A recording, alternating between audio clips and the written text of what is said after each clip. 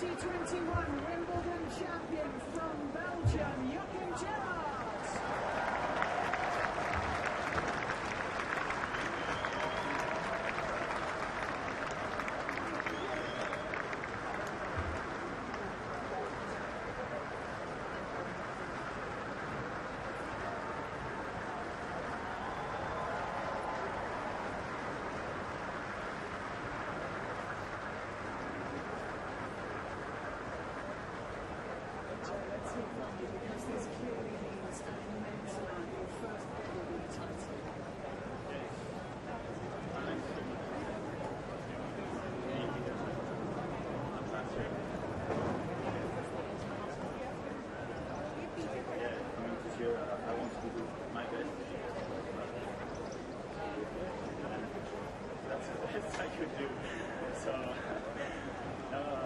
I'm really happy to be here. I want to thank my team who are there, and the rest are not here.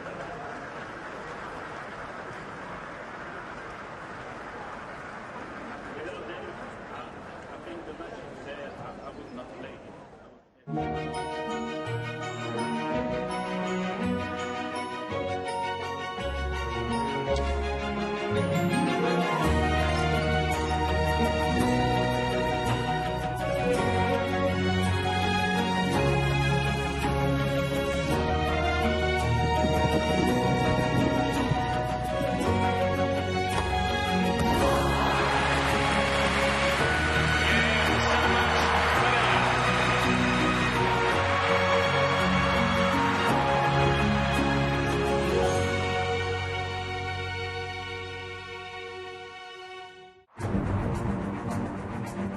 Anything is possible in the finals. Obviously, experience is on my side.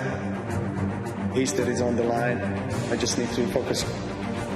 I'm looking forward to it. It's going to be a battle, and I need to be at my best. My first final in Wimbledon, it's a really unbelievable feeling. I think I fully deserve to be here, and I want to enjoy my first final. Obviously, the job is not done yet. I want to get the trophy.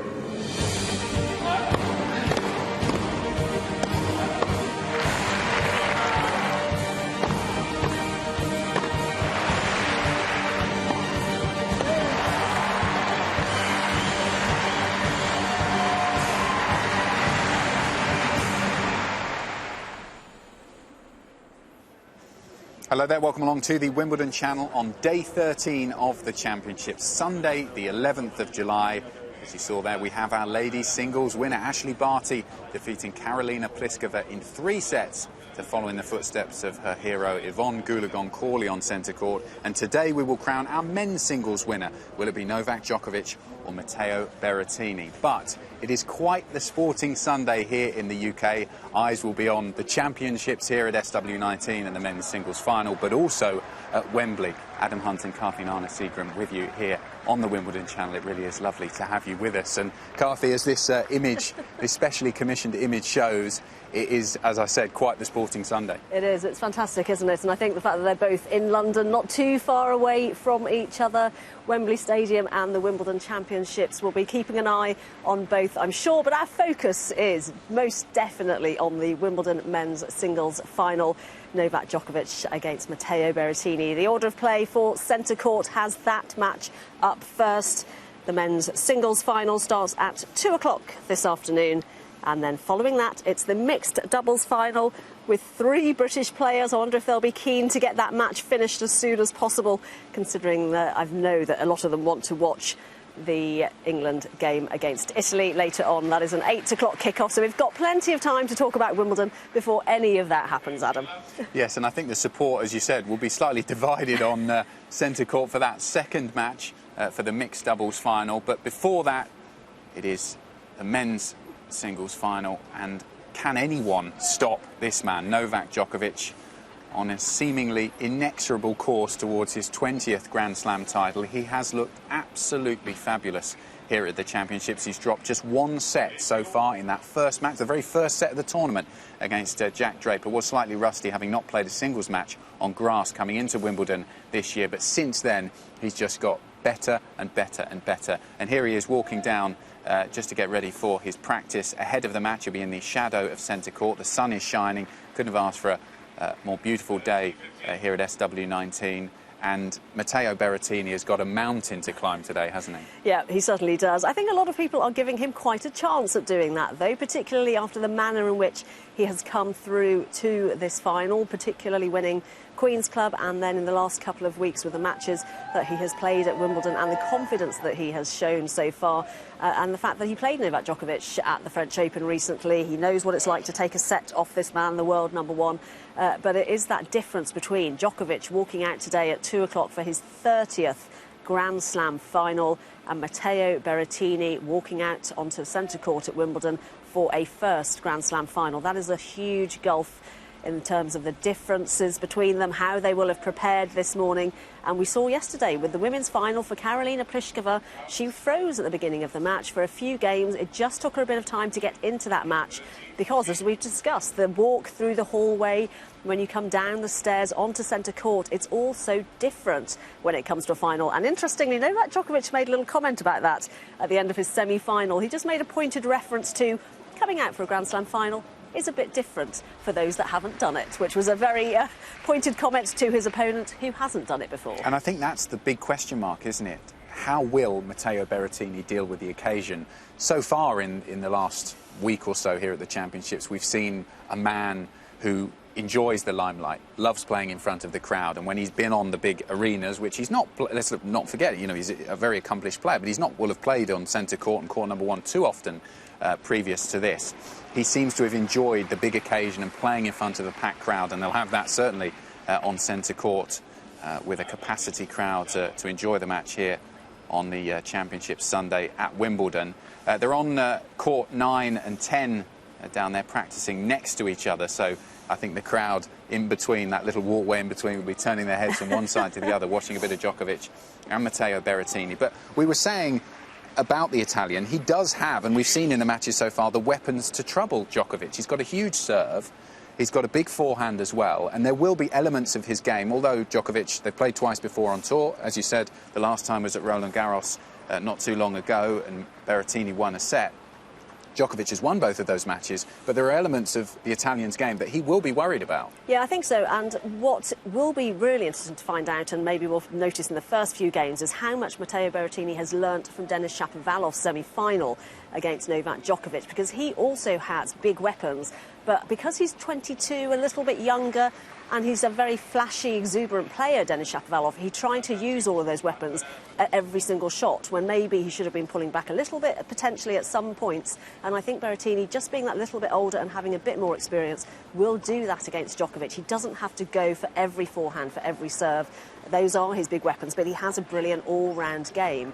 And it will be interesting to see how he comes out and starts the match, because obviously, as we've said many times before with Novak Djokovic, you need to get a fast start. You need to try and get the first set, and that will settle you down and get you into a match and potentially, maybe, very unlikely, unsettle Novak Djokovic. And it seems the analysis in the build-up to this one is that Matteo Berrettini has got to use those weapons to his advantage. If he's going to beat Djokovic, or at least push him close and get a set or two, he's going to have to try to take the game to him. There's no way that he can just sit back and rally, because you're rallying with one of the greatest players of all time. We mentioned the head-to-head. Let's have a quick look at what's happened in their previous meetings. The most recent was when they played at Roland Garros a few months ago, and Berrettini winning a set, and they played before that as well, but Djokovic won that other match. But in comparing their rankings, Berrettini is a top 10 player in the world now, number 9. Djokovic #1, but you just look at those numbers for Djokovic: 84 career titles. He's closing in on 1,000 wins. Not many players have managed to do that. 967 he's got to his name at the moment, and just 195 defeats over his career. They are just fantastic numbers. Yeah, the stats really do stack up on the side of Novak Djokovic, the world #1, and I think particularly when it comes to playing in a Grand Slam, that is experience that you can't beat, and so many others just don't have that experience. We've been talking about it a lot over the last couple of weeks. The younger players who we're hoping and thinking will come up, but they do still have to learn how to play in a semi-final, have to play in a final, and get that sort of experience. So with Tsitsipas and Thiem and Zverev Zverev, and now with Berrettini as well, it is a case of how do you start those matches in a semi-final or a final in a Grand Slam. Yeah, that first few points, the first few games will be crucial. Now, Carthy, I'm a bit jealous of Radzi because he's down there between court 9 and 10 watching these two great champions play. I'm going to keep my voice down just a little bit. Next to court 9, and just behind me here, taking a break from his practice, is Novak Djokovic, flanked by Goran Ivanisevic. 20 years since his exploits as a wild card. We've just missed seeing him warm up. I'm hoping he's going to carry on. The crowd have massively enjoyed seeing him hit, and it's the ferocity he's been hitting at. It's been frankly frightening. But what I've been really taken with is just how calm he looks. He does not look like a man who's about to be competing in a Wimbledon final, looking for his 6th title here. He looks like a man who's going through the motions, who's very confident, who's been here before because he has been here before. But even just as he gets up there was the arrival of his opponent, a man who's looking for his first Wimbledon title, on the court. Just on the other side, you might be able to see, in between the fans there, the tall figure of the Italian Matteo Berrettini. Now, his girlfriend, Tomljanovic, will no doubt be around here. She's spoken about the stress it is of watching her man compete, and she's had a lot of stress, it's safe to say, over the last 2 weeks. He looks calm as well. But the two men now hitting on the same side of the court, I wonder if they'll glance at each other or if they'll totally block each other out. There's a real mental battle in all sports, but I think especially in tennis. Who's hitting the best? Who's the most relaxed? Berrettini much more expressive with his face. You can even see from here he's smiling. Whereas Novak is a picture of focus. He's going about his job and he is looking for his 6th title. Berrettini looking for his first. Will that tell? Youth versus experience. A man looking to achieve greatness and a man looking for his first Grand Slam title. What a final this will be. I'm here with Jerry Armstrong, who's the championship's referee. Now, Jerry, this is your first year in this position because of the pandemic. How's it been for you this Wimbledon? Challenging is probably the right word, but no, it's been enjoyable. We've had to work a little bit after the start we had over the first 2 or 3 days with all the weather, but in all honesty, I have a great team behind me and we've come through and we've really enjoyed the experience. So the weather has been one of the main challenges for you, but is there anything else that you can identify that has thrown a bit of caution your way? Well, obviously the way the pandemic's folded out, you know, and all that sort of thing has brought a lot of different challenges, and I think that's brought more challenges for the players probably, that they've had to travel to the site, whereas normally they wouldn't do. No, but I think other than that, it's just been so smooth, and it's just been absolutely wonderful to see all the fans here. Yeah, the atmosphere is amazing, isn't it? Look just behind us, it feels like it's really back to normal. And you've had an officiating career now spanning almost 50 years. So what are some of your most cherished Wimbledon memories? Oh, I think umpiring the finals have always been a big part of that, and yeah, no, it's very interesting to see how it's all changed over the years. There's been a lot of changes in not only in the structure of the club and everything else, but how things have done. And yeah, no, it's been very interesting, score formats and things. But I was trying to relate the story when I first came, and my very first match that I umpired here was back in 1974, and it was just a question in those days of walking past the umpire's hut and somebody ran out, gave you a scorecard and said, go and umpire that match, and it was kind of almost as random as that. But wow. It's a little bit more structured now. What an amazing piece of history with all the tennis gear as well. Everything a bit different then. Yeah. So you've been in the chair then 4 times for the men's singles final. Can you give us some kind of an idea of what sense of occasion that is for you? It is very nerve-wracking, and I don't think anything can prepare you for it. And it didn't get any easier with the last one. I think I was still very nervous with the last one. But you do learn to cope with the pressure and try not to think of how many people are actually watching you. I mean, that's a big, when you think about it, there's a lot of people with eyes on you. So it's kind of relief when it's over. But the more the more times you're there, you can actually enjoy the moment a little bit more. So today on centre court we have got Maria Cicak, who is the first female umpire of the men's singles final at Wimbledon. So what kind of advice has she come to you for? What tips Actually, I haven't can you seen her give today. I hope she's pitched up for the final. No, I know Maria, and I've worked with her over the years a lot, and she's great. She actually did a semi-final here a few years ago, which sort of gets her in the swing of it. So she'll be fine. And she's a great character and a very, very good official. The semi-finals probably does get you in the swing of it, but would you say they're quite different beasts, semi-finals to finals? They are. I mean, it's just the occasion, the pomp and ceremony, and just almost being part of history. So yeah, it is a little bit more to think about. Yeah. Well, some more history will be made today. Thank you so much, Jerry Armstrong, for an amazing Wimbledon 2021. Thank you. Pleasure.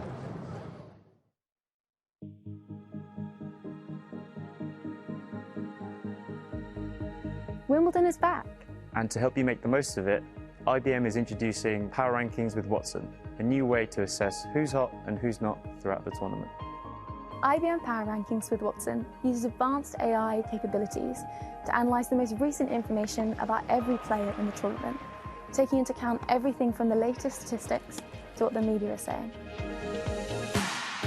It's like an index of player momentum, updating every day to help fans focus on the most interesting matchups or potential upsets.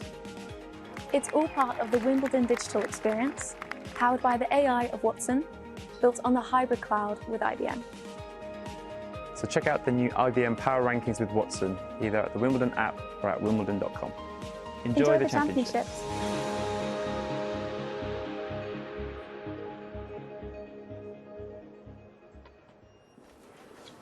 IBM and their association with the Wimbledon Championships continues as we take a look at the world #1. Novak Djokovic, having finished his warm-up this afternoon, actually 45 minutes to go until they are on centre court. Plenty of fans around because they've just been knocking up both Matteo Berrettini and Novak Djokovic on courts 9 and 10, which has given people a chance to get a quick selfie with him, with the world #1, just in case he gets that 20th title today and makes it 6 Wimbledon titles, 20 Grand Slam titles. That's his aim. And it's really nice when they do go and play on the outside courts rather than practising somewhere hidden away where I'm sure it's much calmer, but it's just nice for people to get a glimpse of them if they haven't got a centre court ticket around. Yeah, it's a lovely feature of the championships, and it's almost the calm before the storm. I've been out there myself in previous years watching them warm up on an outside court. I mean, you've got to remember that Novak Djokovic probably hasn't played on an outside court here at Wimbledon in a proper match for a long time.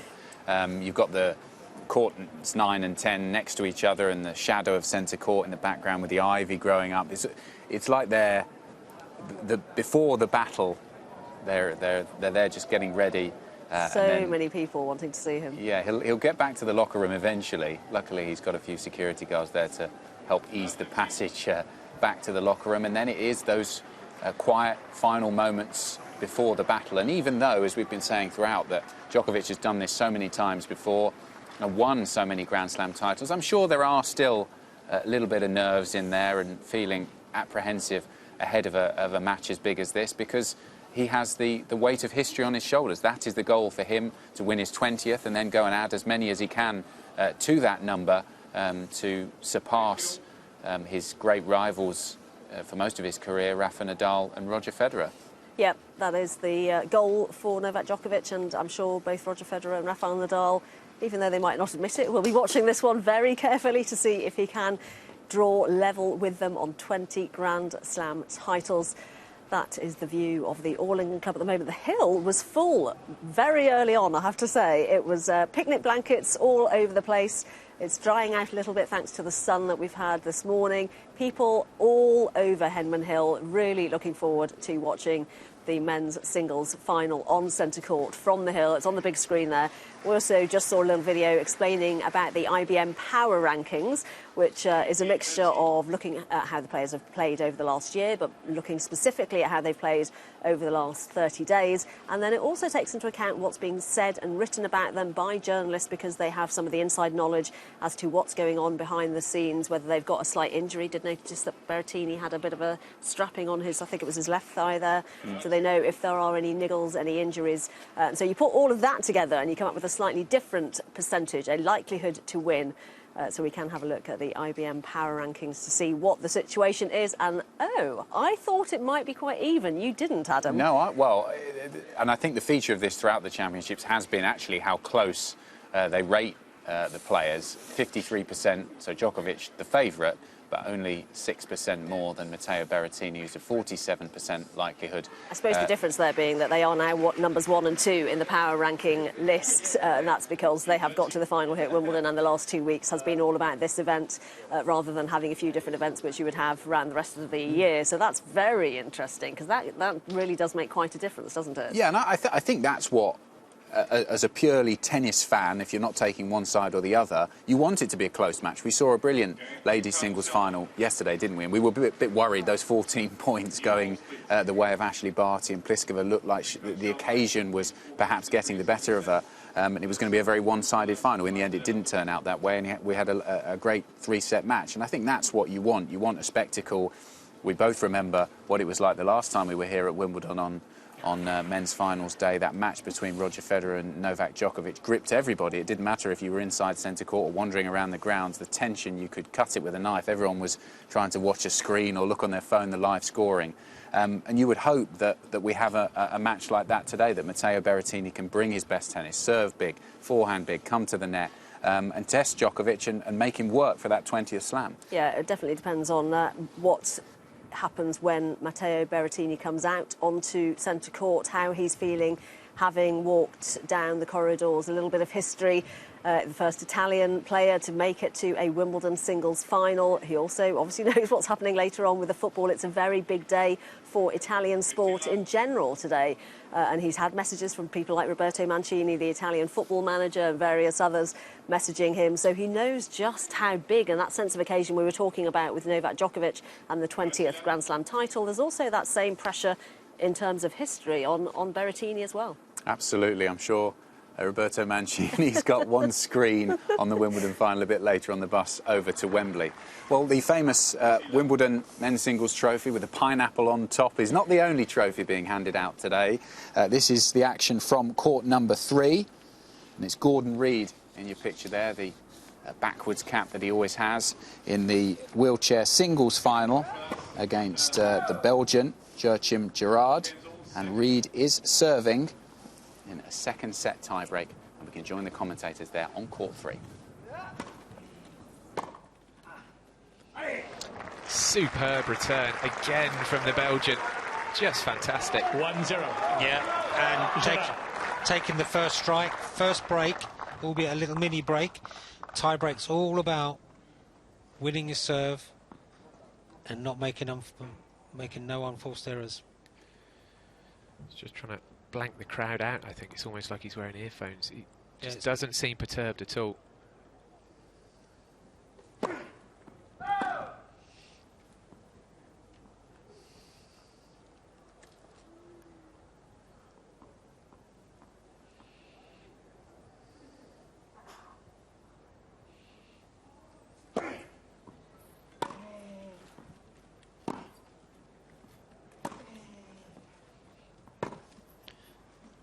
Drop shot, here it comes.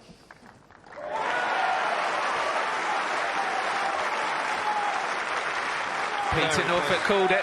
Positive play. 1-0. Positive by Reid there. Saw that Gerard was behind the baseline. Came right up past the service line. Knew that he was going to get a drop shot. Good break back, mini break back.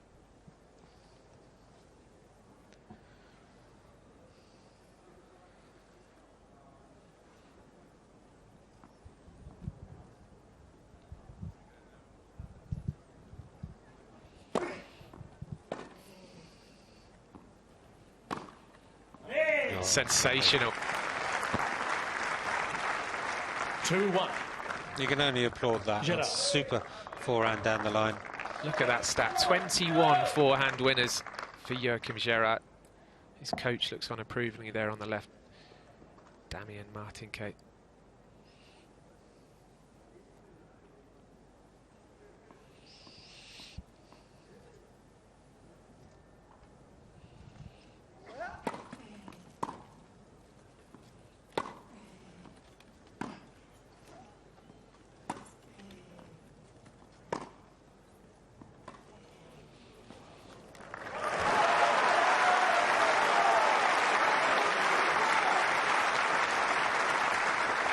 2-all. He does it again. Well, you've got to say, keep doing it. You can see Gerard so far beyond the baseline.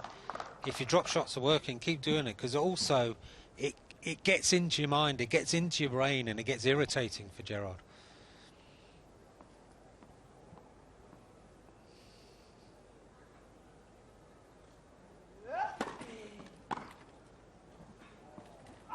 Oh, wow. That baseline again. 3-2.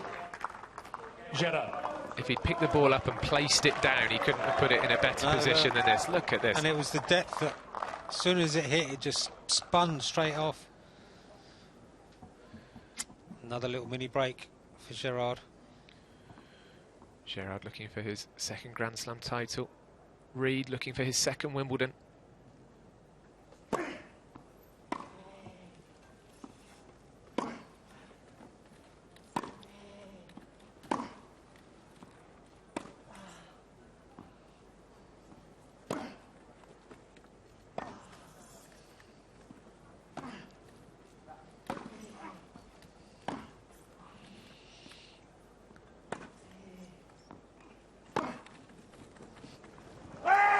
See it coming up, you can see him lining up for it. The resolve of this man, you just have to applaud. He's up against Gordon Reed, he's up against the crowd here largely on court 3, and still producing just wicked shots like that. It is, it's a superb reverse backhand cross court for a winner. You can see he was creating the point to be able to do that. And if Gerard goes 5-2 up on the scoreboard, it looks a long way, even though it's only one mini break. 4-2 Gerard in this tie break. Yeah, it's not what Gordon wanted, because now it looks difficult, slightly more than it is. 2-5, that's the way he's got to look at it. He's got 2 serves to come. So he can bring it back to 4-5 if he can win both serves.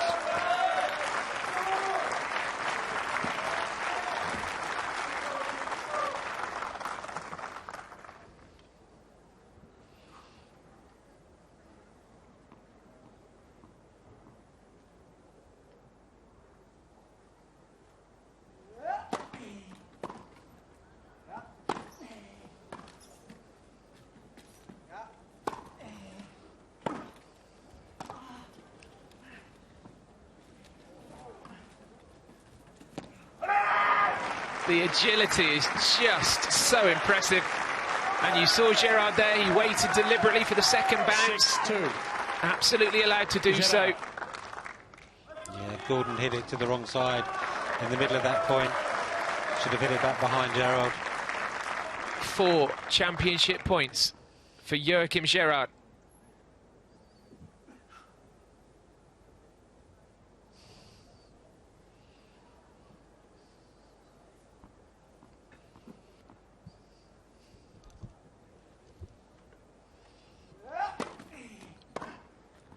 It is brilliant from the Belgian.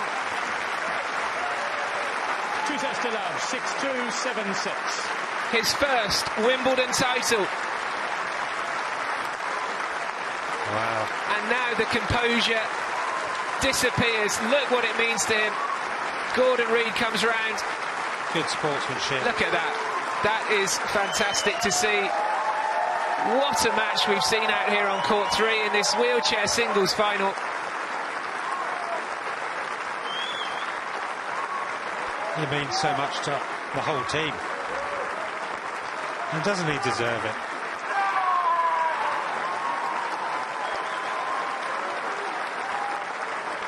His second Grand Slam singles title, his first Wimbledon, and he will remember this for the rest of his life. What a display of tennis from both players we've seen there. And for Gordon, you have to feel for him, because the way he came back in that second set from 4 games to 1 down, you just felt he was going to take it into a decider. There's a little wry grin on his face there. I'm sure he feels the same way. Peter Norfolk. Well, haven't got a lot to say. It was just a fabulous display of wheelchair tennis.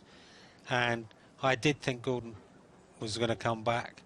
But to be fair, in a tie-break, Gerard, dangerous man. When he can win a tie-break 18-16 in a semi-final, that's saying something. That's confidence and patience and determination. And he really deserves it. He really does.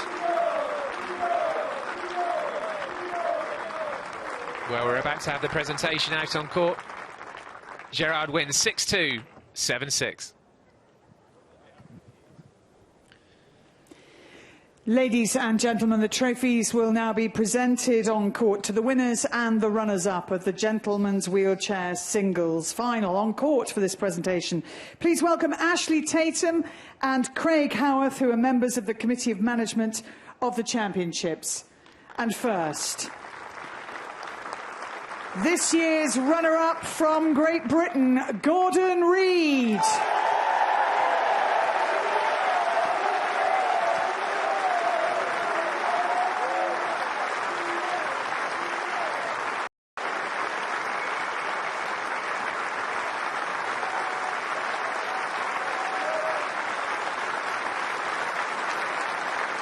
And I know that you will want to hear from him, because what a fight back, what a match, Gordon.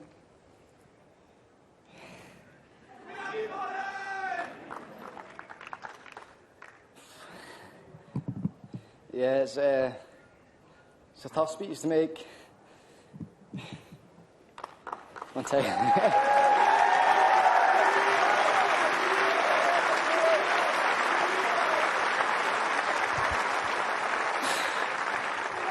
Firstly, congratulations to Joe to play that level of tennis in this scenario with the whole crowd against you, and as nice as they are, to play that level in the big moments is really impressive. I thought I played well today, and sometimes you have to say you just lost to the better player, and just congratulations to you and your team. They're here helping you.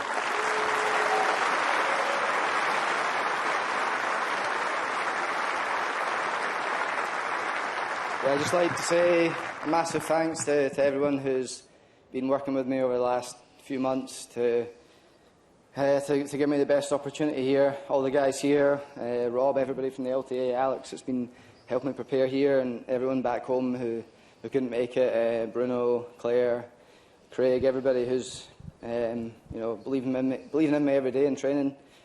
It's amazing to be back here on this stage again, in front of such an amazing crowd. I mean, I played my first Wimbledon in 2008, and I think there was about 2 people there, and one of them was my mum. So to be here today in Court 3 in front of this many people, it's incredible for us and incredible for the sport. And so thanks everybody for watching, and thanks for support.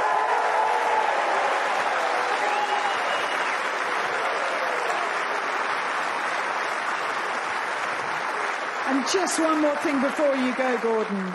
It's been an amazing championships for you, obviously winning the doubles yesterday with Alfie, and now you move on to Tokyo and the Paralympics.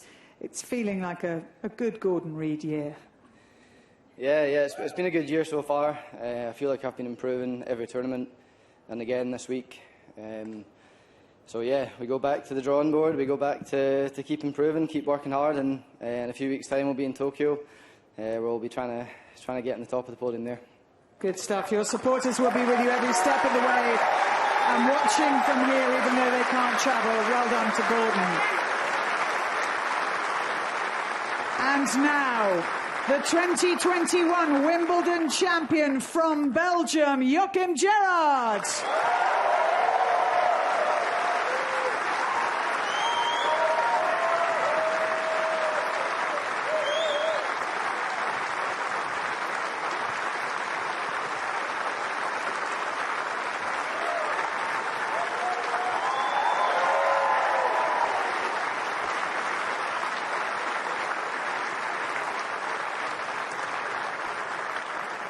Joe, let's hear from you, because this clearly means an immense amount, your first Wimbledon title.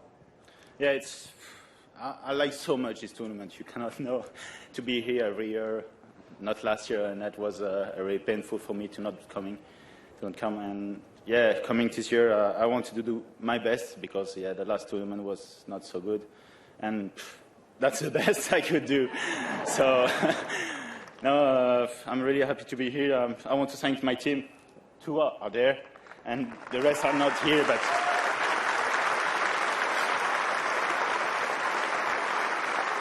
Without them, I think the match of today, I would not play him. I would play it. I would have lost maybe first round because they made an amazing job a few last weeks. And I want to thank them so much because that's because of him that I can lift this trophy. I want to thank the crowd because, like Gordon said, a few years ago there were nobody, and that's why I love to come here. There's always people, always spectators to come and watch us. For sure, you are for the British, and I completely agree with you. But you stay, when the other make a good point, you are always there. You are never against us. You are for the others, and that's really nice to come every year. Thank you.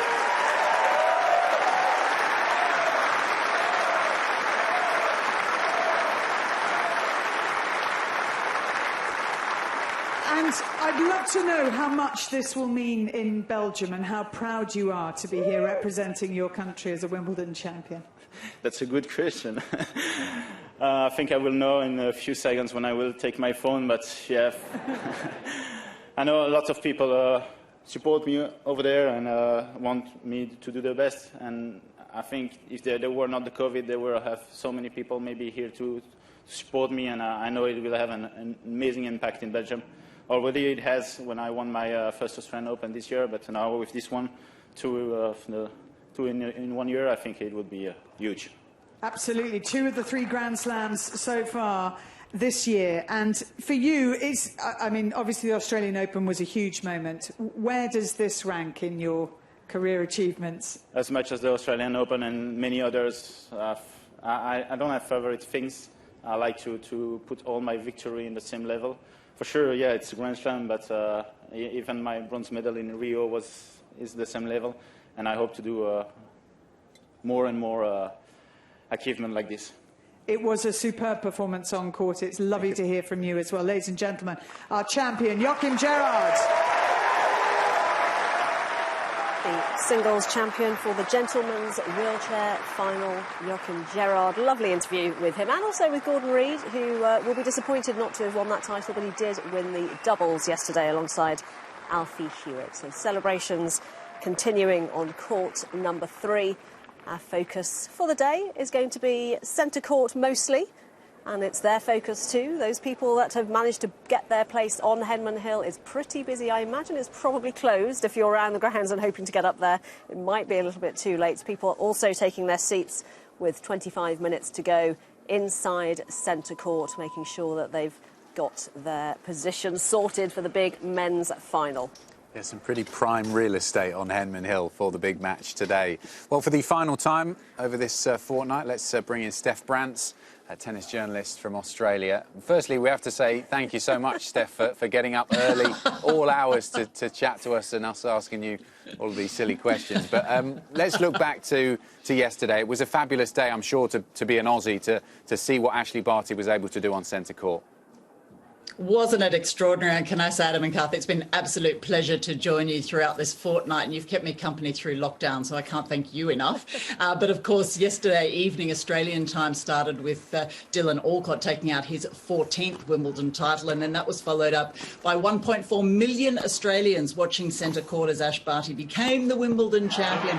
They watched her get the trophy, achieve her dream. Her reactions were just beautiful. You can see there exactly what it meant, her overcome by emotion. Of course, it was the end of NAIDOC week here. The representation for Indigenous Australians was incalculable at Wimbledon yesterday. Her speech, she said she didn't remember match point, which I thought was absolutely hilarious. It shows how caught up she was in the moment, and you could see everything there that she'd built towards in that fortnight. Of course, her team said afterwards that they hadn't told her how serious her injury was after Roland Garros, and that really she should have been out for 2 months, and it was a miracle she was there. But basically she said she hoped she made her idol Yvonne Goolagong proud, and we've spoken many times over the fortnight about how she'd fashioned her outfit after the one worn by Yvonne Goolagong when she won her first Wimbledon 50 years ago this year. Now, for her part, Yvonne Goolagong-Cawley has come out in Australia today and said, she made me proud from the first time I saw Ash. She must have been about 13. We saw one point in which she showed all the skills, slice, volley, smash, everything. We looked at each other and thought, she's got it. She's going to be our next champ. And wow, how right she was. Look at that. Yeah.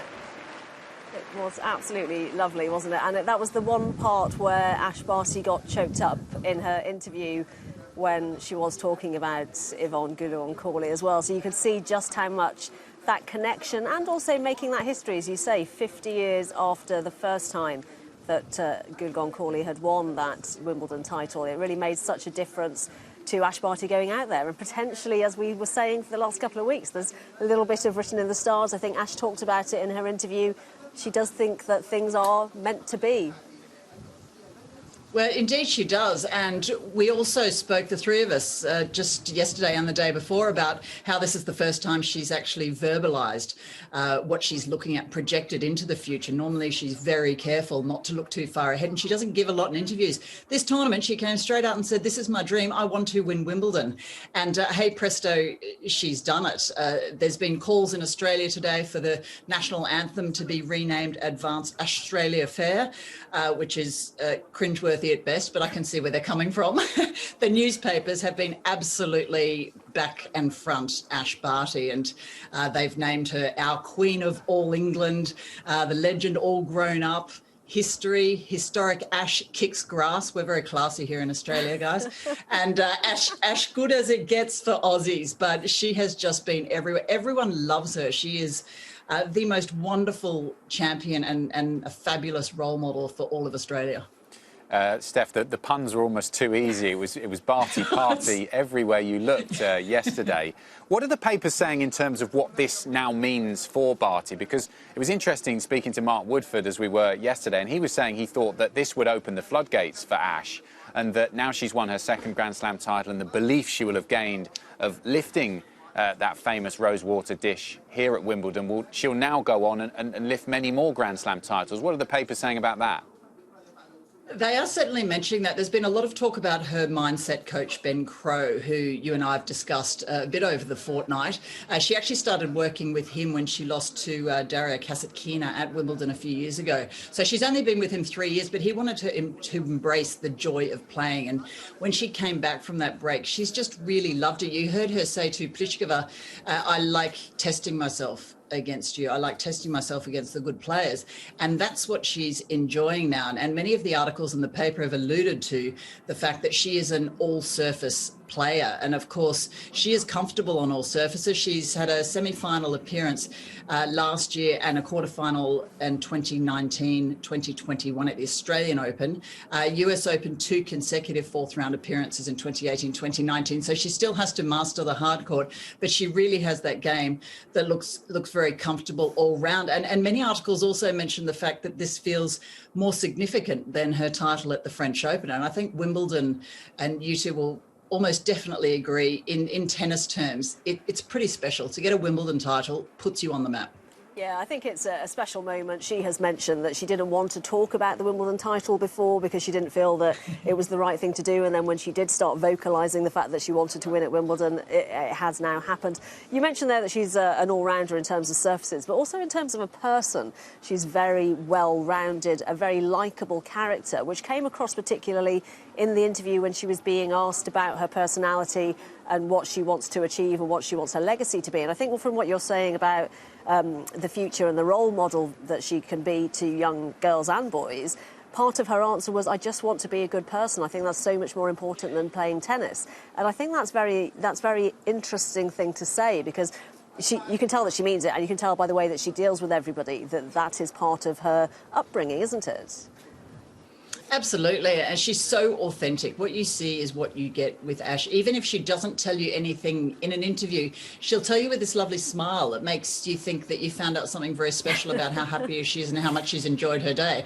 And it's not until you go away later and think, she didn't actually say anything at all. But she's just so divine when she does it. The kids love her, the adults love her. In fact, I'm sorry, I do have to tell you that when I was watching the back end of that match and it got quite tight and we thought that perhaps Pliskova would come back in the third, many Aussie fans on social media were noting that the crowd were quite vocal inside centre court in their support for Pliskova, and the Aussie fans on social media said, it's noted and we're now going for Italy in the football. So it's harsh, but a little bit funny in its parochialism. but I think another thing that the papers have referred to repeatedly is her family upbringing. She's close to her sisters in Queensland, and her parents, Rob and Josie, have been just so wonderful in the way they have been parents, not just to her, but to her sisters. They all feel special. And they brought Ash up as just a lovely young lady. She has said, pleases and thank yous since she was just a youngster coming into the tennis court, and she hasn't changed a bit. She's a wonderful human being.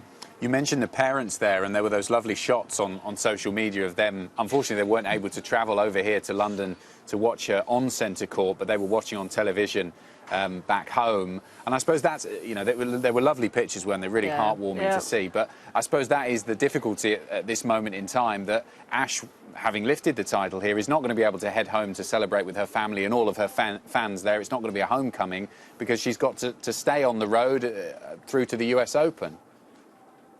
Indeed she does, but we're hoping fervently over here down under that we're going to see her win a gold medal at the Tokyo Olympics. And I sincerely hope that she pulls up really well from Wimbledon and can head over there in a couple of weeks.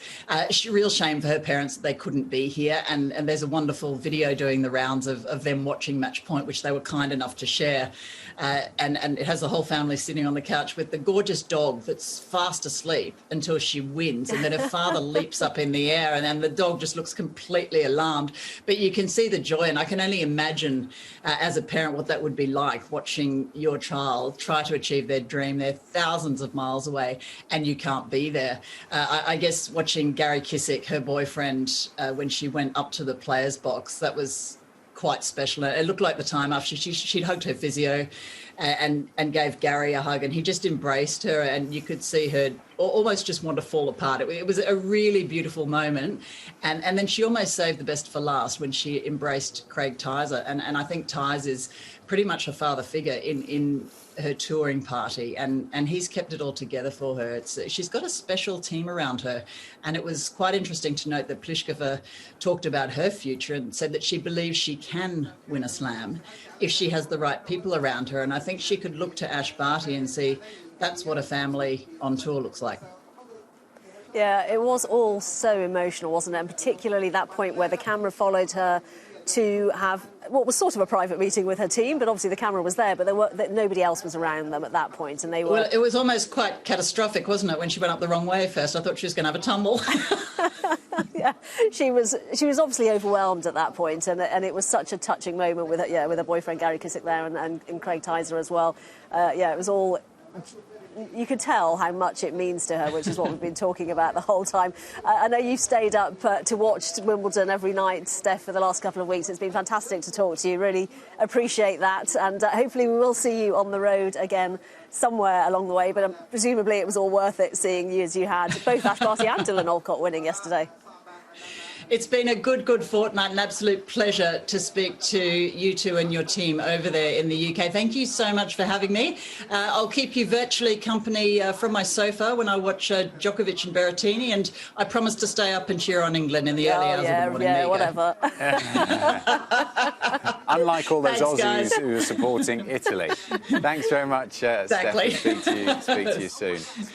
Well, let's hear from Ashley Barty. We had to wait quite some time because she had a lot to do, understandably, having won the title on centre court yesterday, but eventually she did catch up with Jenny. Ash Barty, Wimbledon champion. How does that sound? It's a dream come true, and I think sometimes you never quite know if dreams will come true, but sometimes they just do, and to be able to have all of the stars aligned for me over this past fortnight has been incredible. Emotions were obviously running pretty high towards the end of that, and that's completely understandable. Can you just talk me through maybe what was going through your head? I don't know if anything was right at the very end. Yeah, I think trying to stick to my processes was a massive part of that last game, and I felt like I played a great third set. I think probably some of the best tennis that I've been able to produce this whole tournament was in that third set, and just nice to know that all of the work that we've done, we can trust that. And that was what I just kept telling myself, is just back yourself, trust yourself, mate, just go up and hit your spots and try and bring it back to how you would for any other point of the match. And then when you won that final point, pretty much fell to the ground, you looked at the crowd in front of you. What was that like? I didn't know where to look. Genuinely, I didn't know how to react. I can't quite remember how I did react. It was more just disbelief, and I just wanted to go up to my team and give them a hug because they've been through so much of my career with me. They have invested so much time and energy and sacrificed so much to give all of their energy to me, and to be able to share that with them is extra special.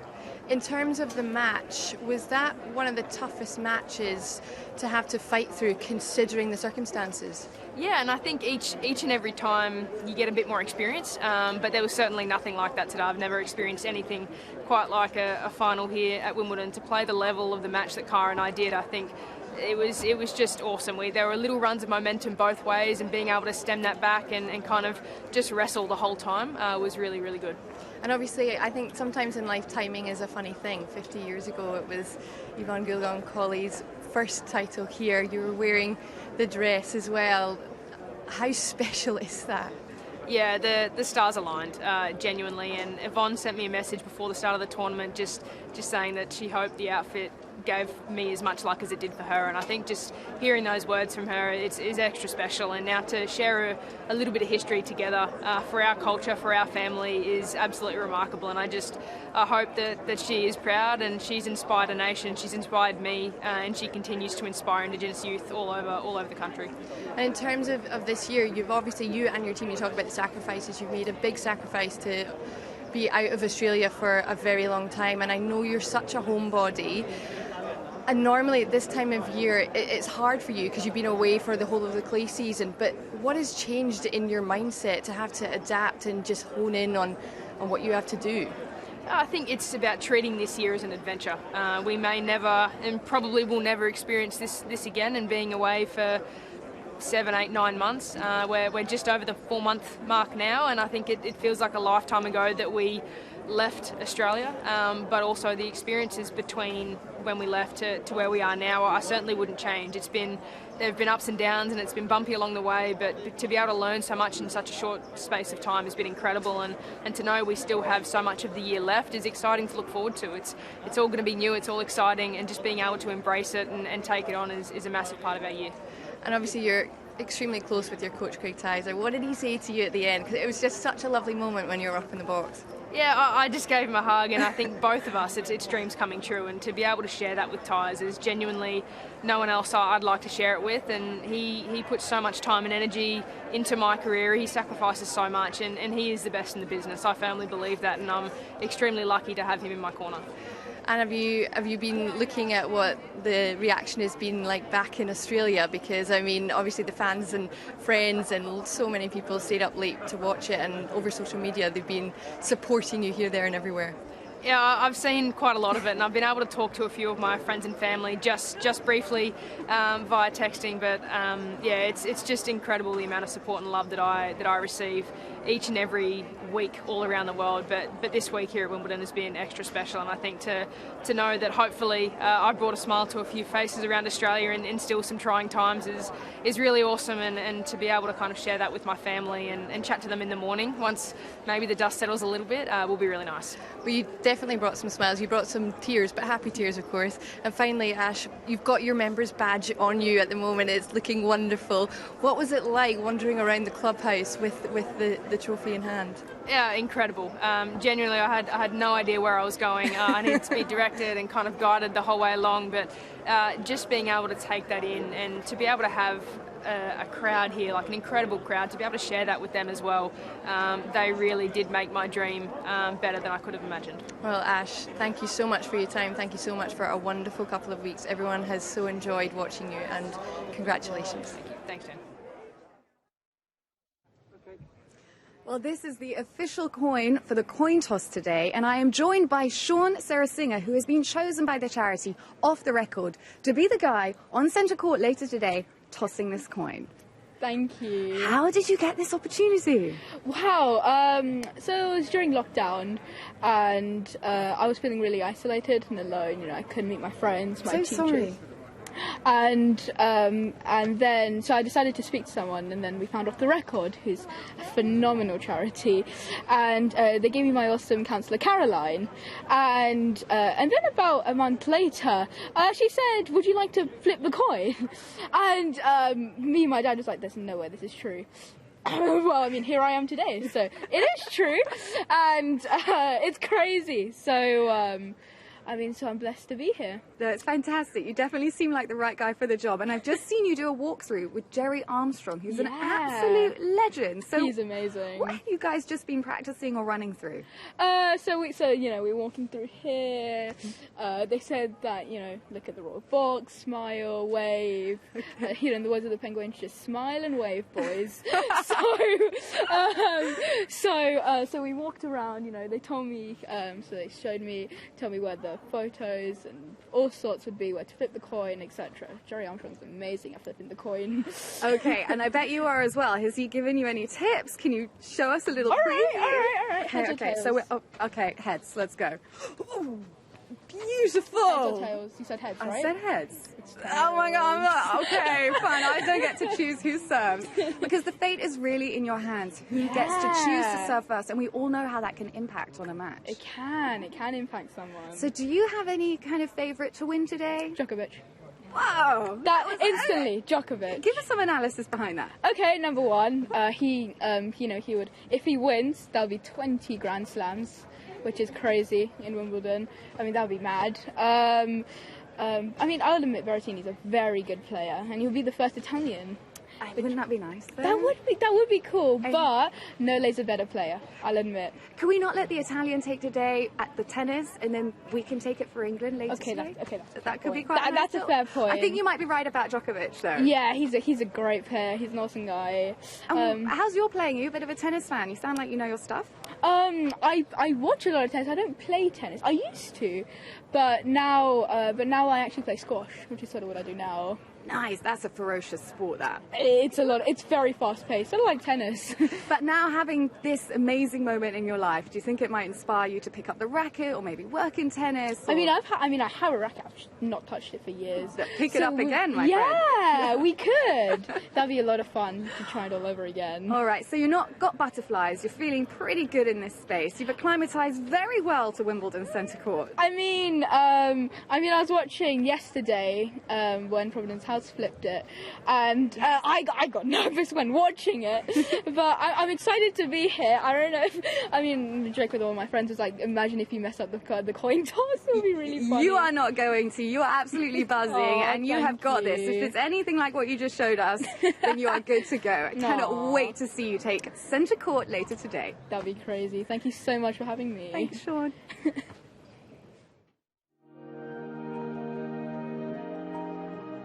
It was in lockdown. I really missed my school, family, friends, etc.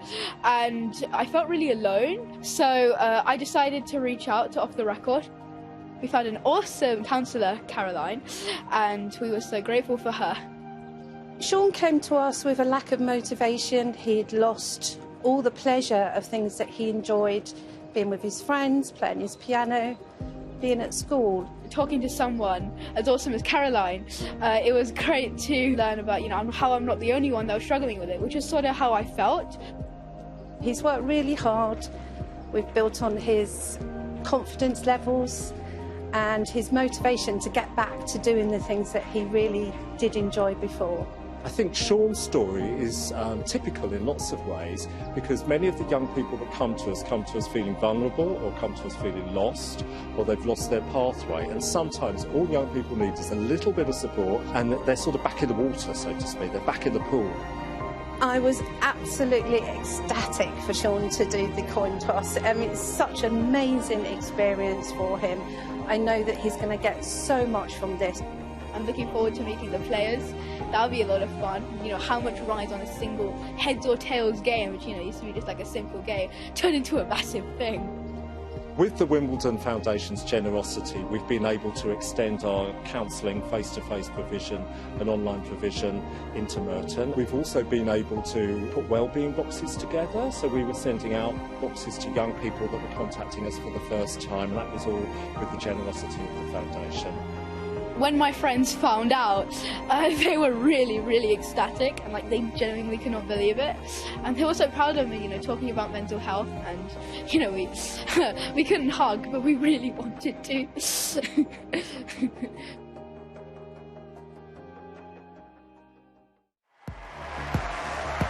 Anything is possible in the finals. Obviously, experience is on my side, but Berrettini has been winning a lot of matches on grass courts this year.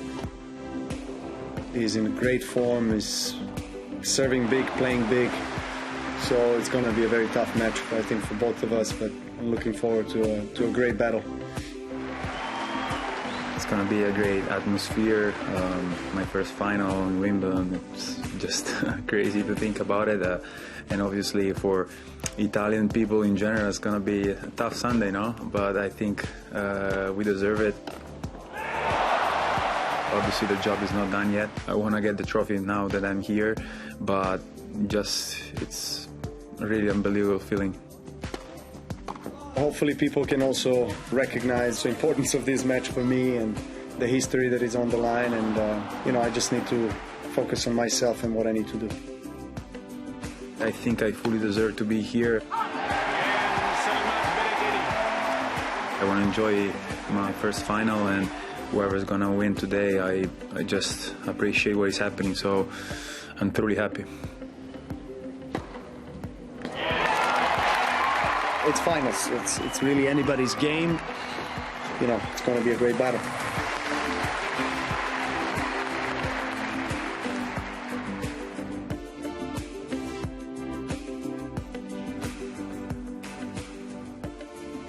So the stage is set on centre court. Novak Djokovic says it's going to be a great battle, and as fans, we're all hoping it is certainly that.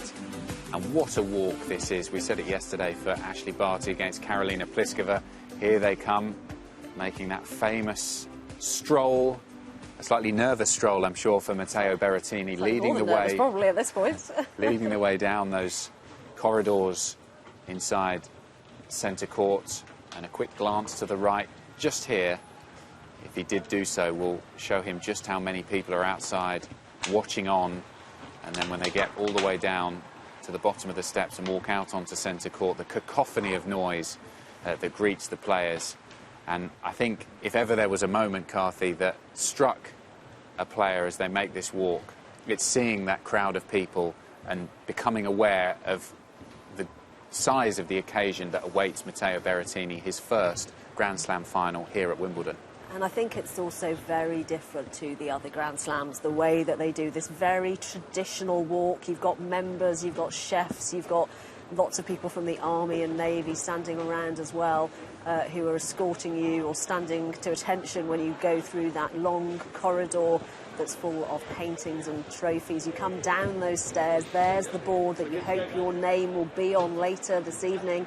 You don't quite go past the trophy cabinet, but you can see it from where you are, and then you go out into centre court, and this is where the noise will hit them as they come out into centre court. Yes, and this is where, I suppose, the process, an important process, starts for Matteo Berrettini, just getting comfortable in an arena like this, because Novak Djokovic, it's like wry smile on his face there. He knows exactly what this is like. He's done it many times before and succeeded, having won 19 Grand Slam titles previously on a stage such as this. But for Matteo Berrettini, this is something that he's going to want to enjoy and drink in. He may never get the chance again. Clearly him and his team and his family will be hoping he reaches many Grand Slam finals, but this may be a chance that he doesn't get again.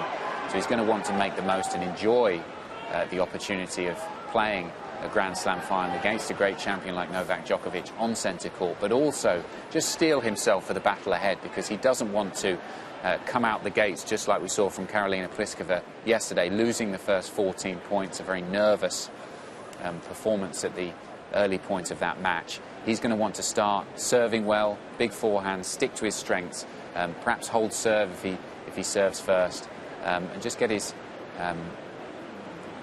game and his mentality ready to take to court and to put in a good performance against Novak Djokovic. Yeah, this is the point where it gets very real. They're about to start, getting ready for the coin toss. Berrettini up there first. Djokovic just making him wait a couple of extra moments. He knows what this is all about because he's done it so many times before. But then we will get going. And the formalities, I think, will probably help both of them to calm down a little bit. It is time for the coin toss.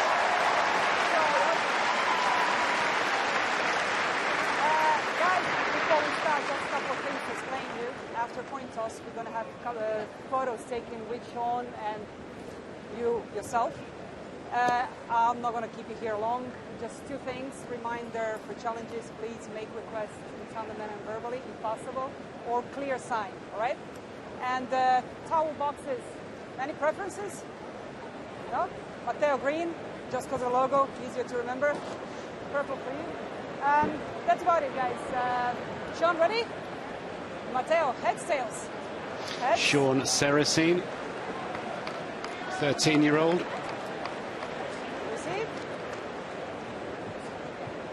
Guys, photos.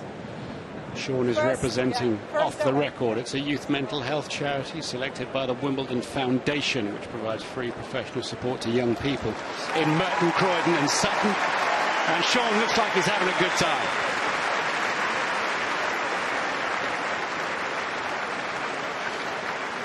And making the most of his photo opportunity. That's the biggest smile we've seen on centre. And don't forget the other way, Sean. Off the Record is the charity. Have a look at that. Go online. And here's one with the two finalists. He's a big chap, Matteo, as you can see.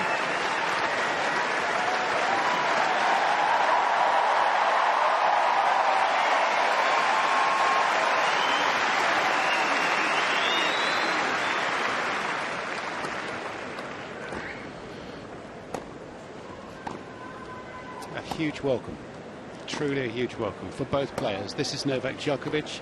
You've heard of him, 34 years of age, 6'2", seeded 1, 6 years. He's ended as the world's #1 player. He's the man to beat, probably the greatest of all time. It's arguable. He's played everything, he's won everything. Hasn't got Olympic gold though. He'll be in Tokyo in a couple of weeks' time. Winner, winner, winner. The last time he played the Australian Roland Garros and Wimbledon. US Open disqualified last year. I'll get stuck into that a little bit later on if we feel like that. The only set he lost was the first he played on this court against young 19-year-old British player Jack Draper, who acquitted himself very well. 4-6, 6-1, 6-2, 6-2. Jack said, I didn't realise how good Djokovic's serve was, but I'm a little disappointed not to have done better. Good for him. He's done better than everyone else. Goran Ivanisevic is a former champion in the Djokovic box. Coach, guidance, mentor, whatever you want to call it.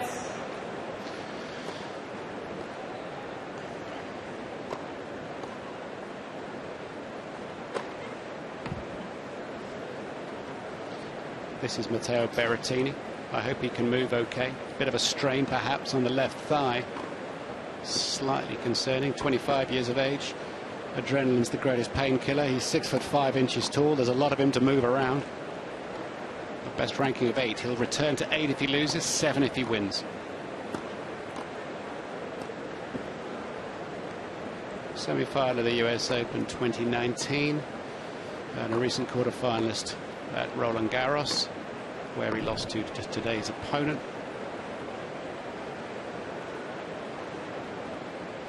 Toughest match, Auger Aliassime, 6-3, 5-7, 7-5, 6-3, and then a 4-set semi-final.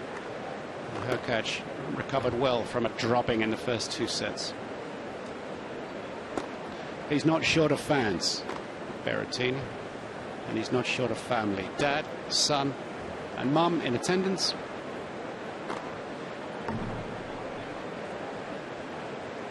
Played a couple of times, most recently at Roland Garros, 6-3, 6-2, 6-7, 7-5. That was a tight match. Djokovic went on to win the whole thing.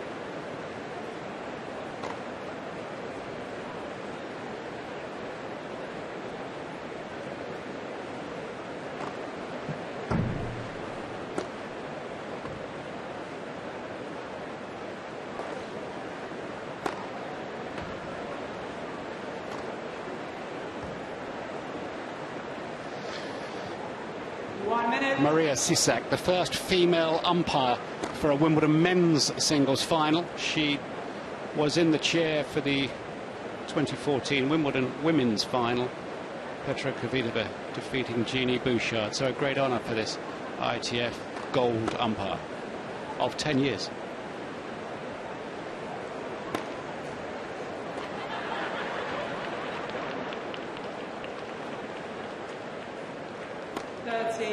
Seconds.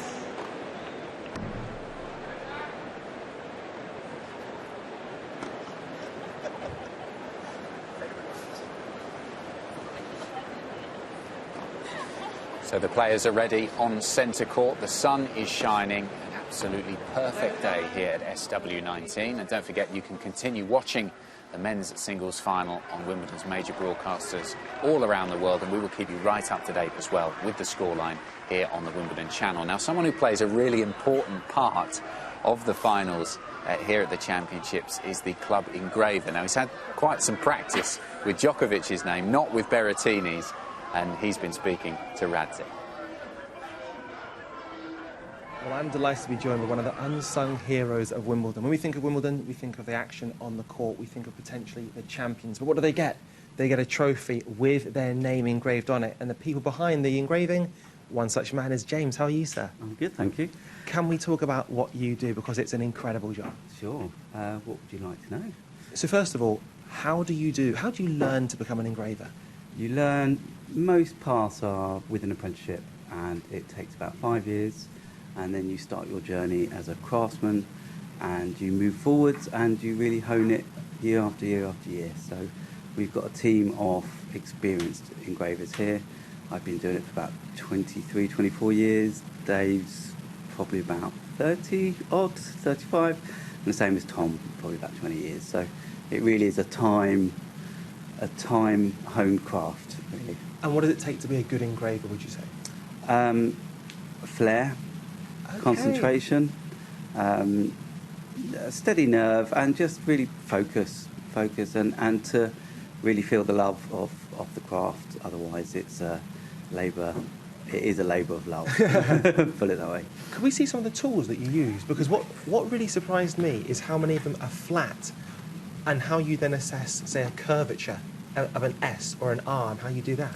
Yeah, so the tools haven't changed in decades, back hundreds of years back from Jura. They're pretty much the same, and all you really need is probably about 3 tools, and that's predominantly what I used the whole day yesterday. Is that right? So these are slight variations whereby the old trophies have got the plinths in the way, so you've got to get over, but essentially they're all the same tool. It's a square bill of steel that's been sharpened up like a plough, I say, and then you draw it on with pencil and sketches. So we've pre-drawn the winners' names with guides and grids, so we've got our list here, and then I've sketched out, just in preparation, the names, so we can save a bit of time, and then this gets transferred with a scribe and with this tool here, and then once we're done, away we go. Do you ever have a situation, so my full name is Munyaradzi Chinyanganya. Wow. If I was in a doubles pair with my brother, who doesn't exist, it would be Chinyanganya and Chinyanganya. Would their names even fit in that space? Well, actually, we've got the longest name I've seen in this tournament. Have I been usurped here? My 12 letters? It's more, yeah. Oh. I think it's more. He's got a triple name. Oh, you're joking. It's amazing with the juniors and the doubles as well. There are so many names. Find it. And that really is quite... Here you go. Oh, yes. That really is a squeeze. Have you got it? Ah, there you go. Yeah. So that would be... Look at this. Alejandro Manzanera Pertusa. No. A wonderful name, but a nightmare for what you do. It is a difficult one, especially when it's doubles. And, yes, they both get silverware. Everyone gets their own trophy. So this is, I think that is Edberg. So this is the sketch for that very long name. Thank you for that. Are there sort of any letters that you don't ideally like doing? Are there? Is it an X? Is it an S? What's the worst one? They're all... Zs are funky. Okay.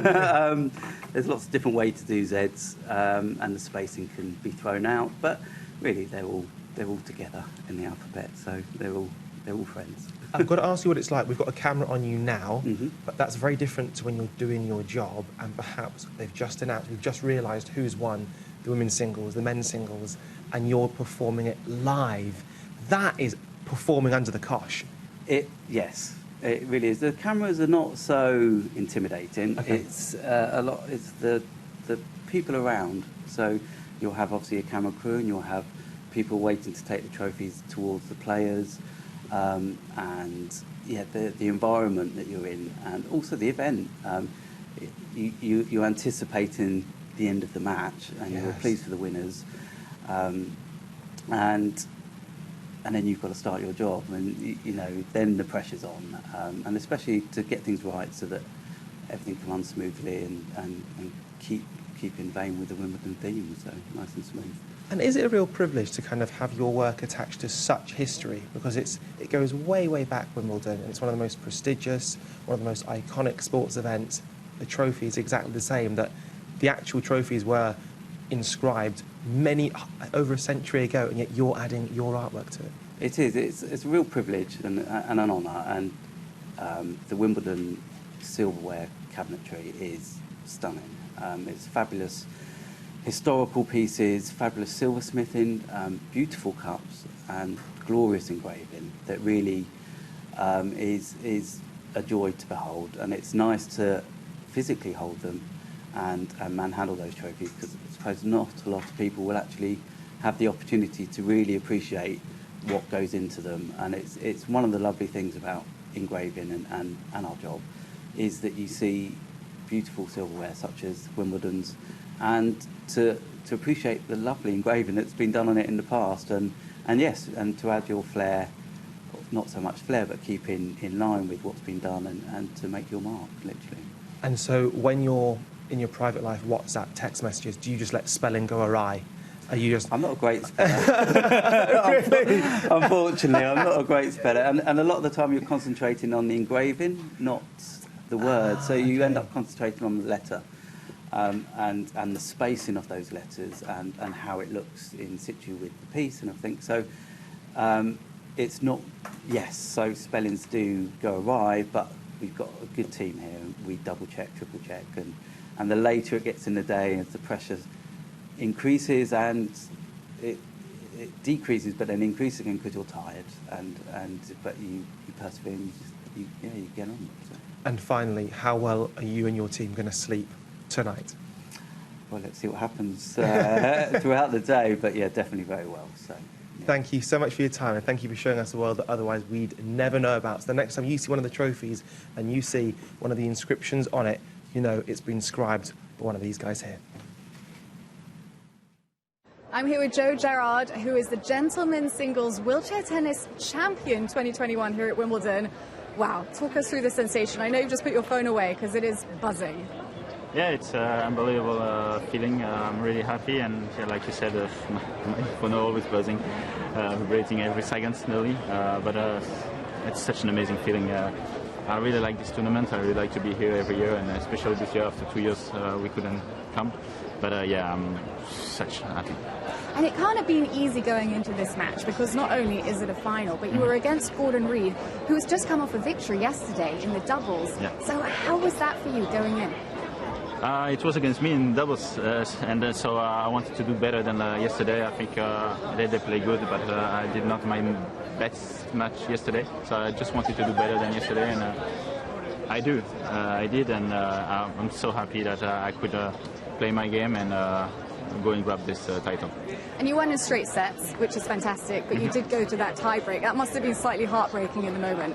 Yeah, it was really hard, especially because I was leading 6-2, 4-1, and I started to be more nervous and push more the balls, and Goran didn't wait for me to take the points and come back into the match, and I could manage to stay calm and go to the tie-break, and that's where I started to hit more the ball. And I could make the difference and the important points over there. Yeah, just great you could meet him again today and actually succeed with this victory. How are you going to celebrate your Wimbledon win? First, I'm going to drink a few glasses of champagne with my coaches here, and when I come back, I will go and see my family, because yeah, it's a hard time now with the COVID, but I can still go with them and just be with them and celebrate with them. It's the most important thing for me. And you really are having a sensational year of it, because this is your second Grand Slam title after Australia early this year. How are you feeling looking ahead to your future? Go to my goal, and my goal is to be world #1. So step by step, match by match, and tournament by tournament, I want to grow up, and that's why I grow up every day, and now the goal is to be world #1, so next step. Well, go get it. It's a position that you're actually acclimatized to before, isn't it? To tell you the truth, it's maybe a mistake, I think, from IT. My best ranking, I think, for me, it's in my head, it's world #2. And so it's always a goal to go and grab the world #1 title. Okay, well, fantastic. We need to set that record straight then, and good luck in your endeavours. Congratulations. Thank you very much. Different Wimbledon this year, isn't it? And if you haven't been able to get a ticket to come down yourself to SW19, it's probably one thing that you miss more than any other, and that's the experience of being on the hill. But luckily this year for Wimbledon 2021, a brand new experience to take the hill to you at home. We're going to take a look at it right now. All you got to do, head to hill.wimbledon.com, put in your email address, and then you get to this screen here. We have a little play around. You'll notice you get to grab your spot on the virtual hill. You know, it's exactly the same as the actual hill next to the #1 court here at Wimbledon, even down to, look, the little water feature at the back of the terrace as well. So let's grab this nice central blanket right here. And then look at this, now we get to make an avatar. This one maybe doesn't look exactly like me. Let's have a play around. You can change the hair colour, dark brown. Wonder which one looks a bit like me. What about that? Big not sure about the cheers there, not sure about the cornrows. Headband, I like the headband. Let's have the headband. You can change your t-shirt as well. All sorts of different customization. Oh, I like the hat. I like the strawberries and cream. That's very me. How about that? So once you're happy, there we go. Some tennis whites as well with a headband and some lovely strawberries and cream. Click finished, and then look at this. Lovely round of applause, of course, from the other people on the hill. And you can literally take your seat as if you were here at SW19. It's brilliant, right? So let's take a little quick video tour then, shall we, of exactly what's on the hill. You can drag yourself around, you can see on the screen here. You can tilt your device as well. If you're on your phone maybe, you can go landscape or portrait. You can swivel around, look at the lovely sky and the trees, and really get a feel of exactly what it is like. Even if you've never been down here, it is fantastic. You can even, look at this, tap on your avatar, you can send emojis, messages, and also, look at that one, see on the big screen right in front of you. Usually when you're down here, you can watch whatever matches on centre or #1 or around the grounds, but here you can have a few games on there as well. Look at that. Already, you can unlock things. I've got a lovely 80s style outfit. I think I'll strap that on right away. If you click on the trophy room, look at this, you can win things just for logging in, really. I've already got that nice retro outfit. I might put that on a little bit later on. But look at this, everybody else around the world that's gone onto the virtual hill is here.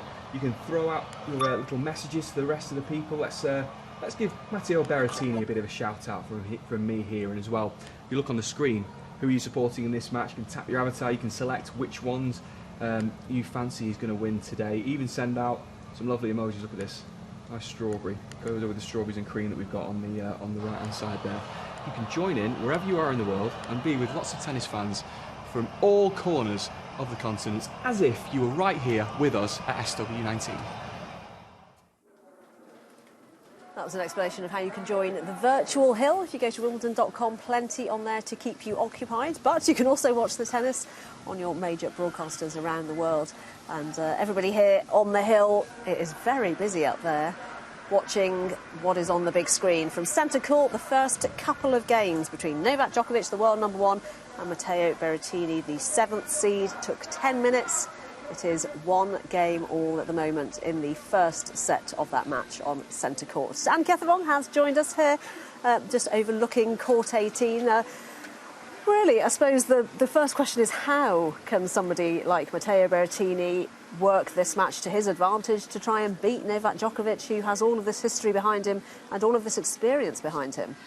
Well, it's the toughest challenge in tennis right now, I think, to beat Novak Djokovic in the type of form that he's in, the confidence that he carries right now. It really is going to be a tough challenge for Berrettini.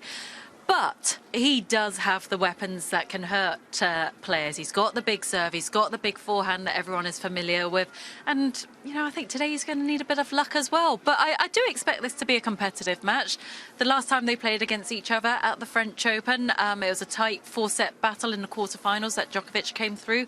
And, you know, Berrettini should be feeling good about his tennis. He has to go in with the mindset that he's there to win, he's there to take it on. He's not there just to react to what his opponent is doing. He has to look to dominate this. And you know, if he is going to beat Djokovic anywhere, you'd think on a worn-out grass court, which is faster than, you know, how it played at the start of the championships, it is a place to do it.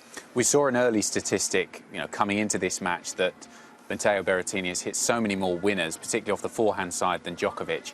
And in the early exchanges, the first few games, we've seen, you know, the tactics are quite clear. He's going for the first serve and trying to win the point. You know, the first time he gets a chance to get a strike in, especially on the forehand side, he's going to do that, because there's no way that he's going to be able to out-rally Novak Djokovic. It didn't work at the French Open. It's certainly not going to work on grass. Yeah, it really is go big or go home.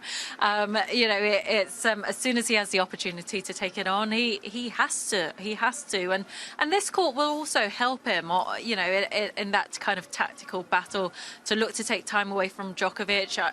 I'm sure he's aware the shorter he can keep the points, more advantage he'll have out there against Djokovic. The longer the point goes on, the more chance of Djokovic outmanoeuvring him. How much will players, or maybe their coaches more likely, look at the previous match? So look at Denis Shapovalov and how much he pushed Djokovic, and in every set had a point where he could have turned that around and got a set off Djokovic. And particularly look at how maybe just the odd point, I'm saying that he has such an explosive, fantastic game, but he went for a few shots that were just too big and not the right moment, or whatever happened in that match. How much will Berrettini's camp have looked at that and told Berrettini to think about that, or do you not look at that because you've got your own different style of game? Yeah, I'm sure his coach and Matteo Berrettini would have watched a bit of that semi-final, and you know, he should take confidence from the fact Shapovalov was able to really challenge Djokovic. He came close, he had opportunities, but when it really mattered, it was Djokovic who really handled the occasion far better, and that's also down to experience. But you know, he should feel like he's got a chance. I don't think in terms of tactically they'll dissect it too much, given the fact that Shapovalov is a lefty, different style of player. But you know, wherever you can, I guess look for an advantage and see, you know, perhaps where Djokovic looked vulnerable, you would want to expose as much as possible. And the viewers have picked up on the fact that Matteo Berrettini has got quite a lot of strapping on his left thigh.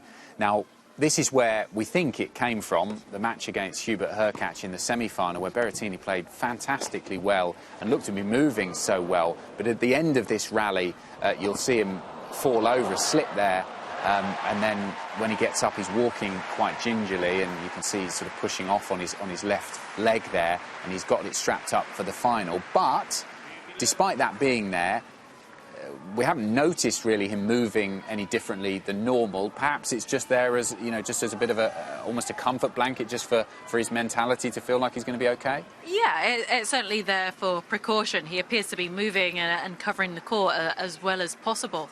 And as we talk, actually, he faces a break point. But, you know, it's the left thigh, and that left leg, as a right-handed player, that's the leg you push off for your serve. When you push to move out to the sides and recover, that left leg does take a beating in comparison to the right leg. Is that something that Djokovic would... I mean, clearly he spotted it. Would he then think, as you've said, the movement, you know, not just on a grass court, but in tennis generally, the left leg, the left thigh, if you're a right-hander, can take a bit of a hammering. Do you think he's going to be thinking, right, I want to keep these rallies long, try to make it hurt? Yeah, Berrettini's a big guy, and for sure Djokovic will be looking to outmaneuver him. You know, Berrettini's forehand's way bigger than Djokovic's, but you know, Djokovic is so quick at getting behind the ball and using the pace to redirect as well. But you know, it's there. Berrettini appears to be moving fine. He doesn't appear to be struggling, and quite frankly, I think Djokovic will just crack on with it as he always does. How much is there going to be an issue with the difference in experience? Because this is a 30th Grand Slam final for Novak Djokovic and a first for Matteo Berrettini.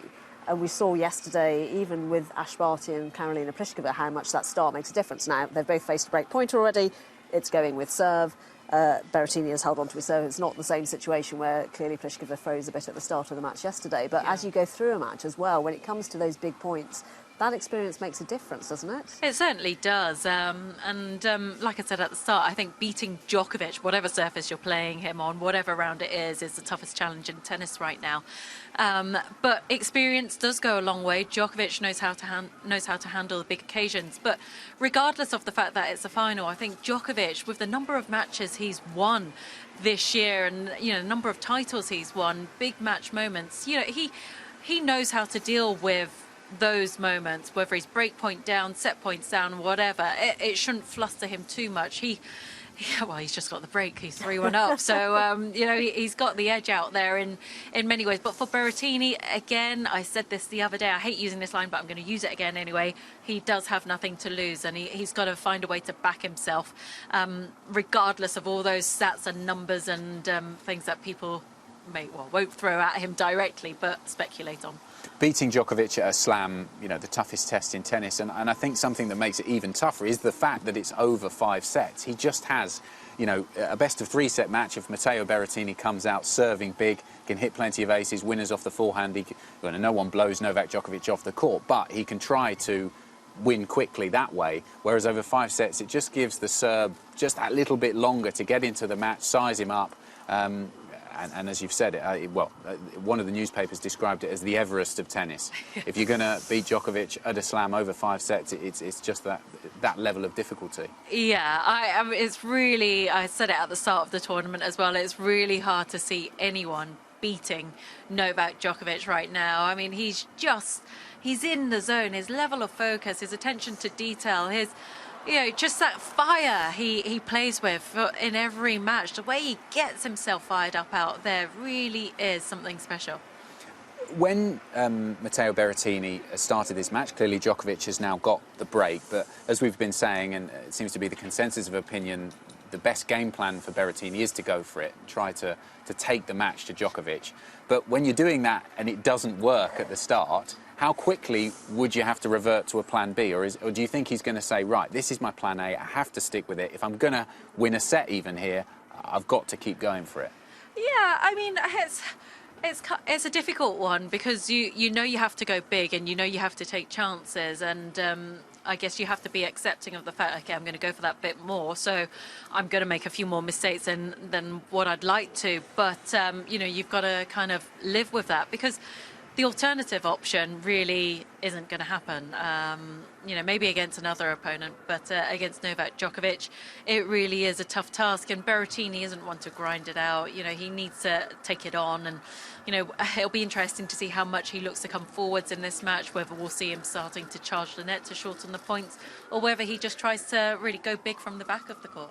Yeah, well, it is 4-1 to Novak Djokovic at the start of that first set against Matteo Berrettini. We're going to head over to court number 1, which is the boys' singles final. 2 Americans playing in this final for the first time since 2014. Victor Lilov against Samir Banerjee. And Banerjee took the first set 7-5. Serving at the second set to stay in the match is Lilov. Both of them unseeded. We'll join the commentary team.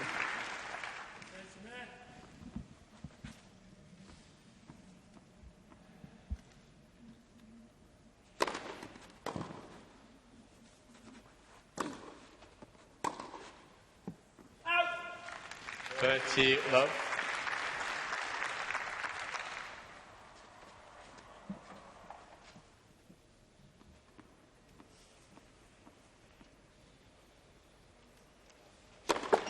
Let's her service.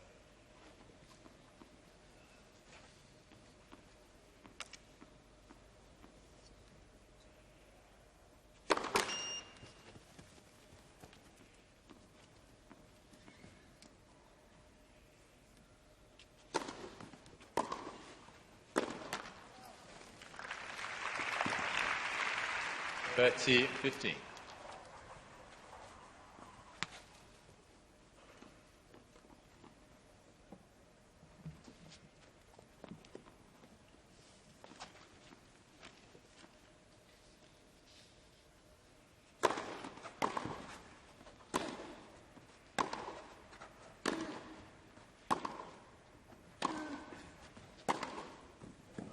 Beautiful.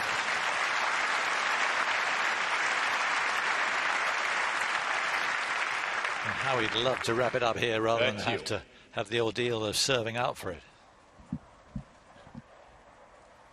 Undoubtedly.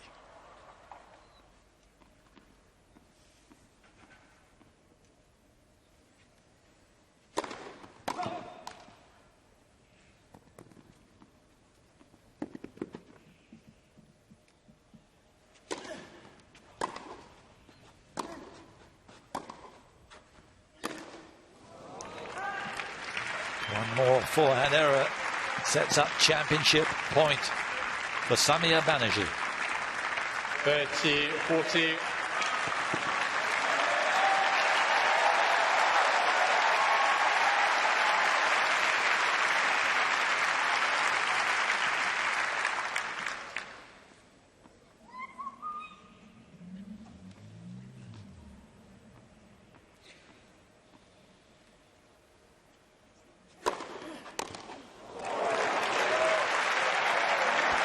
£120 mph.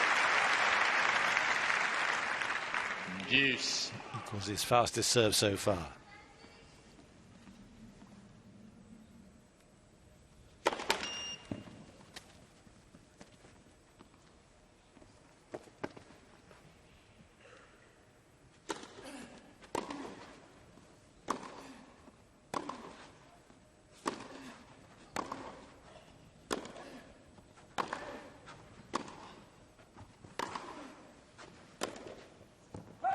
Just too much.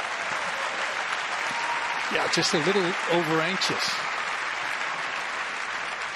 Advantage, Banerjee. Pulled the trigger a little too soon. That was a mishit.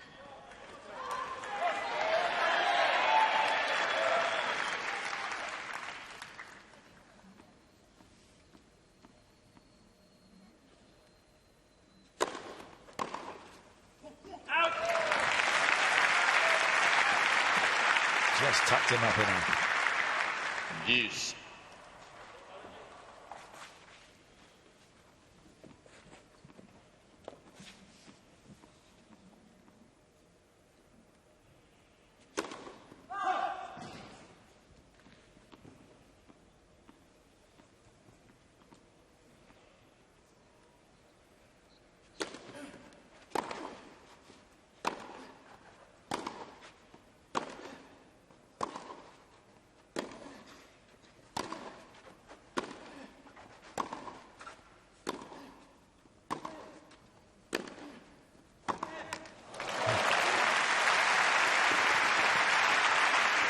Bit of extra fizz on that double-hander. Advantage, Lilov.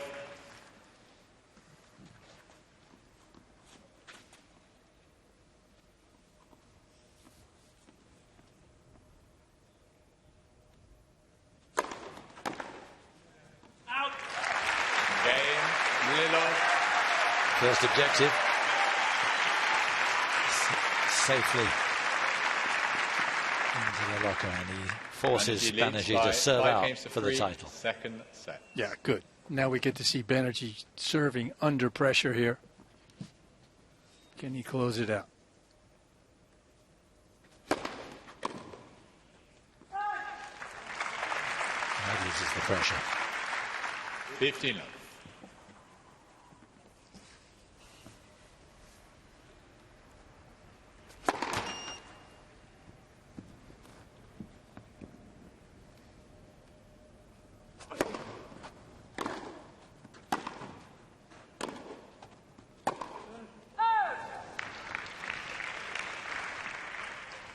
15 all.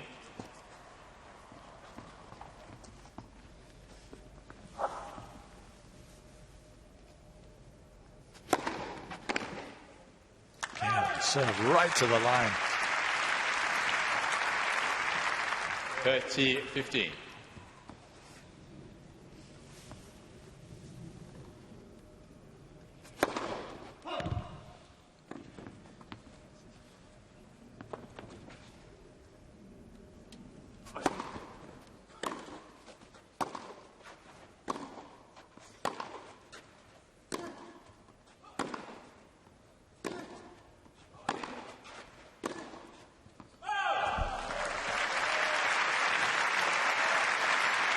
So here are 2 more championship points. 15.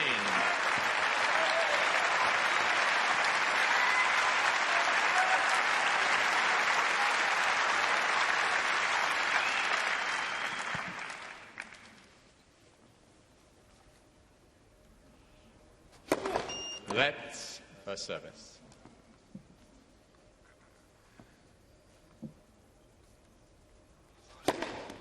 Out.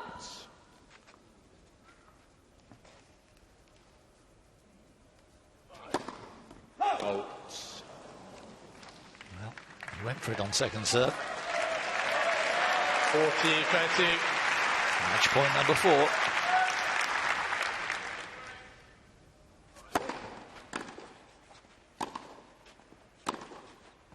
Game. And he's got it. Samir Banerjee is the Wimbledon boys champion. 7-5, 6-3.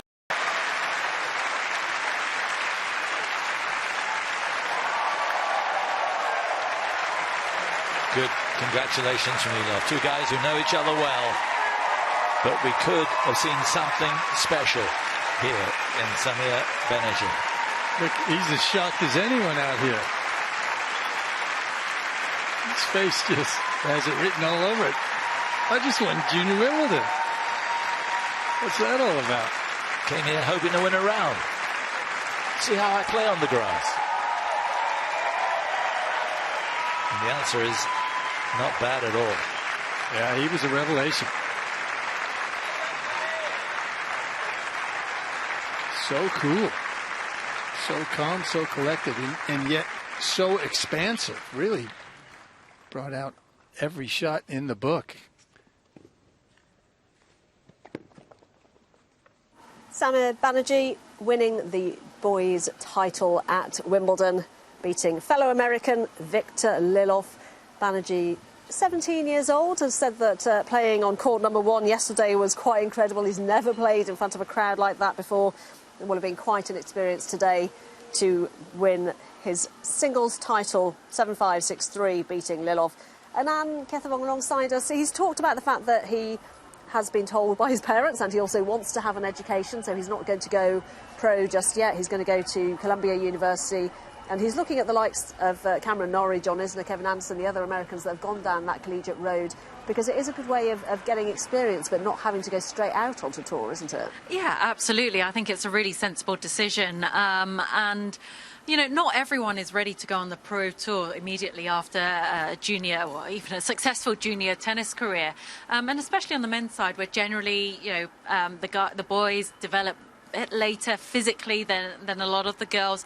But the collegiate system in the States is really a well-oiled system, and depending where you choose to go, you can play plenty of tennis, get lots of good advice, and you know, you have the opportunity to compete on a regular basis, and I guess work on a good education as well. And you know, I think it's also one of my big regrets. I remember as a teenager looking into American colleges and speaking to a number of different coaches at various colleges, universities, and I remember speaking to my British tennis coaches at the time about it and expressing an interest you know, about going to American college. And at the time I was told, well, you can't be serious about being a tennis player if you're looking into that. And I remember at that age, you know, feeling a lot of pressure to go pro tennis, and looking back, I wasn't ready. I wasn't ready at all. Yeah, it's one of my biggest regrets. So I do encourage a lot of young players, you know, if they are you don't even have to be academic. You know, if you don't feel ready, don't feel like you're pressurized into going into a pro career, because it is tough, especially when you start out playing on the ITF tour. You know, if you're not a highly ranked young player, you won't be getting wildcards thrown your way. You've really got to grind it at a lot of lower tier events and work your way up. So it's not easy. And yeah, for a lot of players, it's too much. And we do see a high drop-off rate amongst that age group. So for me, I'm a big supporter of, if you can get a tennis scholarship into a good American university, then go for it.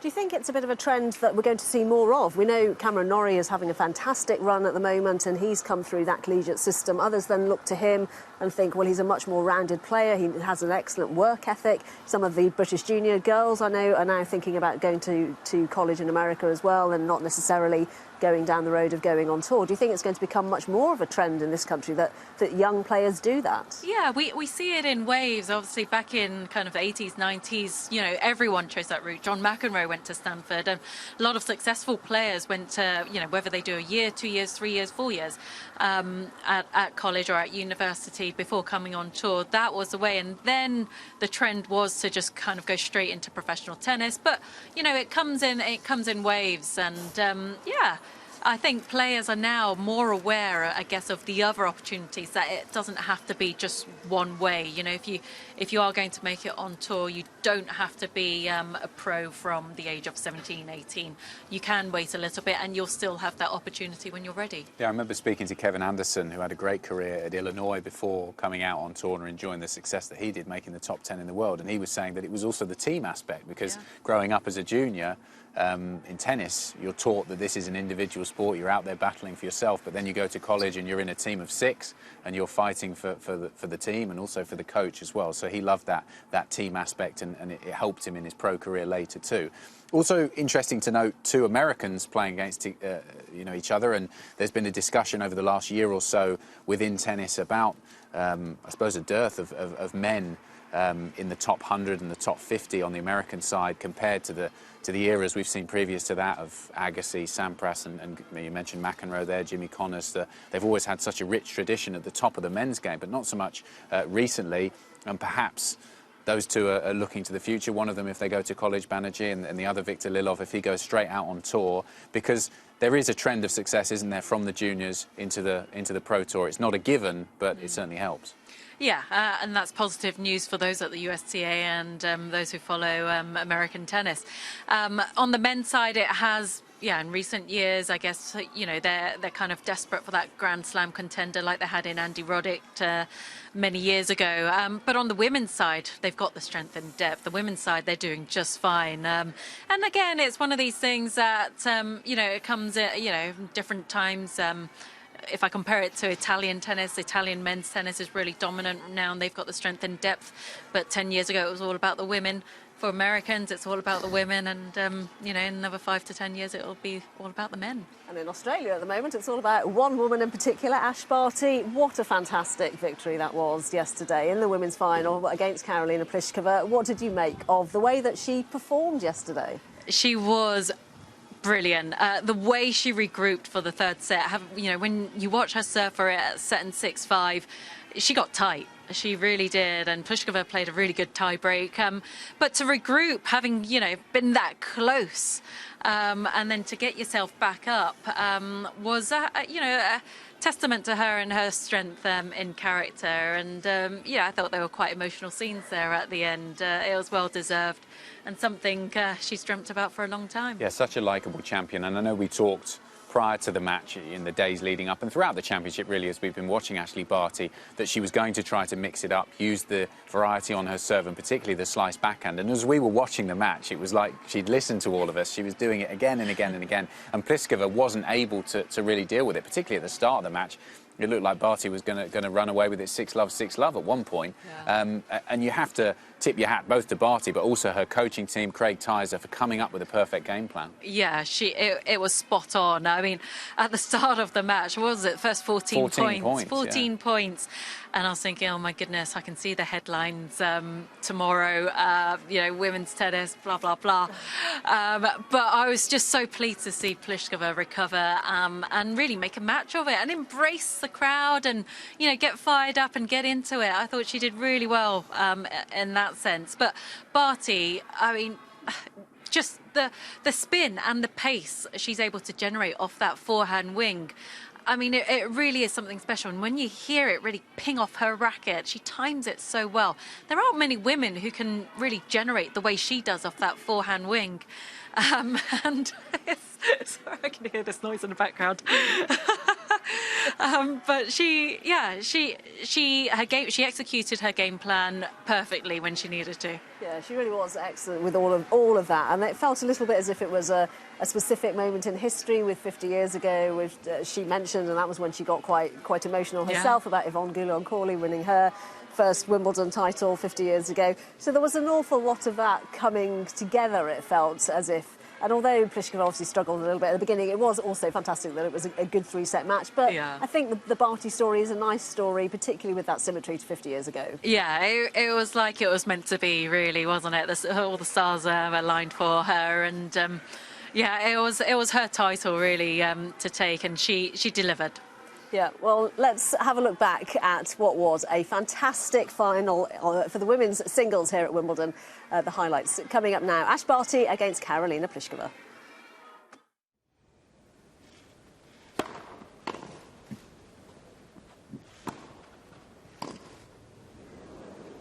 That's tremendous.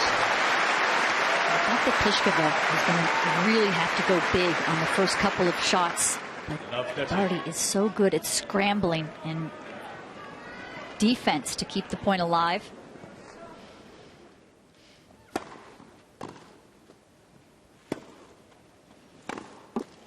Oh, what a start for the Aussie. Well, first she's got to settle down. That's first thing, because she's not thinking clearly, Pliskova. And Barty leads by 2 games. broken at love. Game. Barty.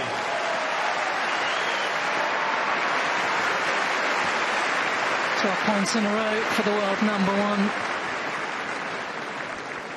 Much for Pliskova to contemplate at the change of ends.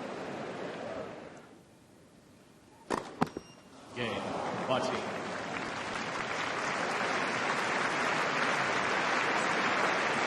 Well, said today earlier that as her serve goes, as her game goes, and the serve is just not there for Pliskova. And that's going to feel an awful lot better. She'll take anything right now. Still Barty cruising there in this opening set. 4-1, the Australian leads.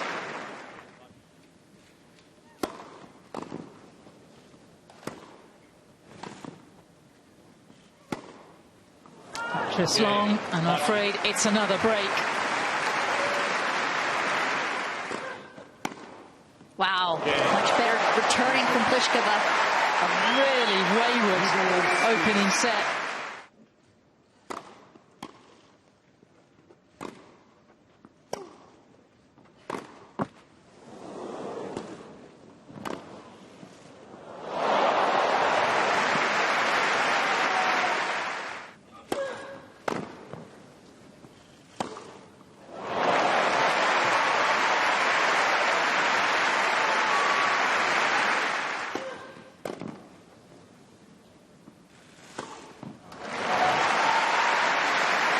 Her velocity.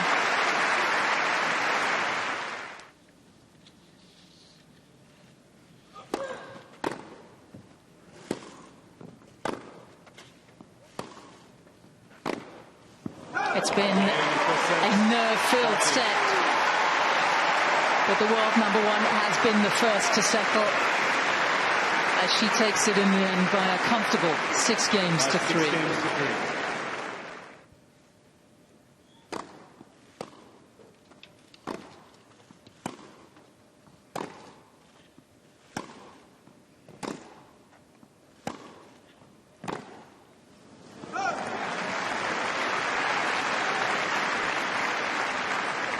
Legs look like they have weights on them. It's just so hard to move. Barty breaking Pliskova for the 4th time in this final. And the Aussie in full control now. By 1 set. Game. And we're in very good stead here. Confident service game from Barty as she extends her lead.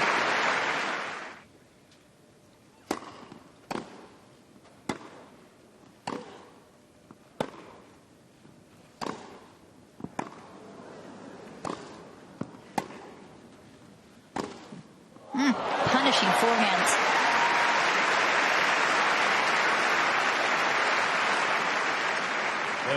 Such great balance from Barty. That's more like it. With much a sense of the check hanging on here. Wow, that's a committed return. Best shot she's hit today. Now 14.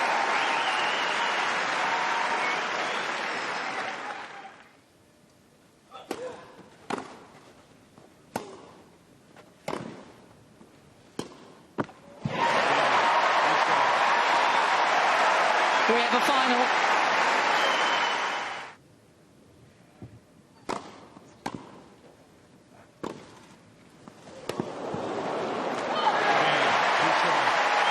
Everything going Pliskova's way now. What a transformation in this Wimbledon final. Mission impossible, it seems. You stole my line, John. I was waiting for that. Oh, sorry.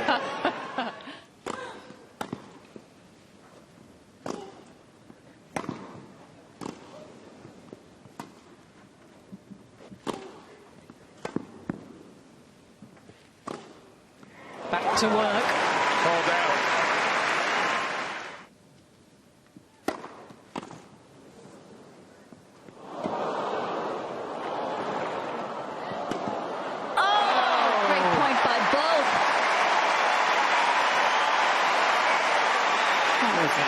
Super approach from Barty. The slice stayed down low. 39.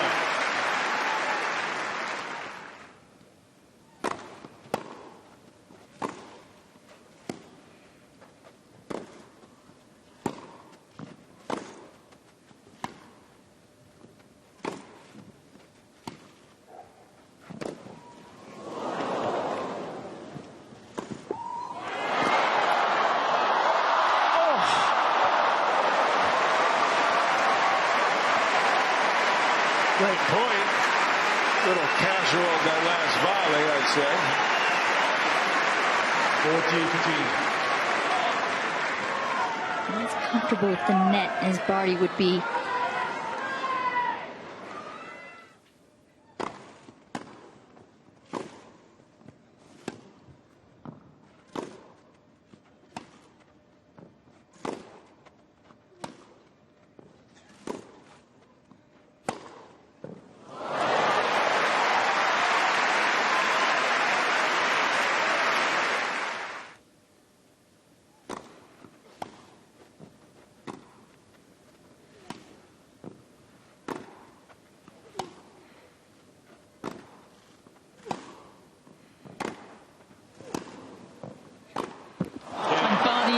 Slices and hustles her way to a vital break.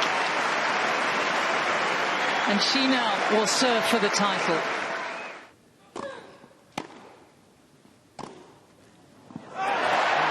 It's a loose game from Barty.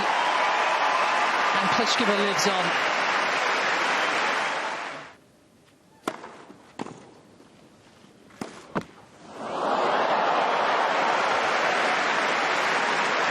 Racket head speed, velocity, creep over. She'll take it. That is for sure.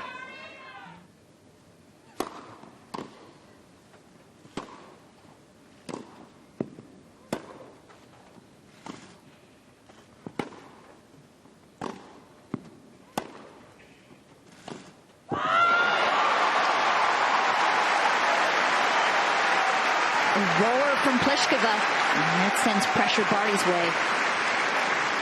3-2, Pliskova. Great to see this positivity.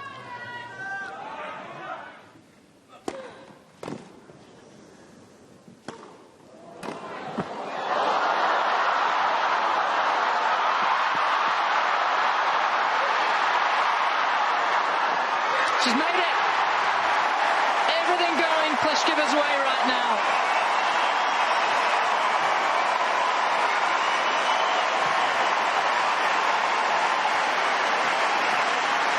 Well, you got that right, that's for sure. Lady Luck has turned on her side in the nick of time.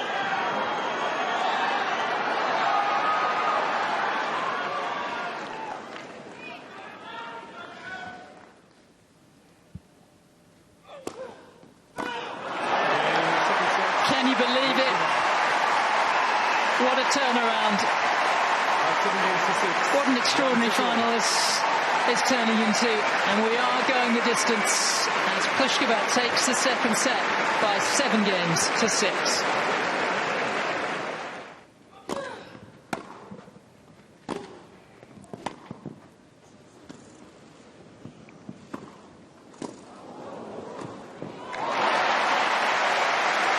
Not a very good drop shot.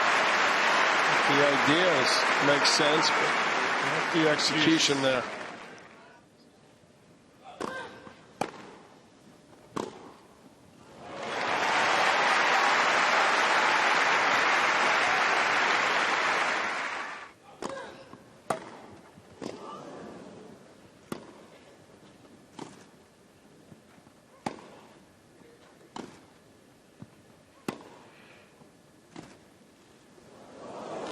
Oh, beautifully done.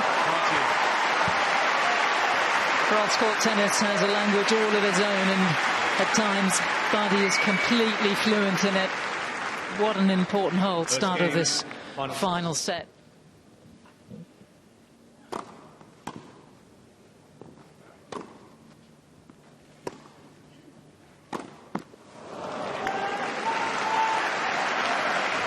Love footing.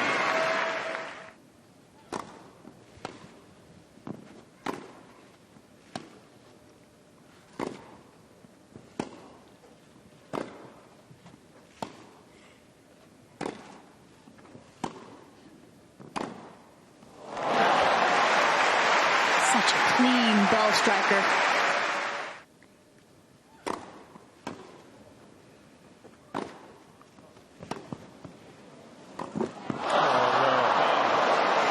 Well, he's really hurt her in this final. And in a way, Barty gifted a break right at the start of this final set.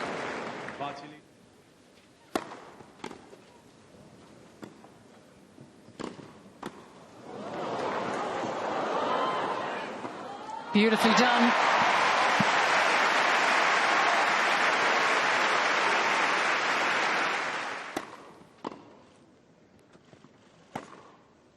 Game. Pliskova.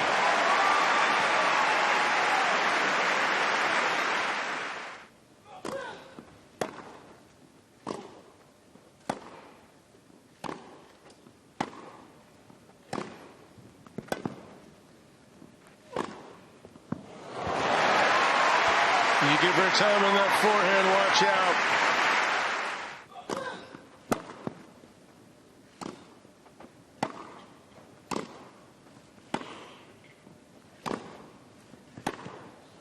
She made it, she has. That is like lightning.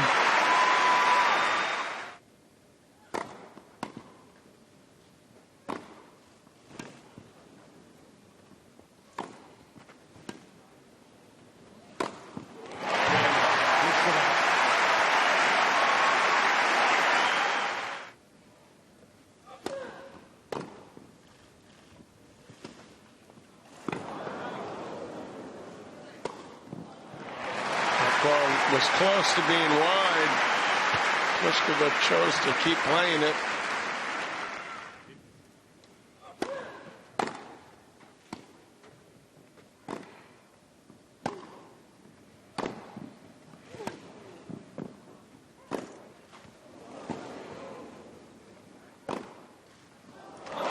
Has she made that? She has.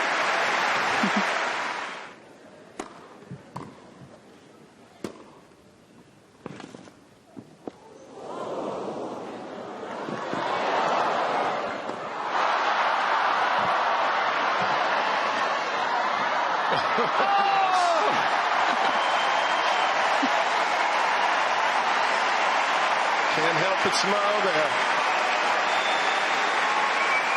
It has to be the point of the match.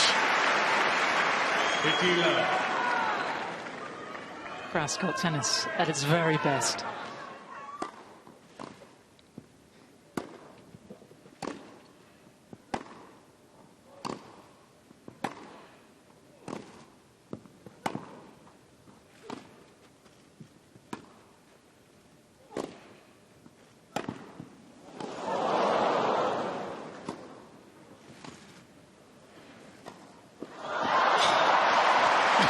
But effective. Game. Barty will have to serve it out.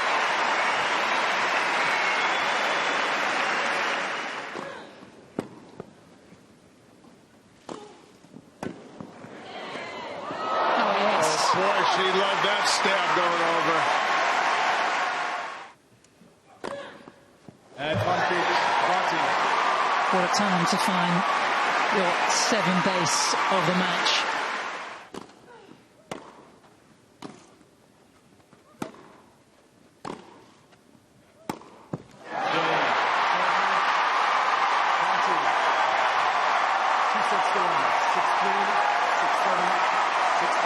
A destiny fulfilled.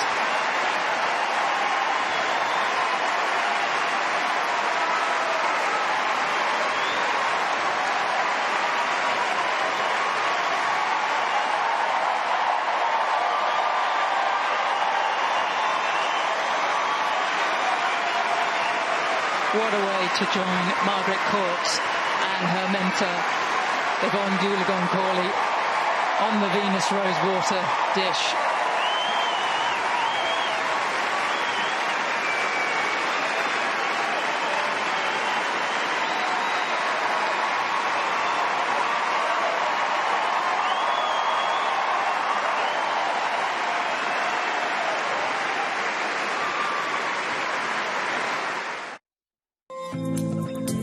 For a long time now, the All England Club has understood that we need to start considering bringing the qualifying event into or very close to our main grounds, and many years ago we purchased the freehold to this golf course with that in mind.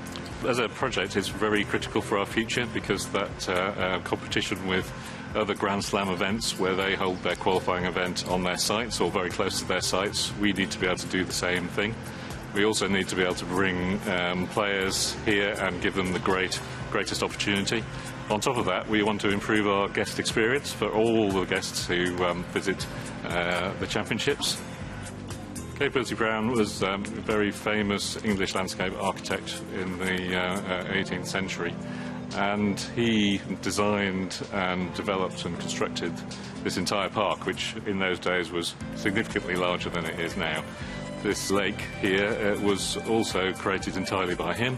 Previously it was just big open fields and he dammed up the brooks. Those ideas are ones that we want to reuse, so we're going to be opening up more of the space around the grounds, more in keeping with the way in which he originally created the park, putting in clumps of trees rather than fairways, and restoring some of the lake edge to the same shape as it originally was. It'll be 39 courts altogether. The 38 outdoor courts are all to do with holding the qualifying tournament here, but also bringing some more courts onto site so we can hold main draw practice and players get to be able to practice on a full-size court rather than half a court they do at the moment.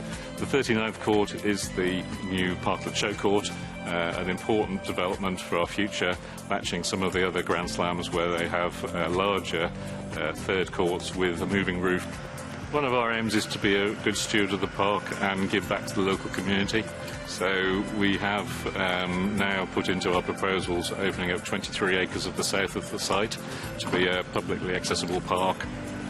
Sensitive construction is always difficult, and we have added issues around sensitive to the natural environment that we're in as much as we have to be sensitive to the vast resident population we have immediately around the site. It is a large site, so we won't be working in all the spaces at once, and we will have a very carefully constructed programme of works which allows us to deal with areas in a sensitive fashion maybe even bringing and working off-site to construct elements of buildings so that they arrive and there are a minimum amount of disruption when they're on site. That is definitely a desire of the All England Club, matched with our also desire to be a world-class venue.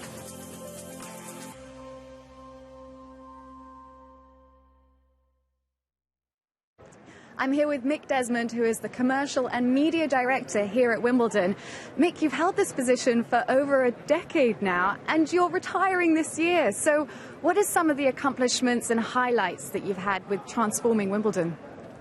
Well, I think there's a lot, actually. I think the biggest measure has been taking control. So when I first arrived, I think a lot of the commercial and marketing side was outsourced. So, you know, I had a team of 3 when I joined in 2010. We've now got a team of just under 40 people. And I think it was insourcing lots of things. So, you know, for example, post-broadcasting, creating the Wimbledon channel, so taking control of our storytelling. You know, when you come here, everything is beautiful and stunning and it's all on brand. But, you know, we weren't controlling our brand outside this site, whether in the UK or across the world. So, you know, we launched a brand campaign back in 2016 with the banner In Pursuit of Greatness, on the basis that we were never happy. We always wanted to sort of chase that greatness. We took the host broadcasting in. We launched our digital platforms with the apps. We've taken retail in-house. But I think the biggest thing is we've generally created very deep partnerships with, you know, people like Rolex and IBM and Amex and Slazenger. But at the same time, very deep partnerships with our media partners. You know, I came from a media background, so I kind of ran the ITV network for many years. So for me, it was great to sort of start getting Wimbledon to think like a media owner as well as running an event, and how we could tell our story worldwide so that we can just get much more viewers, and in turn, not surprisingly, makes us a lot more money. That's always a good thing, isn't it? And looking to the future then, as you're handing over, what is your vision for Wimbledon? Look, I think there's a great foundation to build on. I think the biggest enemy for Wimbledon is complacency. The day that you think you've cracked it is the day that things will go wrong. So it's continue to have the confidence to build those partnerships. You know, like every sort of content holder or sports rights holder is how do you continue to reach a younger demographic? You know, how do you make sort of kids of 14, 15 interested in Wimbledon? So find ways that kind of draw them in and get the next generation in. And then there's the physical site. So over the next decade, you know, this site will be more than twice the size. So I think the challenge will be, how do you keep this kind of premium mystique, you know, and double the size of it whilst keeping absolutely on brand? So there's lots of challenges, but I think there's huge opportunities still for the brand and the business. All right then. And so over these 10 years, since 2010, as you just said, what are some of the Wimbledon stories that really stick with you? Well, I think the big stories really have been the transformation of this site in the last decade. You know, the roof going on, #1 court with those fantastic suites in 2019. You know, that was stunning. For me, a highlight was bringing host broadcasting in, because that was a big thing to do. You know, the BBC had been BBC still do the domestic output, but they were also the global host broadcaster. So technically we were lobbying through them to tell our stories worldwide. So bringing that in and creating our own media entity here at Wimbledon was obviously a kind of a huge thing to do.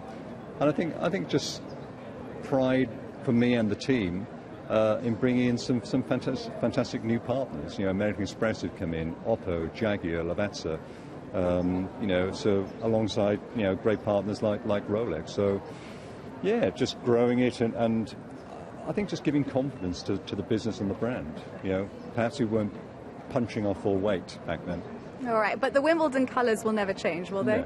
No. And look, what makes us authentic is, you know, the beauty, the flowers, the grass, the playing in white, the celebrities, the strawberries and cream, the food, the fashion. It's an alchemy, and I think you just got to keep that alchemy special. Well, thank you so much for everything you've done for Wimbledon. It's a truly fantastic place, and we wish you the best for the future. Brilliant. Thank you. Okay. Well, it's finals day at Wimbledon. It's day 17, and just look at Henman Hill. We dreamt of images like this at the start of the year, and we have delivered. The weather positively looming. We've got picnics out there, and they're all being treated to an absolute delight in the form of the entertainment taking place on centre court. just look at that bird's eye shot there. That's what we love about Wimbledon, Jenny. It's just absolutely fantastic. I was going to ask you, Razzie, what would you have in your picnic if you came to Wimbledon? Ooh. If you were a spectator. So I'd bring a scone or a scone. Big question. And how would you have your cream or jam? Good question. So I'd go cream underneath jam. So you kind of get the jam sort of spread around the palate, so you get the full sweet experience. How would you go? I would go cream then jam. I apologise to any Definitely. Cornish fans that are watching this going, what are you talking But about? then some people put butter into it, that's just... That's one step too far. Yeah, You can't be silly about it now. Well, I also have appetizer. I had my first appetizer for about 10 years yesterday. I'd forgotten how good it was. That'd be my drink of choice. I think I'd go for a sparkling wine of some variety. We're sounding like I'm not from Wolverhampton, which I am, because people from Wolverhampton wouldn't have this choice. But I'm going to go there. We're in Wimbledon. Yeah, I like that question. Don't go down the Scottish route. No, we won't. I've got a Scottish mother, but we won't go down that route at all. She was meant to come, but she's going to come next year. OK, let's talk about all things Wimbledon, because today feels like we've just completed an incredible mission. We've got crowds on Henman Hill, we've got crowds in the show court, and it's full, and it feels special. It really does. We can see the pictures here once again. It's such a buzz. As you mentioned, we haven't seen the hill as full as that. Maybe when Andy Murray was playing his second round match against Oscar Otte and the fans stayed back till late into the night. That match finished super late indeed. That felt like kind of 6 or 7 years ago with Andy Murray when the hill was completely full. For so many years you can't actually get a space on the hill, and it's so nice to see that picture of true Wimbledon fans back here enjoying men's finals day. It does feel like a special 2 weeks, but also a long 2 weeks. One of mine was actually the Carla Suarez-Navarro story, her walking off centre court for the last time to that phenomenal ovation, and Ashley Barty just really encouraging the fans and seeing her mum in the crowd, the emotion, what she's overcome from a medical standpoint, and that was going back to day one, match one to be precise, because Ashley Barty was here by virtue of not being defending champion. That would have been Halep, but it was just, I think for me, that spoke more than just sport. That spoke to something, a human experience, which I think we've all gone through so much. Yeah, for sure. I spoke to Carla Suarez-Navarro after that match, actually. I was really privileged to be able to interview her, and she said she was laughing at her mum taking all the pictures. I said, is a documentary going to come out? Because she was taking pictures and videos the whole day. But it was just humbling to speak to Carla, especially after everything she's been through. Every single post she put up was so positive, and I think that was why also people have so much respect for her. They always have. She's a great player on the tour, and I just said to her, I'm really going to miss your backhand. Her backhand, that single-hander, was just wonderful. She's super popular on the tour as well, so she still is going to play after the US Open, and then she will retire. So we still have a little bit more left of Carla Suarez-Navarro. Here she was as she left centre court, the standing ovation. There were tears in Ash Barty's eyes. There were tears in so many people's eyes at this point. It really, to be honest, Ratty, it's been such an emotional Wimbledon. I was crying yesterday when Ash won the final and Karolina Pliskova was... Oh, there's Carla Suarez-Navarro's mum. Oh, what a nice picture that is. And for me, that's kind of what the power of sport is, that, you know, it's ultimately she's lost. And on the face of it, if you like, it's a failure, and it's so much more than that. And her mum has a sporting background herself. You mentioned the backhand. I immediately think of Justine Henin-Ardenne when it comes to a backhand, that beautiful single-handed backstroke. Here's a question for you, because you've done more interviews, I think, at Wimbledon than anyone currently here at all. It's been busy. It has been busy. Do you get to see, if you like, the real side of the tennis player before they come on camera and before they get themselves professionally ready? Do you get to see that true emotion, the elation, the disappointment? It depends who they are. Some of them... So I find over the years some people criticise tennis players or athletes in general for not being the biggest character, not being the funniest, not being whoever they think they should be. And often my reaction to that, remember when Andy Murray first came on the tour, a lot of people said, oh, he's so boring. And I said, look, how would you feel at the end of your workday? Say you've done, you know, a 10, 12-hour workday or whatever it is, and then you have to go and do an interview. It's still work. You don't necessarily, you're not always on form. You can't always perform. And I just think it's totally up to the player. You've got to be a little bit subjective with it. And sometimes you get, like even for instance, interviewing Matteo Berrettini a few times this tournament. Sometimes he has been super fun and really relaxed. And then other times I've spoken to him, he's been knackered. So you just kind of have to play the tone of it a little bit as well, because it can't always be jolly and fun. Sometimes you just have to ask, you know, how are you feeling? I loved your interview you did with his girlfriend, who obviously we've seen there, who looks like a picture of what she described in your interview, which was just nerves, anxiety and stress watching the love of her life play in the biggest match of his life. Yeah, that was a really fun interview, actually, because it's not very often that you get them together. It just so happened that their press coincided at the same time. So we just asked Matteo's agent if it was okay to get them at the same time. And they were really funny because they did it with Sky Italia as well. They did it with a couple of different broadcasters, and they were just having a giggle the whole time and laughing at what each other said. You could see they're so in love. It's really sweet. But also they were just saying it was so stressful watching each other. And we saw Matteo Berrettini when Isla was playing her quarterfinal. You know, it was just so funny to see. But really nice. They obviously get on extremely well, and it's so nice that they're actually in the bubble together, because it's not easy when you're on the tour to have a relationship as well. You're under the microscope too. Yes. Everyone's watching what's going on, but to be able to be in the bubble together, I think that's probably a lot easier. Do you think they will ever play mixed doubles together? Because they kind of touched on that, and speaking about the fact, I think they said you have to email your entry in, and they kept it in drafts but didn't quite press the send button. I think, well, they spoke about the fact that it's tough for the guys as well, especially Matteo, who's doing so well at the moment, to play best-of-5 set singles and to play doubles. But I think, well, Isla's Aussie, so I think they might try and do it at the start of the year. Plus, it's the best time to do it because they're fresher. And you spoke about, obviously, maintaining his body. I liked when they spoke about his body, because obviously his big weapon is his serve. He's struggled with injuries over the past, or the recent times, but as soon as he said, my body isn't the best, she kind of went, no, it isn't the best, and then it turned into a bit of a gag over, we're talking about him from a health standpoint, and then from a person I find really attractive as well. Yeah, it was very funny, and I mean, the two of them are very funny together, but I do think they will play mixed doubles at some point. They seem very keen. The fact that they had emailed, they did have it in their drafts. I think maybe at the French Open it's too much on the body. But I think why not at the start of the year for Isla, her home slam, and all the players have had a month or so off at least, so the bodies are a little bit fresher. Why not? And you mentioned bodies being fresher. Berrettini's body may not necessarily be fresh, but it is performing in the first set. Despite going down a break, he came back to make it a tie break, which Matteo Berrettini has won. That was the cheer that you just heard, which means Novak Djokovic, the #1 seed, has been broken. He's lost the first set, and that is the first set he's lost since Jack Draper won in Novak's very first match in his very first set here in Wimbledon. So it really is all to play for here in Wimbledon. So with that in mind, at some point later on today, you'll interview the winner, the loser possibly. Of all the interviews, do you have a favourite? Of this championship? Yes, please. That's a very good question. I have to say I was lucky enough to interview Billie Jean King. Oh, yeah. Well, she interviewed you.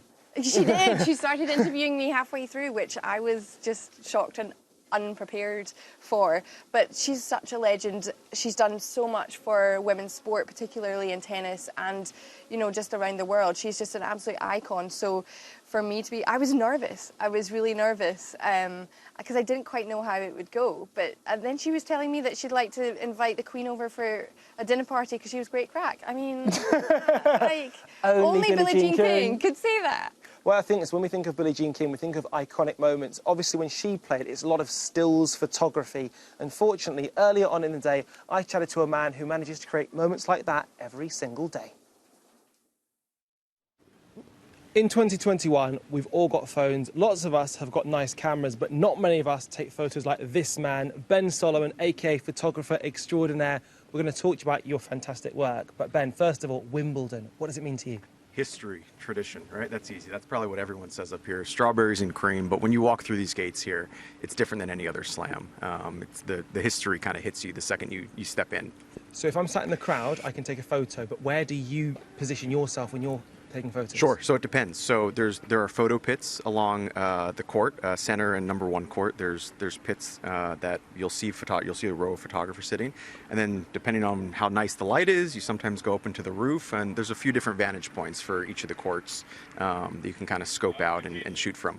A really interesting thing you said to me is that when I said to you, it's tough to take a hard shot, anyone can take any shot, and you kind of said it's more about making a different shot. Sure. So how do you make yours different? Yeah, it's a really difficult question. Some stuff just lands in your lap in front of you, and it's, a little bit of luck, and then there's some preparation obviously involved, depending on what players are competing on court. Each player has different mannerisms. They have different attitudes, different reactions. Some players don't react at all. So the combination of that plus, the light, if the sun's out, which we haven't had that much luck here the past 2 weeks, but all of those things kind of put together for, a recipe for a potential really great image. And the ingredients were taking place very much here. France, Sure. It's just captured a moment. Yep, yeah. So that's Tiafoe at match point. I think it was his first round match, perhaps. And I think it was an upset. But yeah, that's just raw emotion. When you shoot Tiafoe, you know that he's going to react throughout the match. He kind of wears his emotions on his sleeve. And that had the recipe for, there was decent light during that match. It was an upset, and just him roaring to the crowd kind of made that moment possible. And the framing of seeing all the background as well, which is very different to what we're seeing now, a really intimate moment. Depending on what players on court, this is just a detail shot, right? So talking about something different, you can't always shoot a player with a racket and a ball. That gets boring really quickly. So thinking through, kind of looking at things through a different lens, no pun intended, but this is just a tight shot of Diego Schwartzman. I think it was a really tough match, and his hands were all taped up. So it was just a moment that I captured, and It shows the warfare in many respects of tennis. And this is, look how beautiful that is. How long did that take? So I knew that play, because there was a handful of rain delays earlier in the day, I knew that play was going to go towards sunset. And so I just kind of waited on the outside courts. There's a few courts on around the grounds that, as the sun kind of dips below some of the structures, it can provide for some epic clouds and sunsets. And I actually couldn't even tell you what player this is, but it was just towards the end of a match on one of the outer courts in week 1, and that sky kind of spoke for itself. And it's your knowledge and experience, because people who arrive for the first time who haven't recce'd wouldn't know about the sun setting position. Sure. Yeah. You have to pay attention to, each court has different light depending on where the sun is, depending on what's going on throughout the day. It's knowing that and having that in the back of your head. So when there is some cloud cover and the sun is starting to set and there is still play going on, that could line up for some really cool moments. I could give you a compliment, or the ultimate compliment could be Roger Federer, the man himself, using this actual picture. Sure. It's fun to see when the players use stuff on social.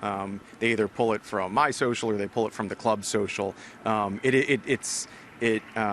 wouldn't say it's humbling, but it is a very cool thing to see some of the players pull images of themselves. And what made you choose to have Roger out of focus but the crowd in? Yeah, it's a kind of an easy question, right? Roger is obviously has been the pinnacle of the sport for so long. Nobody really knows how much longer he'll be on court for, how much longer he'll play on center here. So just capturing that moment, right? We've seen pictures of Roger celebrating match point. And so just trying to find something different, right? Everyone with their cell phones out, their cameras out. I thought that, maybe it would make sense to shoot the fans instead of Roger on that one particular match point. That's you making it different, as you spoke about. Sure. Now, this is an interesting one, because you wouldn't think to possibly go for a line judge or a line umpire. Sure, yeah. This is another, the epic light that could be at Wimbledon here during the 2 weeks in previous championships.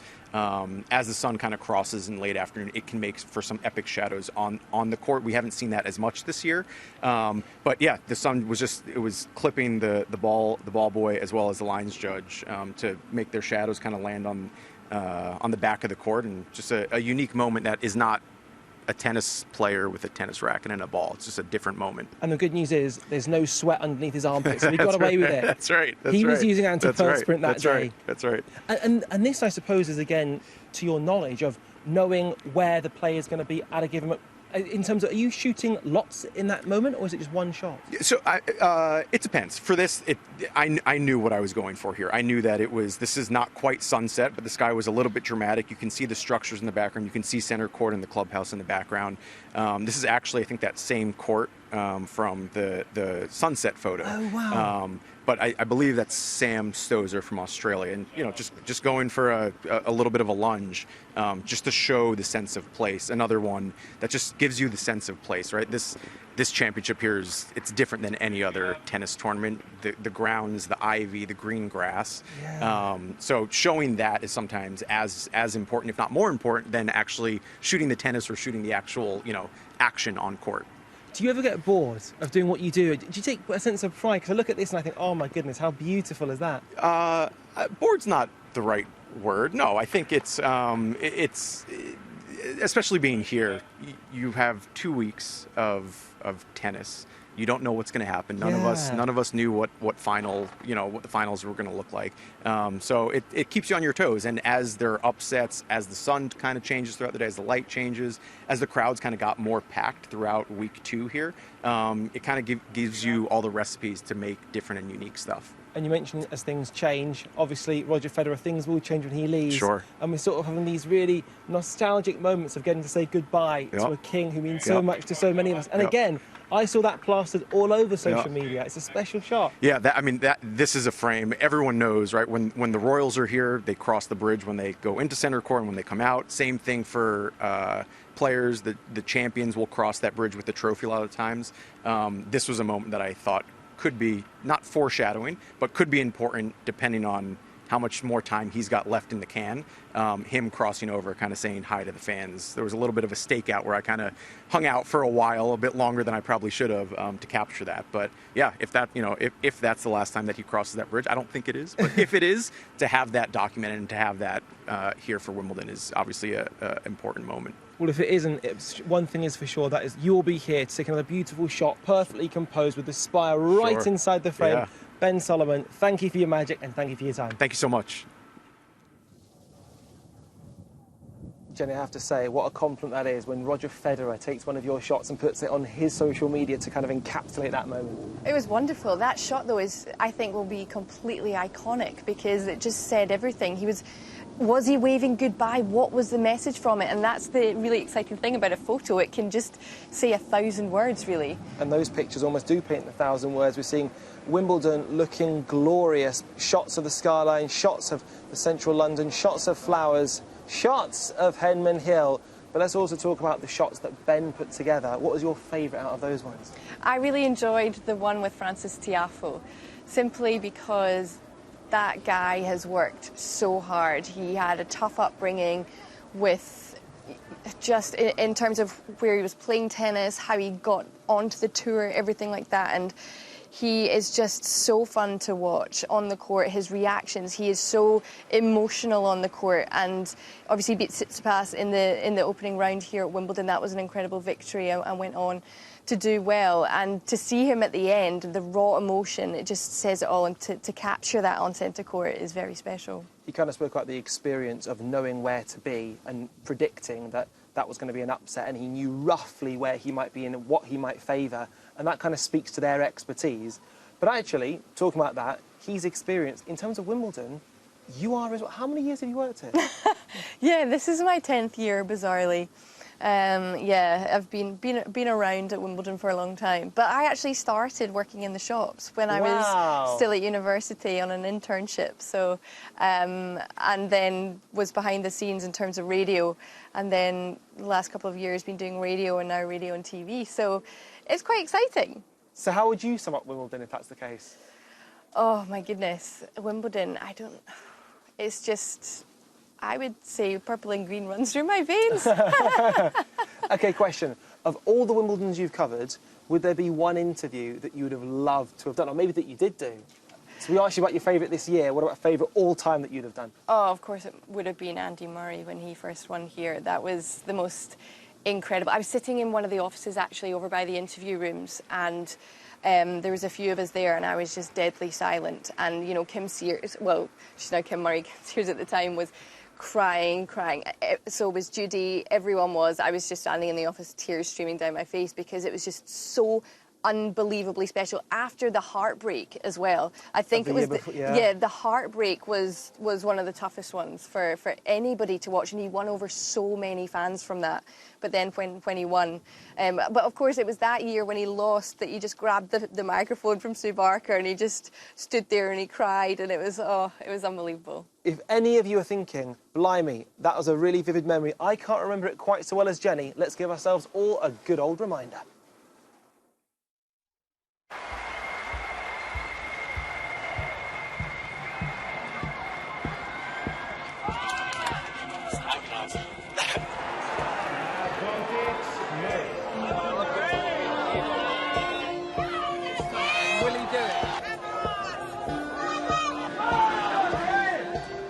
Olympic gold with an ace.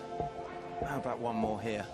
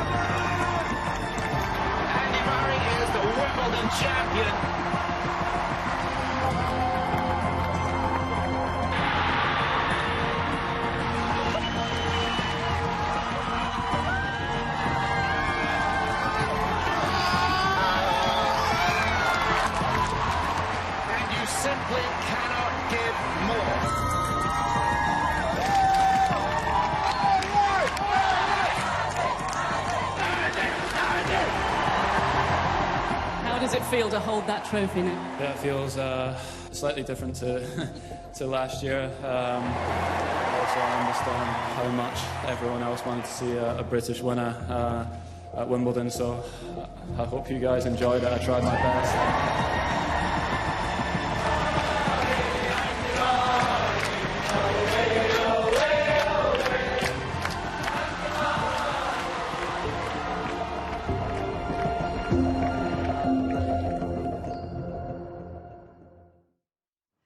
I'm here with Samir Banerjee, who is the boys' singles Wimbledon champion of 2021. Congratulations. What a match you've just had. How are you feeling?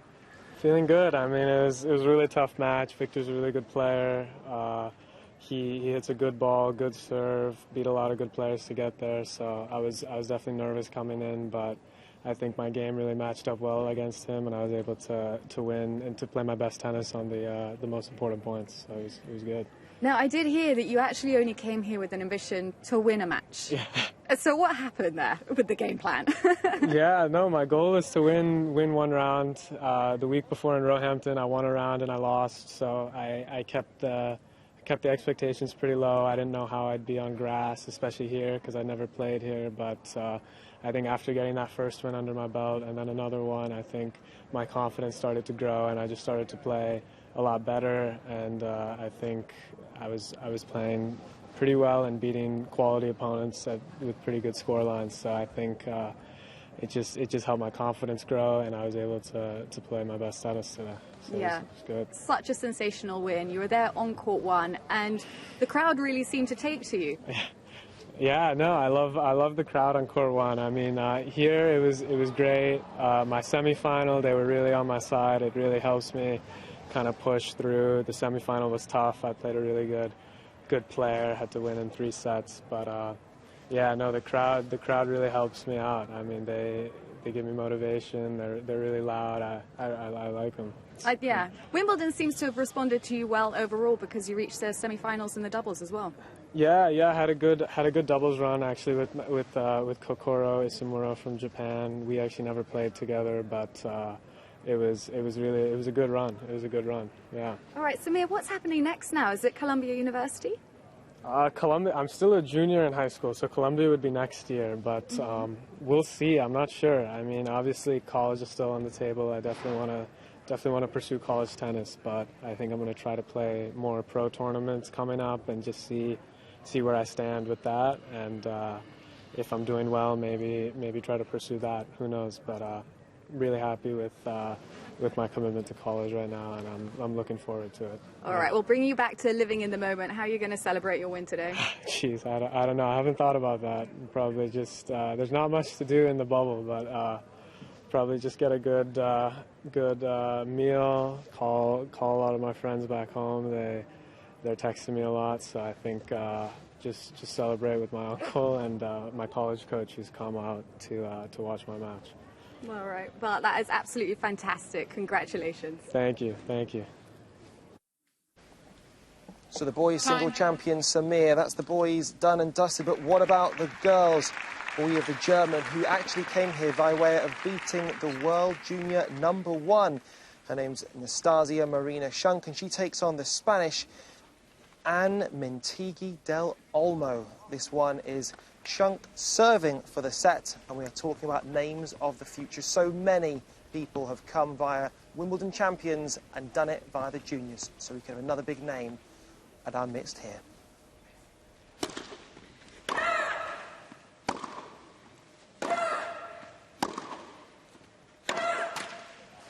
Just struggling a little bit with the height and shape, and I do feel it has a little bit to do with the arena, the fact that there's a lot more room. She has been here before. That was the second round a couple of years ago. Unfortunately, they all missed out last year. But when you get pushed back, if you get pushed back a metre, you've got to lift that height and that trajectory. It's got to go up about a metre as well, just to compensate for the height and shape. Try to hit that too flat. Ends up in the net.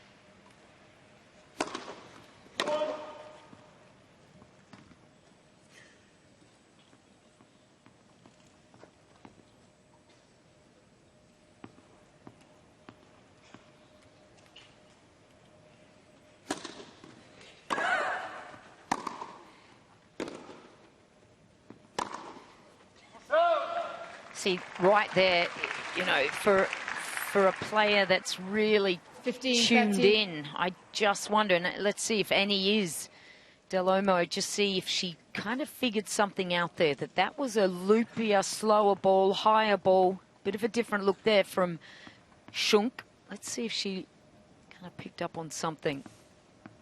Maybe it's a little secret.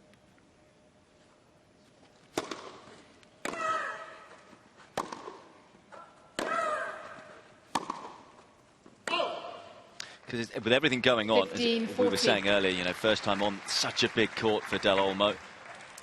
Girls final. You can understand it being a little bit too sort of dialed in and forgetting how to play a game. Different tactics. Well, it can be, for these youngsters, a little bit of an out-of-body experience. You just can't get in the moment and just relax.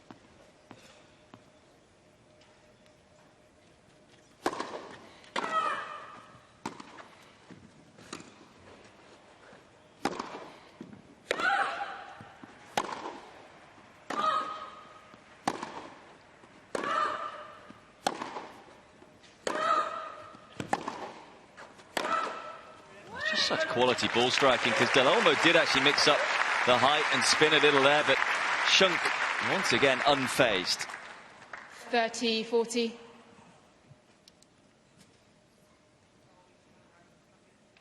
Still facing a break point though here.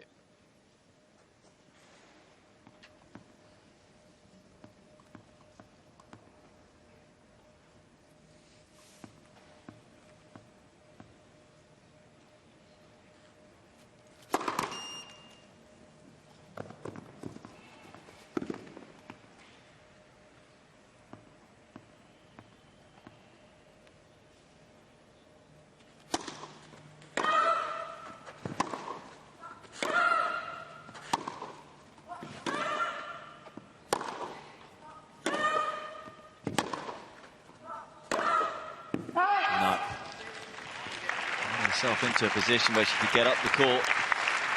Maybe just over-forcing with the backhand. Juice. 8 unforced error from the Spaniard.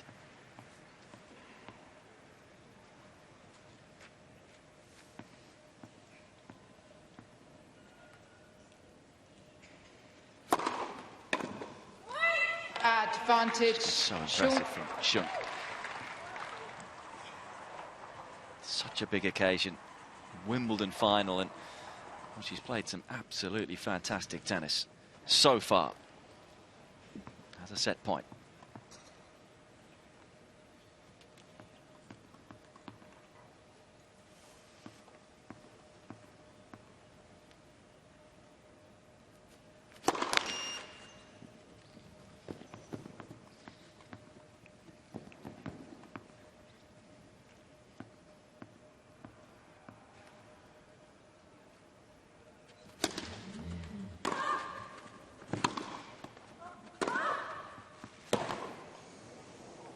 Just got hold of it enough and just about found the baseline to stay in this set. Juice. Well, this is where the mind really does matter.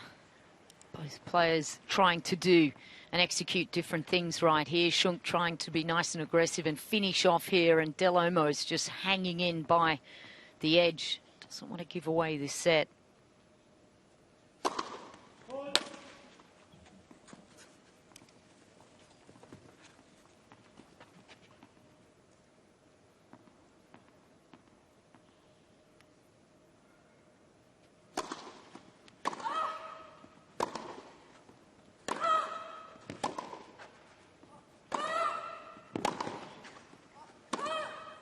No, there's just been a few occasions in this first set where Del almost got herself into great positions. Just hasn't been able to apply the finish. Yeah, I think sometimes she's going down the line, but then not quite compensating for the fact that Schunk's ball is coming hard and fast. Very hard to redirect off that pace. So another set point for the German.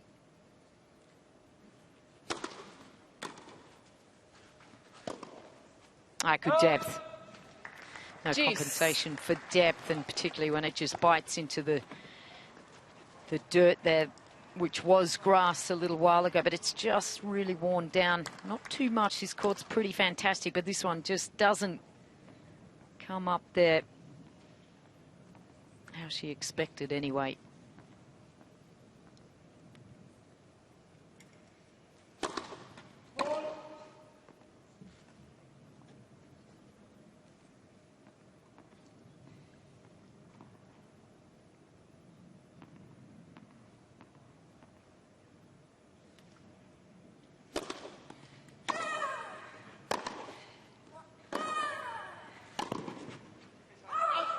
Spin and the height, getting Shunk on the stretch. A really good little mental battle here from Del Olmo. I like it a lot. She's just really resisting, being super solid.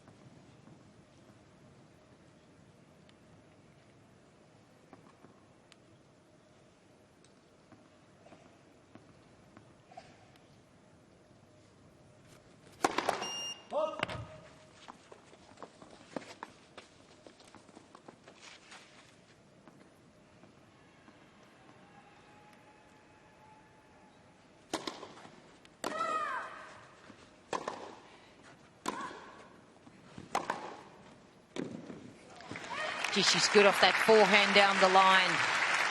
Shunk, it's her favourite shot, and to have that on the women's game, as we see Kerber has that, it's a real advantage, because if you can hit your forehand into most female backhands, it's going to come cross, and then you've opened up the court for that one down the line. It's very effective.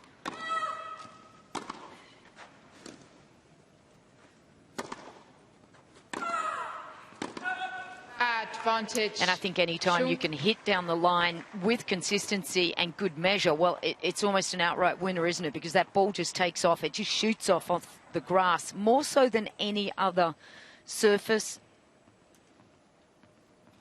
Third set point here.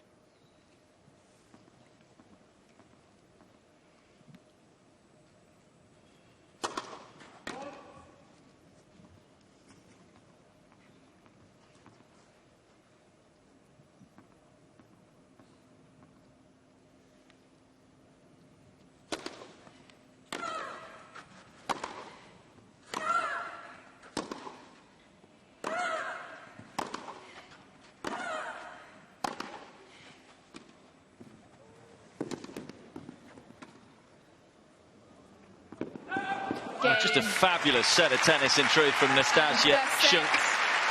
Taking it all in her stride, but more than that.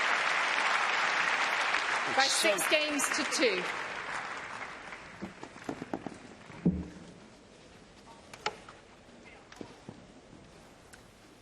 So Shunk taking the opening set in the girls' singles final by 6 games to 2. Oh, well, look, there is Wembley Arch in the background. You can't wait for that final, can you, Jenny? Oh, absolutely. I'm not going to be saying who I'm going for. No, I'm impartial, as we know. Definitely. A true BBC staffer, impartial to the court. Well, I'm just not going to comment, but I'm very much looking forward to the game and seeing it. But look at the hill still full with so many spectators enjoying this men's singles final. But what a turnaround for the world #1 Novak Djokovic after dropping that opening set against Matteo Berrettini. He has stormed his way to a 5-1 lead. My goodness me, what a comeback from Djokovic, Radzi. I know, we were kind of talking about the fact that he, at no point did Novak look even slightly concerned about the fact he's 1 set down in a final. It's just business as usual. I was stood next to him on court 9 watching him practice, and again, you just get this sense of reassurance, of calm, of serenity.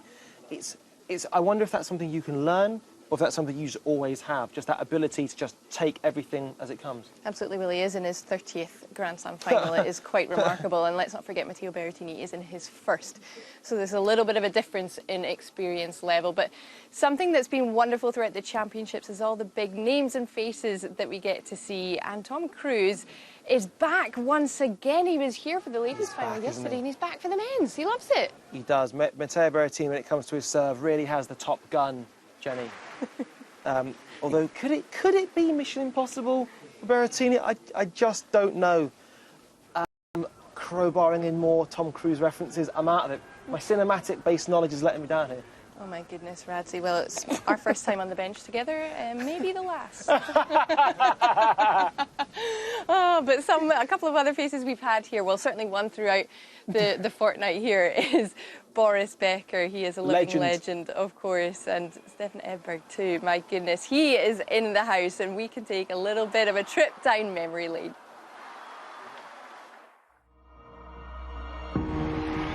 Only twice in the Open era have 2 men squared off in 3 consecutive finals for the right to be called Wimbledon champion. Before the Federer-Nadal trilogy, the Boris Becker versus Stefan Edberg series featured 2 of the game's most brilliant all-court battlers in a rivalry that crescendoed 30 years ago.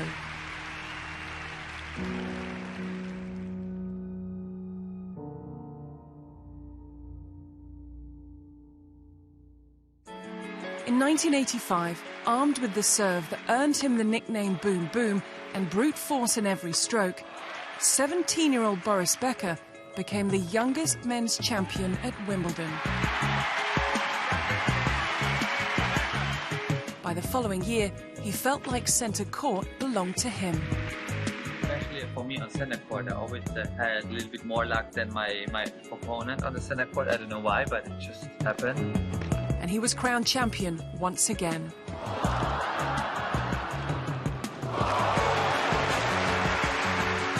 But in 1987, he'd be stunned in the second round by the world number 70.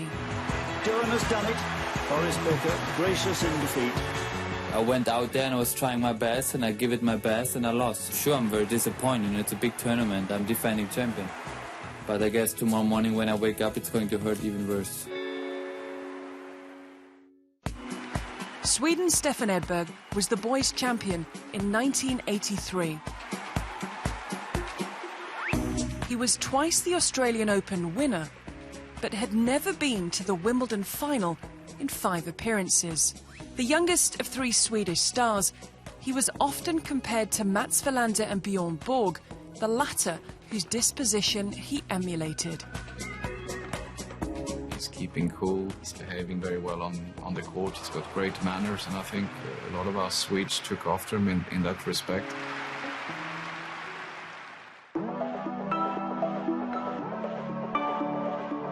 Rain pushed the 1988 final over 2 days.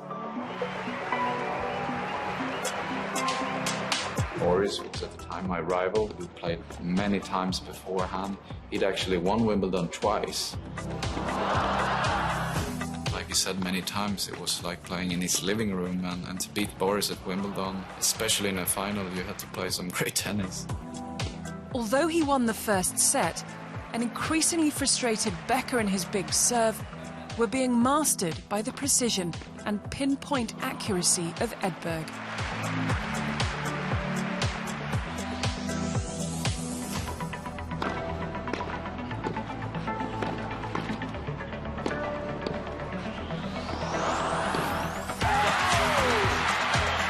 It's been a dream of my whole life to be out there, and then actually to win it is a great relief. At the time I beat maybe the best grass court player there was. A first Wimbledon title for the Swede, and only chapter 1 of a thrilling trilogy. While Becker maintained his brush-thumping style, Edberg was more subtle, and their rivalry was blooming because of that great contrast. Once we were on the court, even though we had two different tempers and characters, we had a lot of respect for each other. By the time they met in their second straight final, it was their 18th career clash, Becker leading 10-7. I was a little bit of the favourite going into that match. I got off to a terrible start. It was just uphill right from the beginning. Becker was displaying the brand of tennis that had won him 2 previous titles here. That was my best Wimbledon altogether, where I felt really, really strong.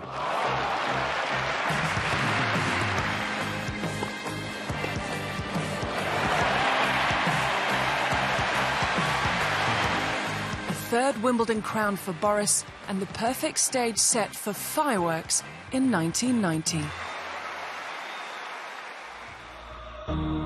It wasn't a foregone conclusion a third Becker-Edberg clash would happen.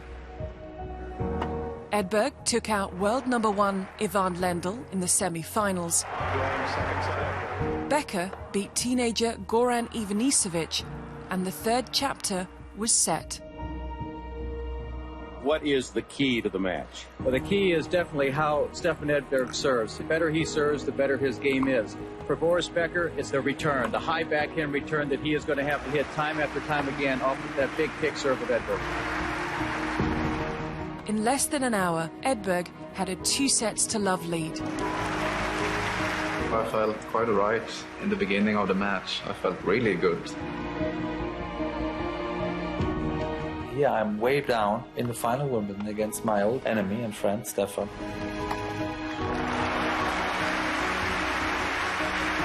I started to get nervous. Down but not out, Becker summoned his best. Then I think I dropped my serve at the beginning of the third set, and oops, trouble. Boris sees his chance and starts picking up his game.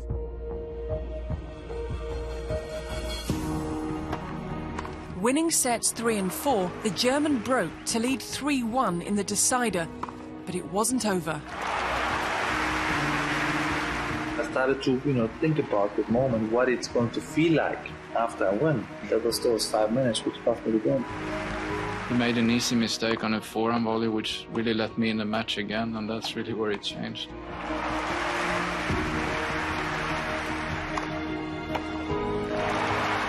Edberg breaks back, and 4-4 in the 5th set, with Becker serving, proves a pivotal game. It's a beautiful love. It's a wonderful love. He's done it. He's done it. He's done it. One of my hardest losses, because I felt like I had the match in my pocket. By being the best in the world, I think you create some sort of respect for one another. I will never say I was better than Stefan, and you probably would never say he was better than me. We were very much equal. And it was just tennis. It was just being free in that moment on the court and see who's better. And I think that was the magic of our rivalry.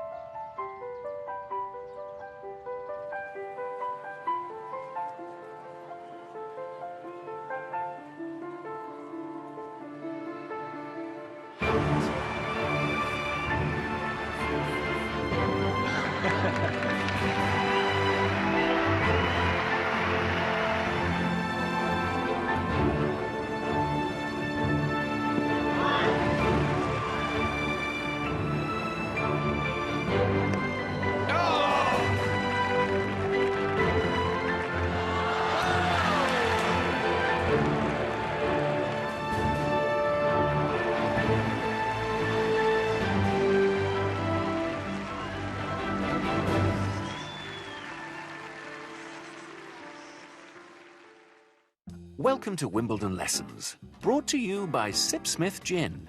Now, this place has witnessed a fair share of drama over the years, none more so than in 2012, when a young Rufus the Hawk, the official pigeon scarer, was hawk-napped. The theft caused global outcry and many sleepless nights for those who knew him. I myself slept like a baby, but I didn't know him that well, just through friends, really. The story does, however, have a happy ending. Rufus was found 3 days later on Wimbledon Common, healthy, fit, with a slightly sore leg.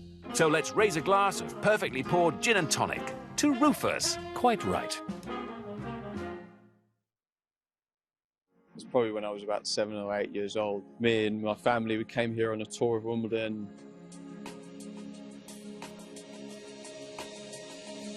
Did the museum, the grounds, and then the last bit of centre court. I still hadn't started playing at that age, to be honest. When we came here, we just got a photo of me and my dad.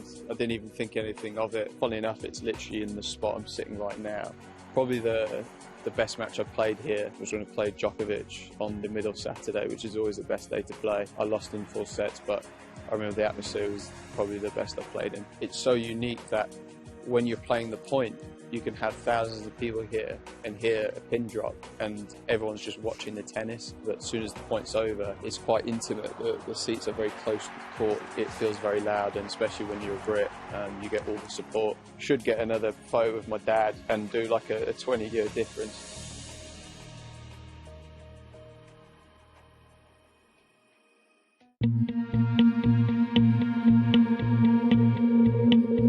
There is this enormous sense of responsibility to deliver. It's been so successful the 142 years prior to me arriving. You just don't want anything to go wrong on your shift. 4 weeks out from the tournament, I probably have 2 hours sleep. As soon as I wake up, my mind is completely racing. I used to think that as a negative, but if I'm not waking up thinking about the championships, wanting it to be perfect, then it's time for me to move on. Grass is a living organism. By the time we get around to the championships, it comes under so much stress. It's on the threshold of living or dying, and that's the balancing act that we do. I see myself as more of a custodian of the court, and it's almost like a snapshot of time. You're given a period of the championships to manage and then pass on. There's nothing else out there that compares to a tennis court at the All England Club. We always think we can do better. As long as we keep thinking that, then I think we'll keep on improving.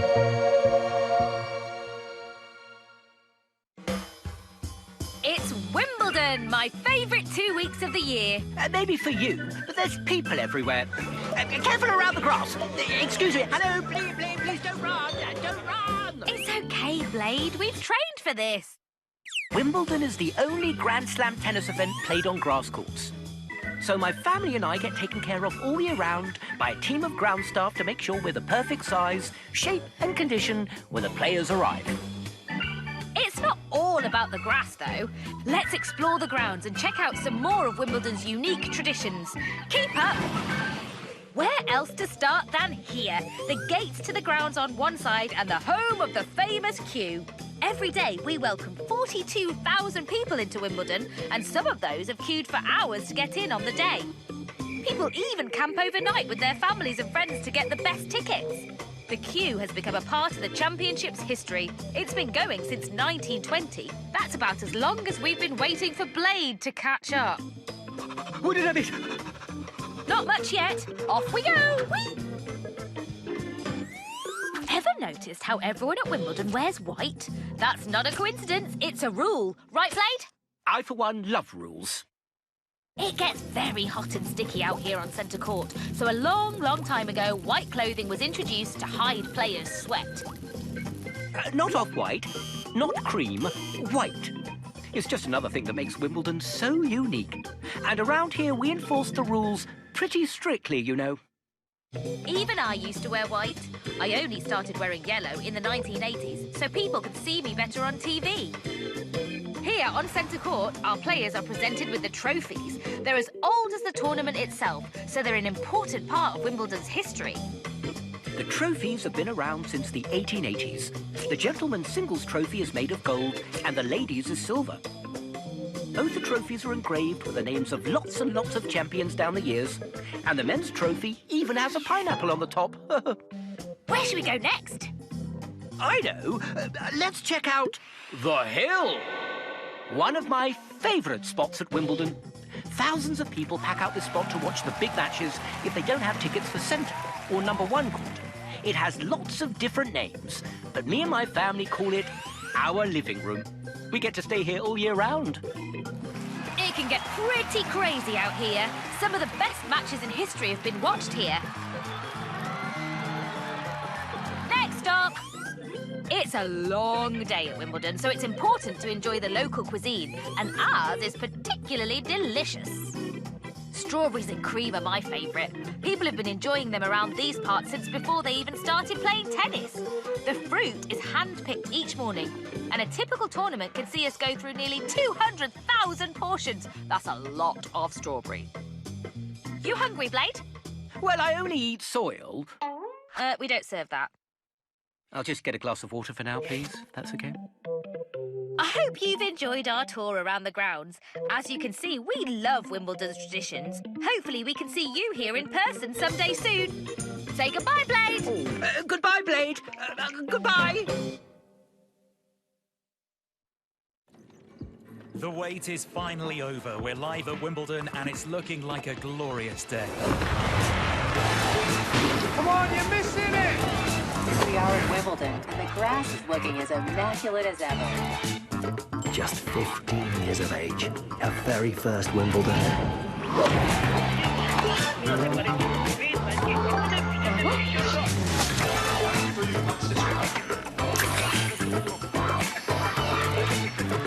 Get that! Oh, hey, where are the strawberries?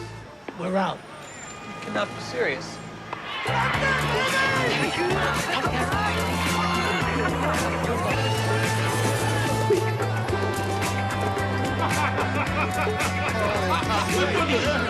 With championship points.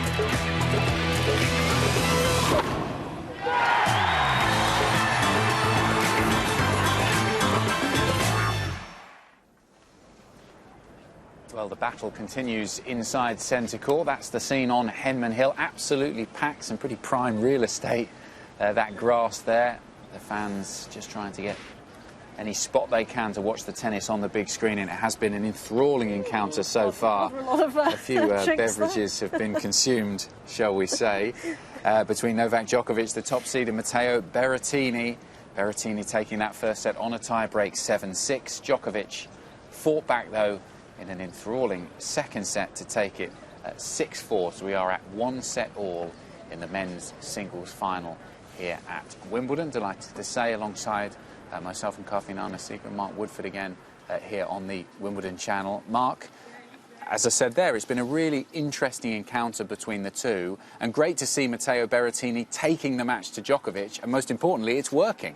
Well, just the way that he's bounced back after a slow start, I think it must be catchy. He watched a little bit of Pliskova yesterday, but yeah, he came storming back into it, and what I think he did very well was when he started to light up and lighten his game up and brought the crowd in, and that had an effect on Novak, it seemed. But look, the heart of a champion, the mind of a champion, and Novak just loves that battle and has got back into this match, levelled it out. He also has gone off court, had a little bit of a break. It's often the person who has the momentum that does that, just disappears, changes clothes, etc., and comes back in again. How much is that? It's an unusual thing for Djokovic to do, who seems to just want to sort of steam through these matches, just maybe taking a slight mental pause just to have a think about what's happened in the first 2 sets, because he's had the advantage, lost the advantage, Yep. had the advantage again.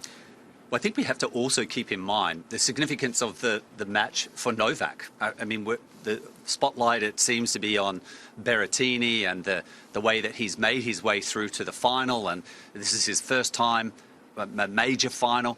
But for Novak, there is some significance to this match as well, and perhaps, you know, he realises that it is going to be a battle. He's prepared for everything, and a new kit, and hopefully there's some new form that he can find in set 3.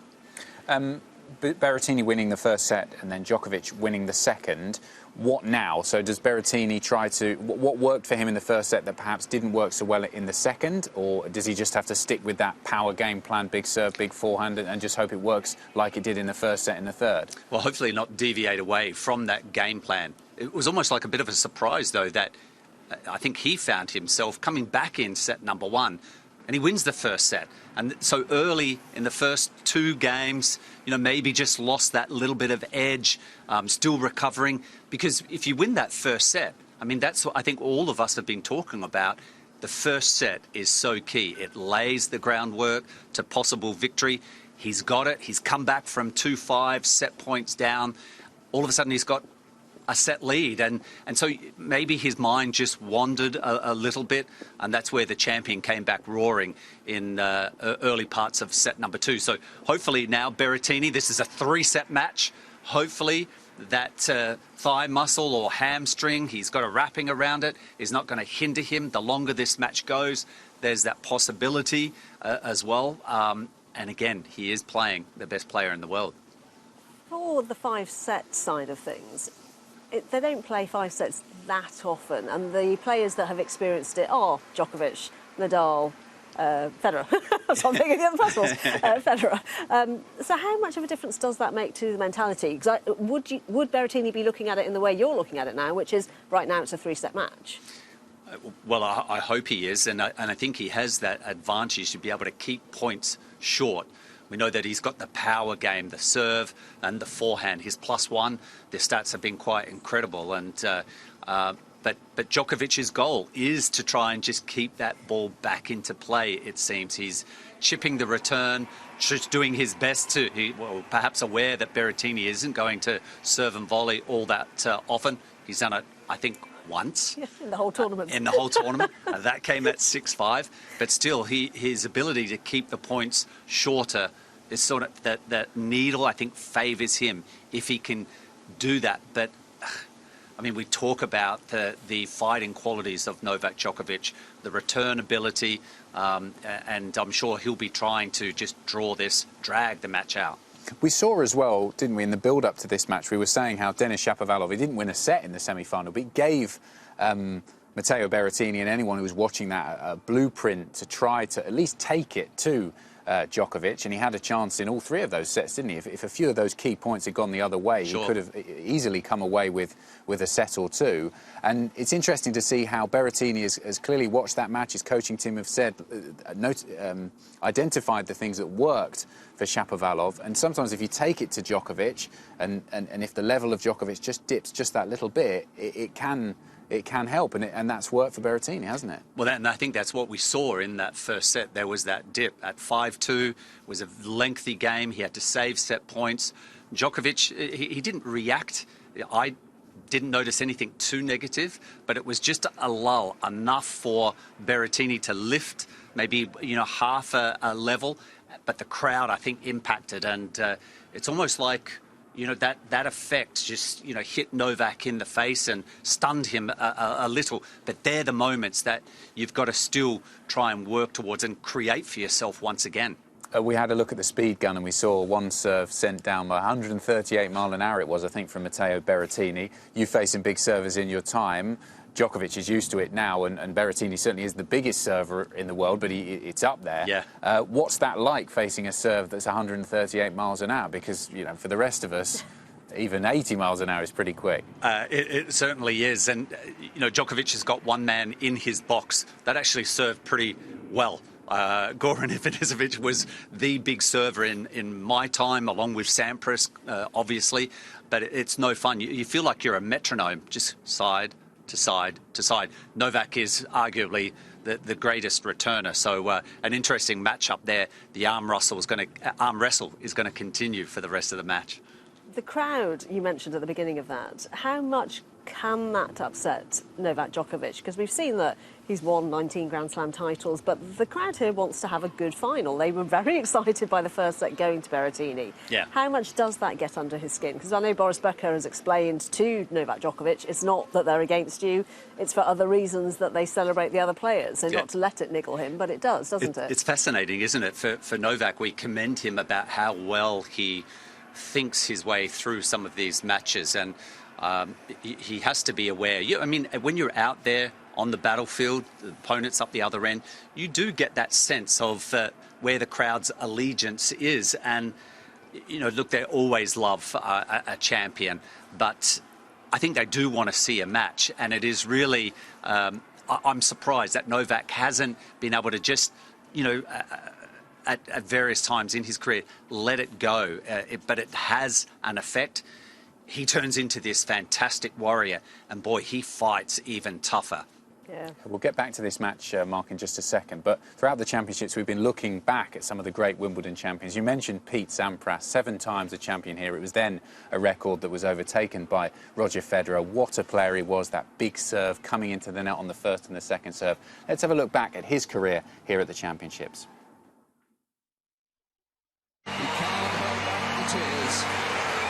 Because he has rewritten the record books as arguably the greatest champion of all time. I love Wimbledon. I love playing here. I'd like to thank everyone for supporting me over the years. This is the best court in the world.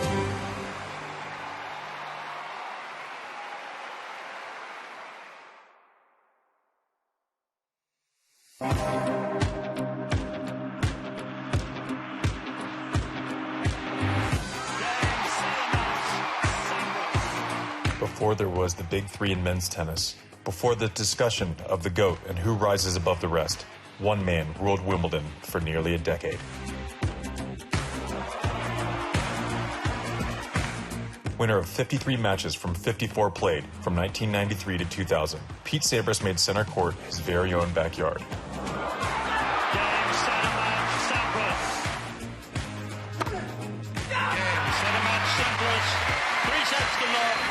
Tennis's most hallowed ground belonged to Pete.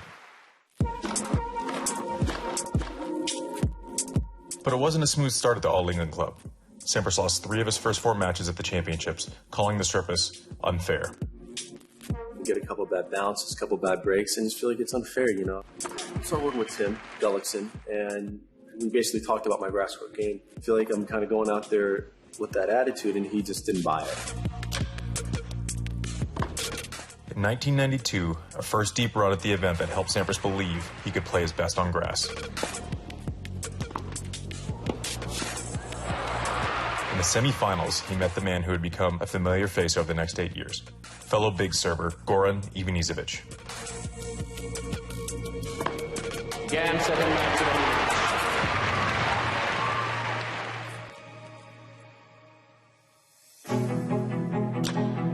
In 1993, Sampras came up against another rival, defending champion and fellow American Andre Agassi.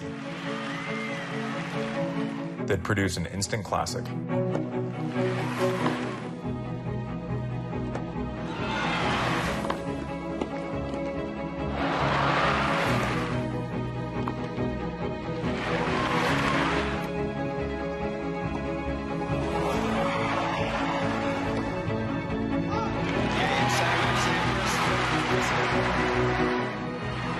He had the most amazing serve, I think, ever, but he had an unbelievable second serve. He could pull out aces with the second serve as well. I'm there, and I'll be playing another Yank on the 4th of July, and it's just really exciting.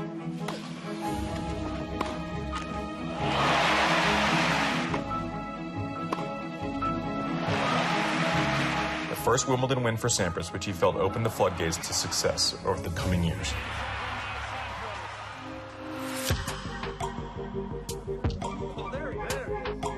Entering the 1994 event, Sampras had won 3 of the last 4 majors, drawing comparisons to a man many call the best ever, the Rocket, Rod Laver. At a very young age, I was taught and trained just to go out there and play with class and respect your opponent, and that's something that Rod really naturally did. Sampras' booming serve, attacking game, and soft touch of the net were proven to be the perfect recipe for grass court success.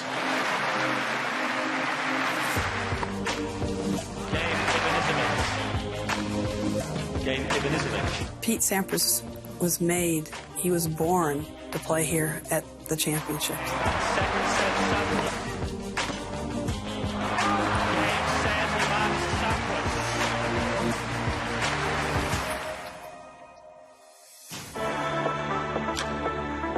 Once Pete sort of got past thinking of grass as an enemy, it really started to flow towards him. We all know and recognize how beautiful his game was for grass.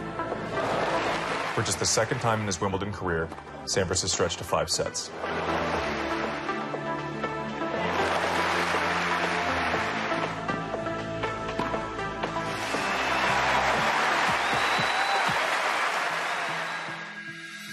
In my heart, I felt if I'm on my best, I'm going to beat anybody.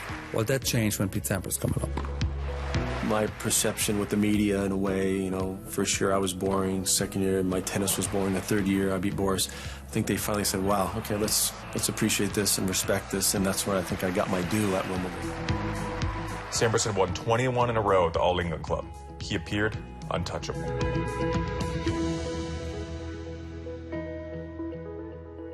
But 1995 felt different in one way. Sampras was without his coach, who had been diagnosed with brain cancer. The following spring, Tim Gullikson passed away.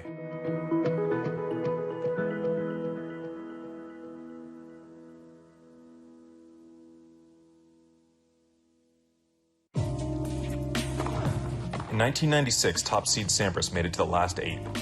In a match that took 2 days to complete due to rain, Sampras couldn't weather the power and precision of up-and-coming Dutch player Richard Krajicek.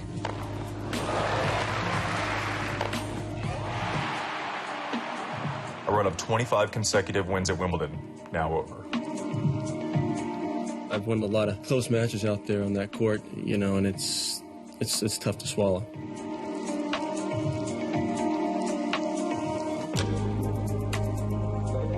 In 1997, Sampras was back to his best. In the final, he brushed aside unfancied Frenchman Cedric Piolet. The king had his crown once again.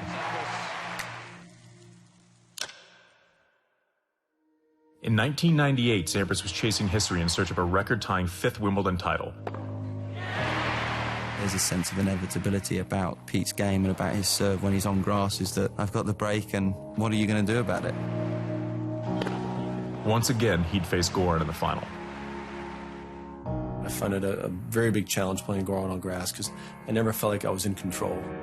I got another chance after 4 years, and now I have to take it. I felt first time when I played in England, I was nervous. Perhaps their most dramatic of encounters, the two tennis giants battled into a 5th set. It was the lone time in Sampras' 18 major finals he'd go 5 sets. Here, he would not falter.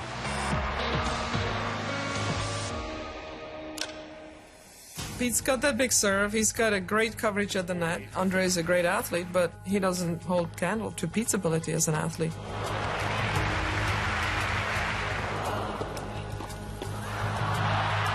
Playing the way he was playing, it was kind of an open and shut case. So I mean, I just remember walking on the court and walking off the court. The rest is pretty much a blur.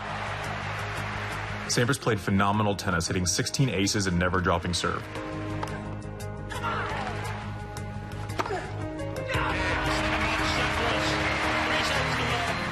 A victory meant a 12th major title, equaling Roy Emerson's open-era record. I've always feel like this is kind of my home. Each year it gets a little bit more difficult to defend it and to do it again, but I've handled that pretty well over the years, being the man to beat. An ankle injury in the second round threatened to cloud Sampras' outlook. A hospital visit and a set dropped in 3 of his first 5 matches complicated his chase for history. Dismissing qualifier Vladimir Volchkov, Sampras was safely into his 7th Wimbledon final and set to face Aussie Pat Rafter for the first time at Wimbledon.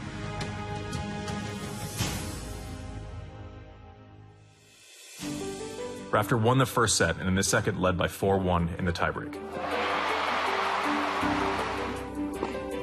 But Sampras won 6 of the next 7 points and never looked back. In their first ever trip to Wimbledon, Pete's parents, Sammy and Georgia, watch as their son inches closer to history.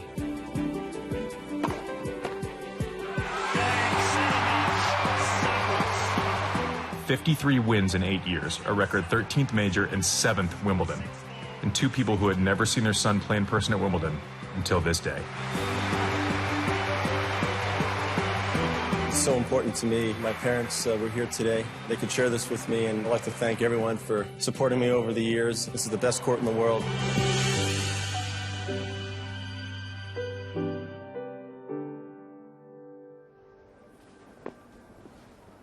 Wonderful memories of a remarkable player. 7 singles titles at Wimbledon for Pete Sampras, and he was the last American male to win Wimbledon back in 2000, 21 years ago, which is quite something to think about. We've obviously had Andy Roddick in the men's singles final since then, but not quite able to win the title. What was so special about Pete Sampras?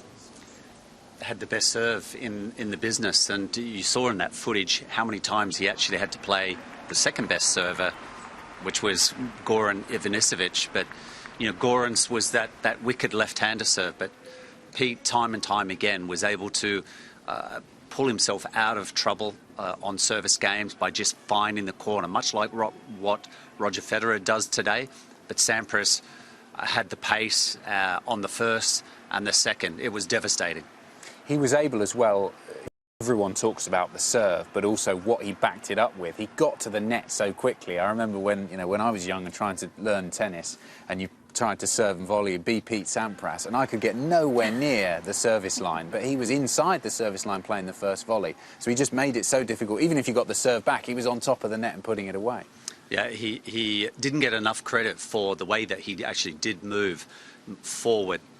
He wasn't too bad moving laterally, but going forward, and as I said to you just off camera, watching those highlights, that there was a year that Pete did have some shoulder trouble, and he spent 10 days before Wimbledon started. He was under a real cloud, that a possibility that he couldn't play the tournament. But he stayed on the grass, he practiced hitting volleys and transitioning forward. He never, for 10 days, hit one serve. He practiced the serve with shadow swings and then continued on. And his coach, who passed away at 44 years of age, he was there, you know, feeding balls into Pete just so that he could get that movement. Because when Wimbledon started, Sampras was ready. What were those rivalries like? We had Andre Agassi, who we saw there. There was also Jim Courier around the same time, Goran Ivanisevic, as you mentioned, Pat Rafter.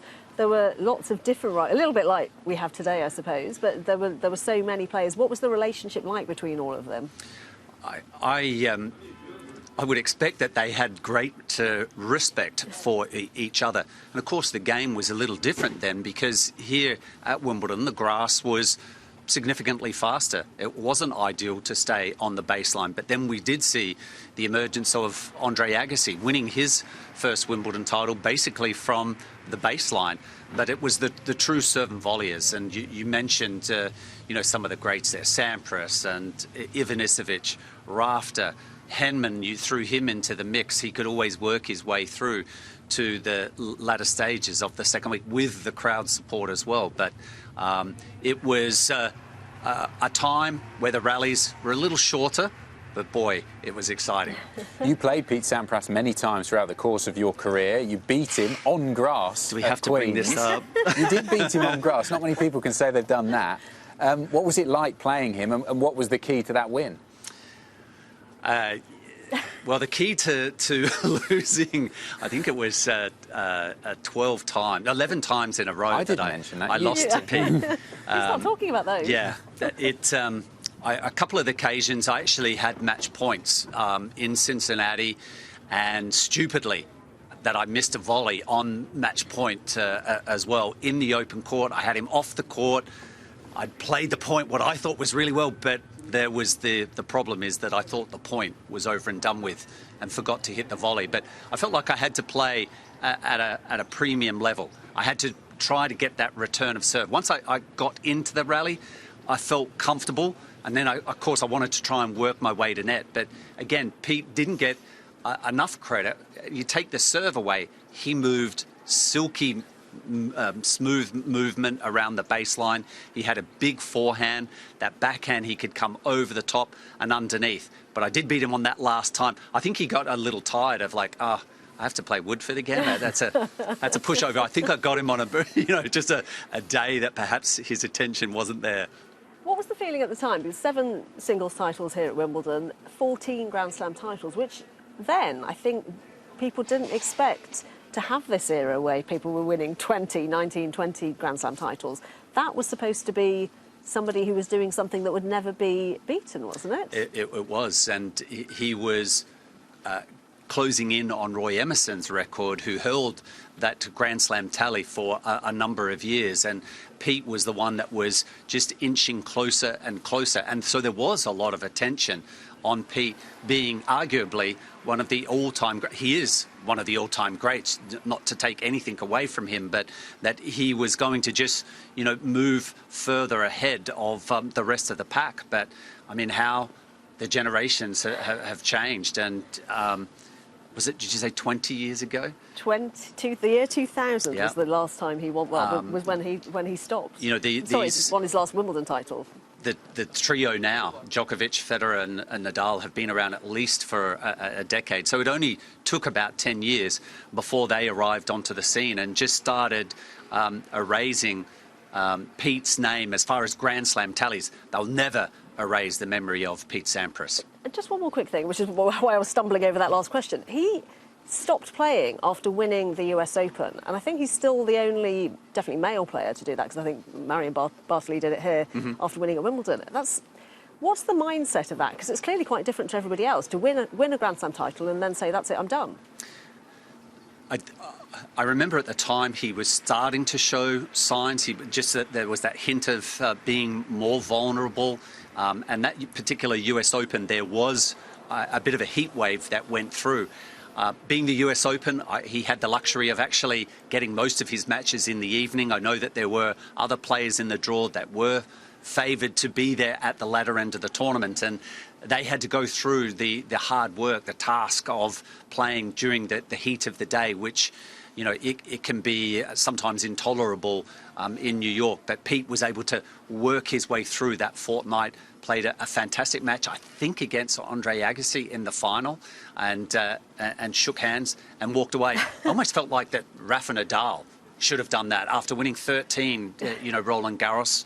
Just say, OK, I'm walking away undefeated at Roland Garros. Yeah, there was an amount of mystique about the way he walked away and almost his whole career and what's happened since then. We felt like we knew Pete Sampras. Everyone, when any tennis fan, you mention Pete Sampras, they can immediately imagine him on centre court at Wimbledon, smacking the serve down, coming in serve volleying, those great matches against Ivanisevic, Agassi, Rafter. But off the court, and since then, we've not really seen too much of him. He's not someone who does media, he keeps himself to himself. He was very quiet, unassuming, clearly a family man. And that almost adds to the mystique of Pete.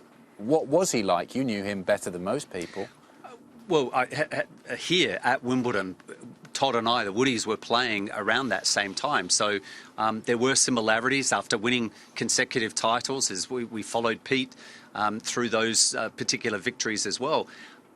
But I didn't feel like that Todd nor I actually knew him that well. He came into the locker room, prepared for his match, warmed up, generally won his matches reasonably quick fashion, and then he was off.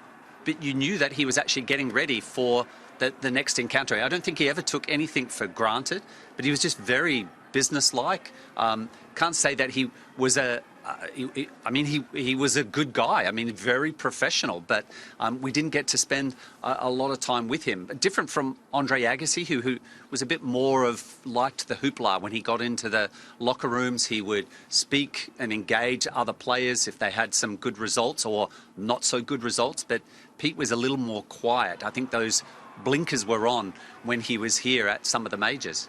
It's just intriguing talking about him, isn't it? A real character and quite an enigma too. Pete Sampras, who won 7 Wimbledon titles.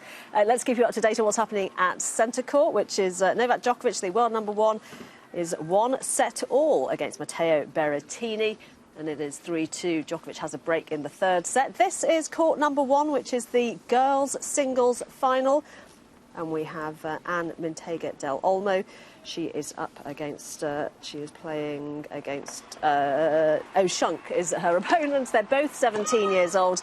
They've got, the first set has gone to Shunk of Belgium, and it is 5-4 in the 2nd set. Del Olmo of Spain is ahead and Shunk is serving to stay in the match.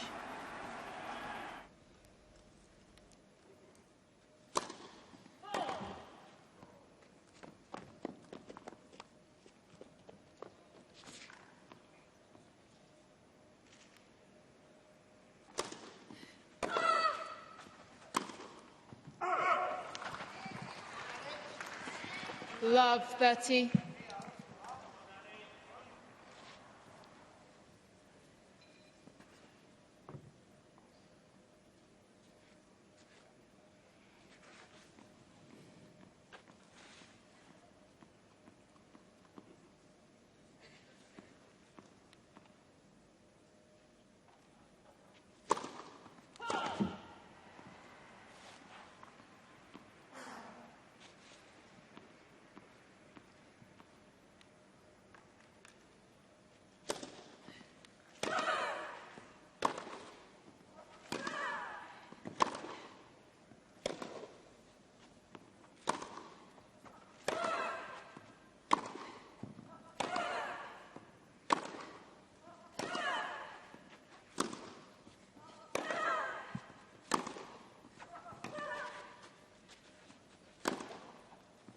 Well, the only way Shunk seems to know how to win is the hard way. And the last 4 matches have gone the distance, and it looks like this one could be going the distance as well. 3 set points for Del Olmo.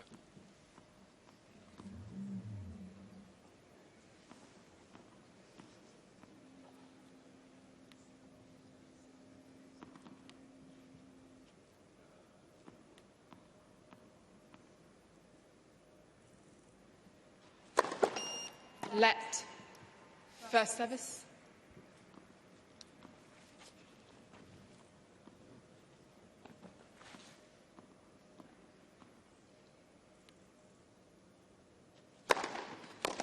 Wow, that's big. 111. Oh, someone's a good catch up there. Well done. 15-14. She enjoyed it too.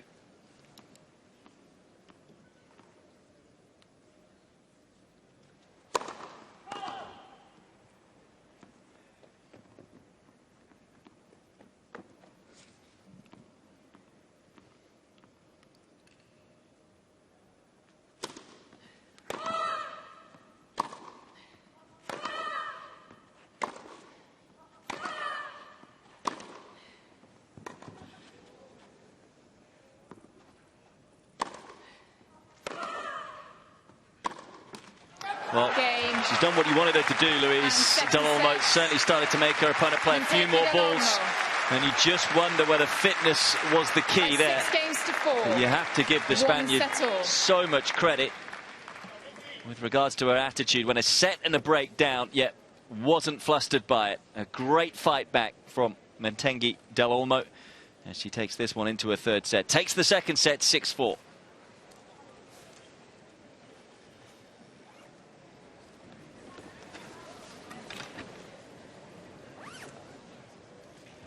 Just going to a new racket. And let's have a look at some of the numbers. Well, the first serve percentage in terms of getting it in isn't great for the Spaniard, but look at first serve points won. That's exactly the reverse, because that's what was happening to Shunk in the first set. She was able to control, and equally forehand winners has also now become a priority for Del Olmo. Just much better in this set. 5 apiece for winners, but certainly more errors now coming from the German, and that's off the back of this kind of play. I like to see the change up here. This is her strength, Del Olmo, is to get players moving. You can see the grips there. She hits with a lot more spin, very Nadal-esque there, finishing over her head. But look at that. She certainly has another quality of Rafa, and that is she loves being out on the court. Good intensity here from this young lady. Great display from both players. Yeah, great display from these two players. Not a bad display from this young man as well. Kept his eye on the prize. He really did. Final set. Definitely an Englishman rather than an Australian. To serve.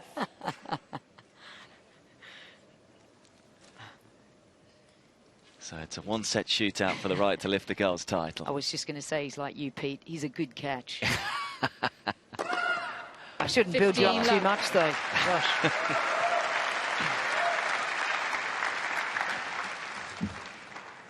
I don't know what to say to that, to be honest. Just blush. I just blush and, yeah, bashful. Just accept it.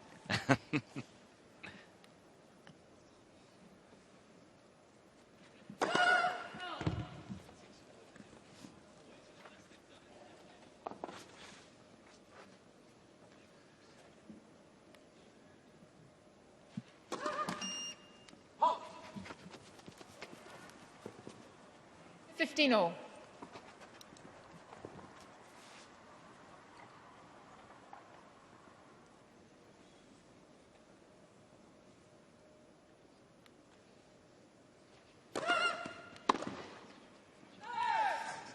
$30-15. Starting off the way she finished that second set, and that's just with good focus, good intensity here, the Spaniard.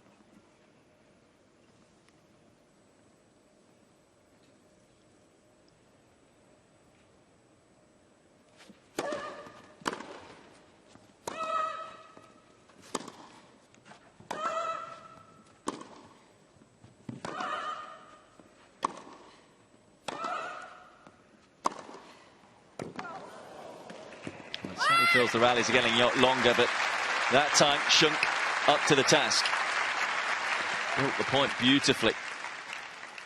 30 all.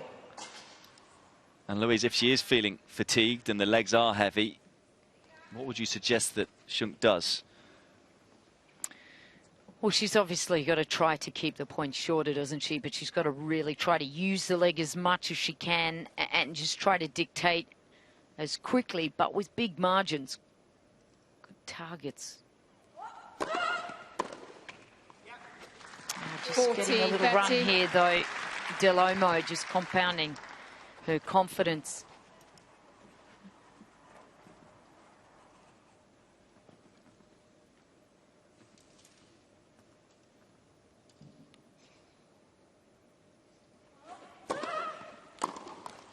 Game. Not quite as sharp as she was in the first section. And Del Olmo taking full advantage. It's the Spaniard who leads now. Sneaks in front early in this deciding set.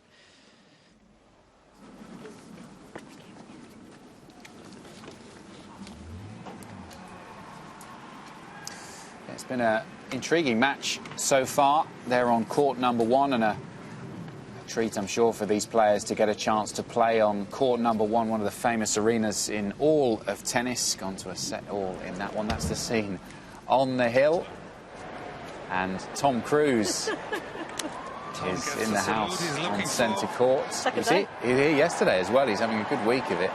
I'm being told as well he's heading to the final of the Euro 2020 at Wembley. Special guest at Wembley tonight. There we go, quite the sports fan, and that's the famous arch, if you don't know, that is above Wembley Stadium, and it'll be absolutely, I think it already is packed around there. I think it's been packed for a few hours. Yes, a good time is being had by all, just as it is here at the Championships. Just to update you on what's going on inside centre court, Berrettini having won the first set 7-6 on that tiebreak, coming back to win it, didn't he? And then Djokovic got the second set 6-4, and he leads 5-3 with a break in the third set, so a game away from taking a 2-1 lead. Mark, Djokovic, I think we were all talking about previous to the match, and then in the first couple of sets about Matteo Berrettini's serve, but Djokovic has served very well today, and that we saw that in this third set, didn't we? Yeah, his numbers, I think, are solid throughout the tournament. And even when we reached the four semi-finalists a couple of days ago, I think that the other three, Chapeau and Hurkacz and Berrettini, probably had stronger serving stats. But Djokovic was just tucked in behind in every serving category to Berrettini, who headed most of those serving statistics. But yeah, it's one of the silent parts of his game. Again, doesn't get a lot of credit. He doesn't have the big power serve, but he finds the corners. And a vastly improved aspect of his game, because I think, you know, right in the early stages of his career, if there was an element of his game that was a little bit shaky, it could be the serve. It wasn't the smoothest motion. Yep. He used to bounce the ball so many times. And, you know, he's clearly worked with Ivanisevic, one of the greatest servers of all time, and he's refined it now into a weapon. Yeah, he has. And as you say, he's taken time throughout periods of his career and maybe worked with someone. Todd Martin was one of the guys early on, just after I'd spent a period of 2 months helping out Novak. Todd Martin was trying to guide him through some of those service woes. He maybe just had a little stage fright when he was getting up and serving, and there was a lot of pressure on that second serve as he was rising to the top of the game. But you know, when you do have one of the best servers, not that Todd Martin was any slouch in that serving department, he had one of the best, smoothest service actions out there, but things are going well with the serve of Novak Djokovic. This match has already been just over 2.5 hours. They're into the third set, coming towards the end of the third set. The longer it goes, who do you think is the person that has the advantage? For me, that the longer this match goes, is Novak Djokovic. You know, his level, I think, will remain the same. I just have my concerns with Berrettini that he entered the arena today. So he's announcing that I have a bit of an issue with his left quad, I believe it might be. So I think that it's just planted that seed. May not affect Berrettini, but I think it just helps Novak Djokovic with that belief. If I have to play long 4 sets, if this goes to 5 sets, he's the Iron Man. Well, Berrettini's held serve, taken it to 5-4, so Djokovic now steps up. He's got a chance to serve for the third set and take a 2-1 lead. Let's just remind ourselves of what we saw yesterday on centre court. It was a fantastic match, fantastic moment, really, for Ashley Barty, winning her second Grand Slam title, her first here at Wimbledon. And there was a slight worry, wasn't there, Mark, in the early stages, those first 14 points going one way, and that was the way of Ashley Barty, that it was going to be a horribly one-sided final, which no one wanted to see. But after that, we had a really, really great match. And in the end, Ashley Barty produced some wonderful tennis, variety, slice on the backhand, and it was worthy of a Wimbledon final, wasn't it? It certainly was. A lot of credit, really, for both ladies out there. For Pliskova to actually bounce back from that start was disastrous. But she held firm and held her nerve. And of course, those moments for Ash Barty, as that finishing line was starting to come into her sight, she got understandably a little tense. Pliskova took that second set, and the first 2 games of the third set, I think, were instrumental in changing. Pliskova could have easily, if she'd broken serve in that first game, run away with the rest of the match. But it's like Ash was determined to just draw the line in the sand and say, no more. I'm not surrendering any further, and was able to pick herself back up and put the pressure back onto Pliskova, and was able to serve it out. But it was a very tight last game also. Do you think it will help Ash Barty to play another tournament quite soon? I heard Michael Stick talking about the fact that when he won Wimbledon, he had already signed up to play in a couple of tournaments straight afterwards, and he didn't want to let them down, so he went straight there and played, which in a way was really good for him. Having won his first Wimbledon title, it just meant that that wasn't a big deal because he had to go straight out onto court again. Do you think that's the kind of thing that would maybe help Ash Barty, particularly if she can't go home and celebrate with her family right now? Well, did Michael Stick do well in that tournament? He didn't win the first one. He won the second one, he might have learned a lesson not to play too soon after winning such a grand tournament as this one. And I think that's certainly, from my experience, was, you know, after the slams, because you invest so much physical energy, emotional energy, mental energy, that it does take it out of you, especially if you're there at the end of the tournament. I know that Ash, unfortunately, can't play at home. I think Michael Stick, back then, from memory, there were tournaments in Germany that you know, fall straight after Wimbledon, so he probably had some obligations there. And you know, great to see that he did turn up. But I maybe have a sneaky suspicion that he might have been saying, oh, I really don't want to be here. I want to bask in the sunlight of winning Wimbledon. Yeah. There were so many lovely moments, Mark, throughout the match, and then what we saw afterwards. And one of them, you know, it's doing the rounds on social media, that video of Ashley Barty's parents, who sadly couldn't be here to watch her on centre court, but they were back home. We saw the dog that woke up when the match was won, and it was a lovely, video of them seeing their daughter achieve, I suppose, her dream of winning Wimbledon on centre court. And behind every great champion is the coaches, but most importantly as well, their parents. And I'm sure you can speak to picking up the game and the success that you enjoyed. You do it for yourself because you want to achieve, win the titles and achieve as much as you can in the sport, but also you're a product of your parents too. Exactly.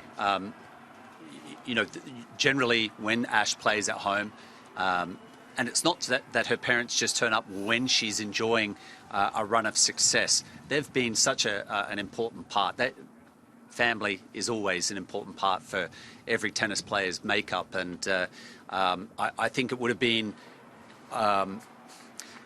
generally, we've seen in the past that parents will show up for such a major final, and I think Ash's parents would have loved to have been here. And obviously, that's an Australian tradition, staying up late, usually in front of the fire because it's a little colder back in Australia right now, and watching these great matches. So I took joy in watching that video as well, and to see her dad, who I know has been there beside Ash, but his hand, as it was just moved up through that last rally, like he just didn't want to overdo it, but then he couldn't help but the hands went up with the fist pumps, and I'm sure that they would love to see Ash get home, but with the precautions the protocols that we have in place, they may not see her until after September. Because so much goes into creating a Grand Slam champion, the driving to the junior tournaments, sometimes, I'm sure, being in Australia, flying abroad to go to junior tournaments,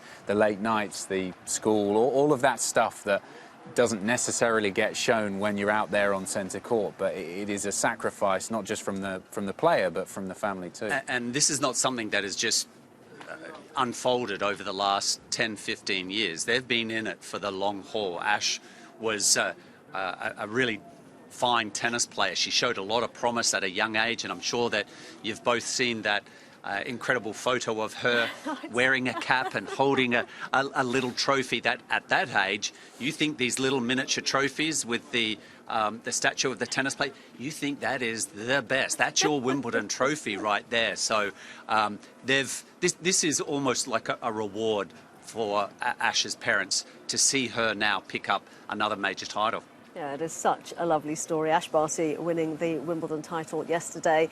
At the moment, in the men's final, it is Novak Djokovic who is 2-1 up against Matteo Berrettini. Berrettini, the seventh seed, took the first set on a tie-break, and then Djokovic has come back to take the next two sets, 6-4, 6-4. They've been playing for 2 hours and 40 minutes already. But let's go back to the women's final and have a look at the highlights between Ash Barty and Karolina Pliskova.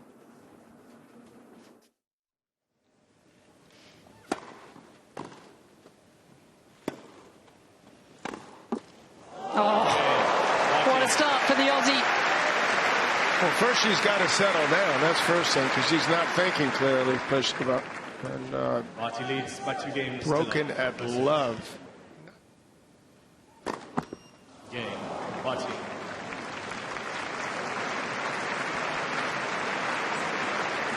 Well, said today, earlier, that as her serve goes, as her game goes, and the serve is just not there for Pliskova. And that's going to feel an awful lot better. She'll take anything right now. Still Barty cruising there in this opening set. 4-1, the Australian leads.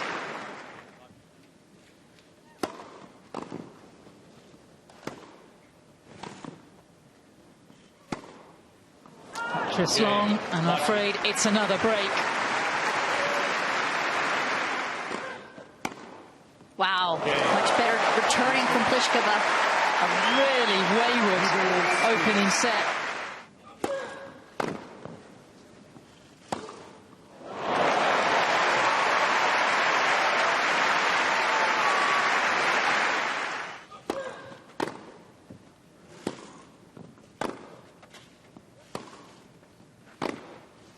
It's been a nerve-filled set, but the world number one has been the first to settle as she takes it in the end by a comfortable 6 games to 3.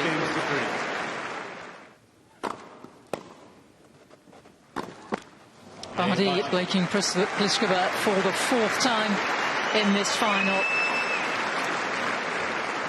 And the Aussie in full control now. By 1 set to.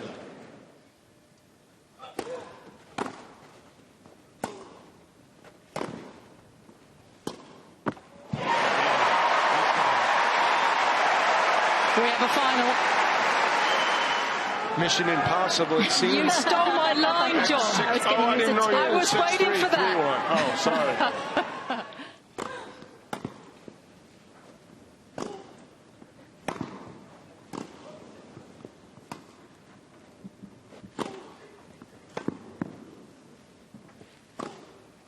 Back to work. Called out.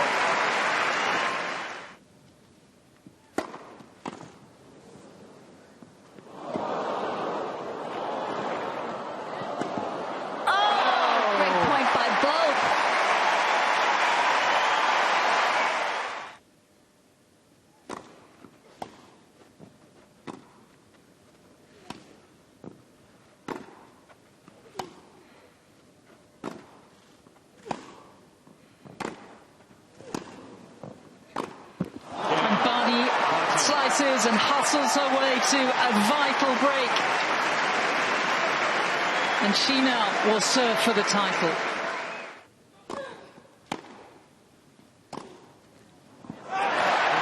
It's a loose game from Barty. And Pliskova lives on.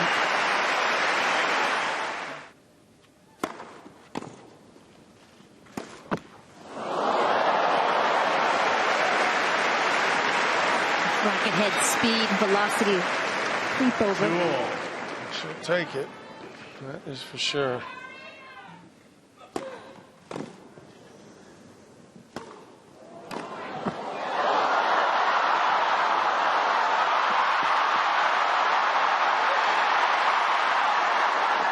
She's made it.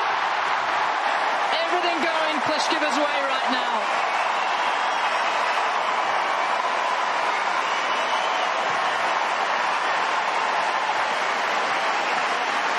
Well, you got that right, that's for sure. Lady Luck is turned on her side in the nick of time.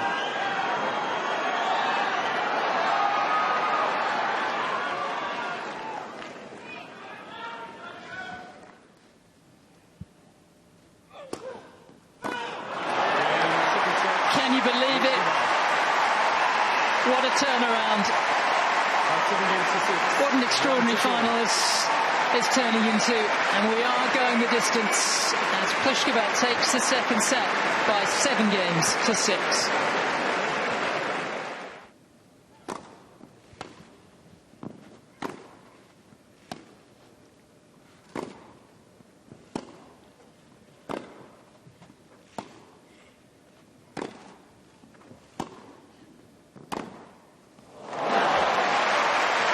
Such a clean ball striker.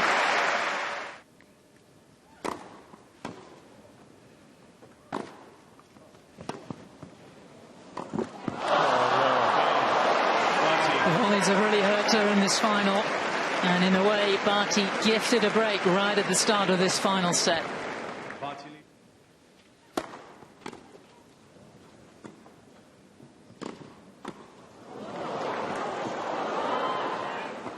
Beautifully done.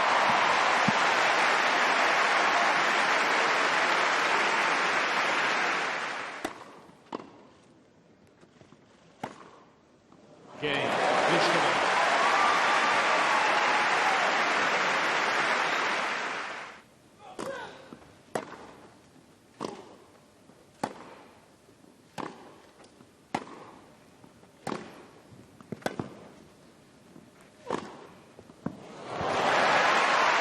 You give her time on that forehand, watch out.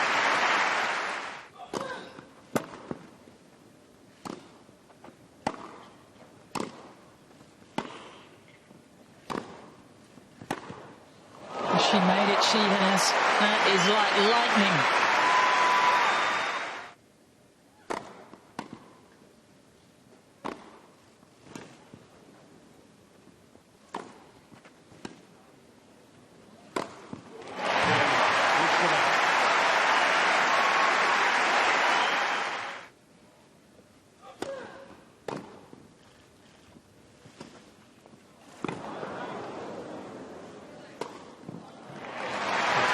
Was close to being wide.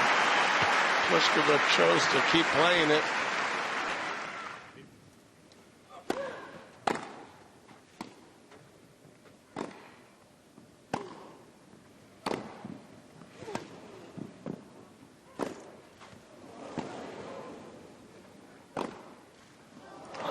Has she made that? She has.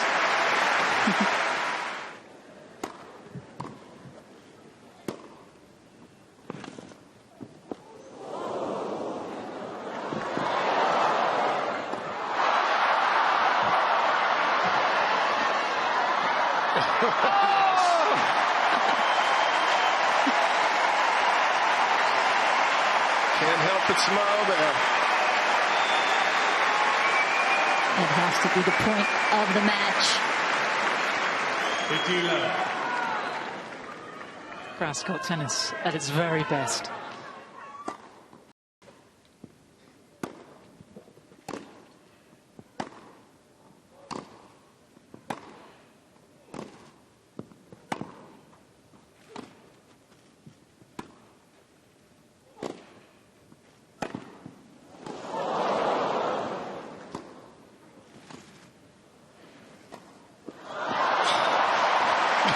But effective. Game. Barty will have to serve it out.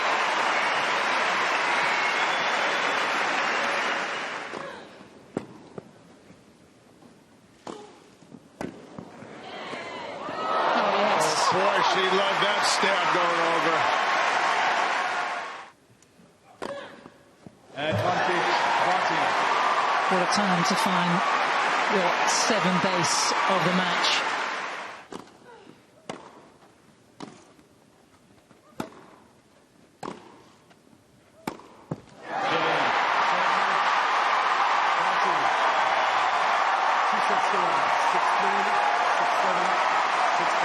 A destiny fulfilled.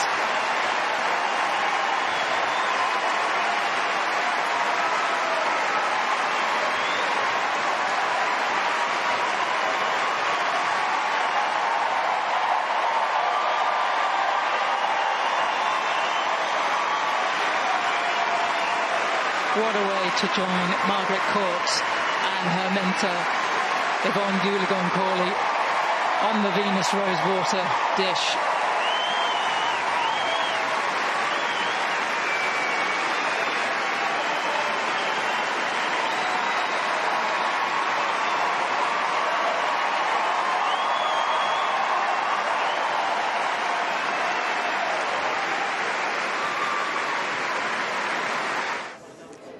Barty, Wimbledon champion. How does that sound? It's a dream come true, and I think sometimes you never quite know if dreams will come true, but sometimes they just do, and to be able to have all of the stars aligned for me over this past fortnight has been incredible. Emotions were obviously running pretty high towards the end of that, and that's completely understandable. Can you just talk me through maybe what was going through your head? I don't know if anything was right at the very end. Yeah, I think trying to stick to my processes was a massive part of that last game, and I felt like I played a great third set. I think probably some of the best tennis that I've been able to produce this whole tournament was in that third set, and just nice to know that all of the work that we've done, we can trust that. And that was what I just kept telling myself, is just back yourself, trust yourself, mate. Just go up and hit your spots and try and bring it back to how you would for any other point of the match. And then when you won that final point, pretty much fell to the ground, you looked at the crowd in front of you. What was that like? I didn't know where to look. Genuinely, I didn't know how to react. I can't quite remember how I did react. It was more just disbelief, and I just wanted to go up to my team and give them a hug because they've been through so much of my career with me. They have invested so much time and energy and sacrificed so much to give all of their energy to me, and to be able to share that with them is extra special. In terms of the match, was that one of the toughest matches to have to fight through, considering the circumstances? Yeah, and I think each and every time you get a bit more experience, but there was certainly nothing like that today. I've never experienced anything quite like a final here at Wimbledon. To play the level of the match that Kara and I did, I think it was just awesome. There were little runs of momentum both ways, and being able to stem that back and kind of just wrestle the whole time was really, really good. And obviously, I think sometimes in life, timing is a funny thing. 50 years ago, it was Yvonne Goolagong-Colley's first title here. You were wearing the dress as well. How special is that? Yeah, the stars aligned, genuinely. And Yvonne sent me a message before the start of the tournament just saying that she hoped the outfit gave me as much luck as it did for her, and I think just hearing those words from her is extra special. And now to share a little bit of history together for our culture, for our family, is absolutely remarkable. And I hope that she is proud, and she's inspired a nation, she's inspired me, and she continues to inspire Indigenous youth all over the country.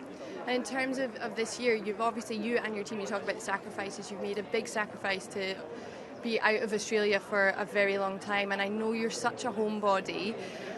And normally at this time of year, it's hard for you because you've been away for the whole of the clay season. But what has changed in your mindset to have to adapt and just hone in on what you have to do? I think it's about treating this year as an adventure. We may never, and probably will never, experience this again, and being away for 7, 8, 9 months. We're just over the 4-month mark now, and I think it feels like a lifetime ago that we left Australia, but also the experiences between when we left to where we are now, I certainly wouldn't change. There have been ups and downs, and it's been bumpy along the way, but to be able to learn so much in such a short space of time has been incredible, and to know we still have so much of the year left is exciting to look forward to. It's all going to be new, it's all exciting, and just being able to embrace it and take it on is a massive part of our year. And obviously you're extremely close with your coach, Craig Tyser. What did he say to you at the end? Because it was just such a lovely moment when you were up in the box. Yeah, I just gave him a hug, and I think both of us, it's dreams coming true, and to be able to share that with Tyser is genuinely no one else I'd like to share it with. And he puts so much time and energy into my career. He sacrifices so much, and he is the best in the business. I firmly believe that, and I'm extremely lucky to have him in my corner. And have you been looking at what the reaction has been like back in Australia? Because, I mean, obviously the fans and friends and so many people stayed up late to watch it, and over social media they've been supporting you here, there and everywhere. Yeah, I've seen quite a lot of it, and I've been able to talk to a few of my friends and family just briefly via texting. But yeah, it's just incredible the amount of support and love that I receive each and every week all around the world. But this week here at Wimbledon has been extra special, and I think to know that hopefully I brought a smile to a few faces around Australia in still some trying times is really awesome, and to be able to kind of share that with my family and chat to them in the morning once maybe the dust settles a little bit will be really nice. Well, you definitely brought some smiles. You brought some tears, but happy tears, of course. And finally, Ash, you've got your members badge on you at the moment. It's looking wonderful. What was it like wandering around the clubhouse with the trophy in hand? Yeah, incredible. Genuinely, I had no idea where I was going. I needed to be directed and kind of guided the whole way along, but just being able to take that in and to be able to have a crowd here, like an incredible crowd, to be able to share that with them as well. They really did make my dream better than I could have imagined. Well, Ash, thank you so much for your time. Thank you so much for a wonderful couple of weeks. Everyone has so enjoyed watching you, and congratulations. Thank you. Thanks, Jen.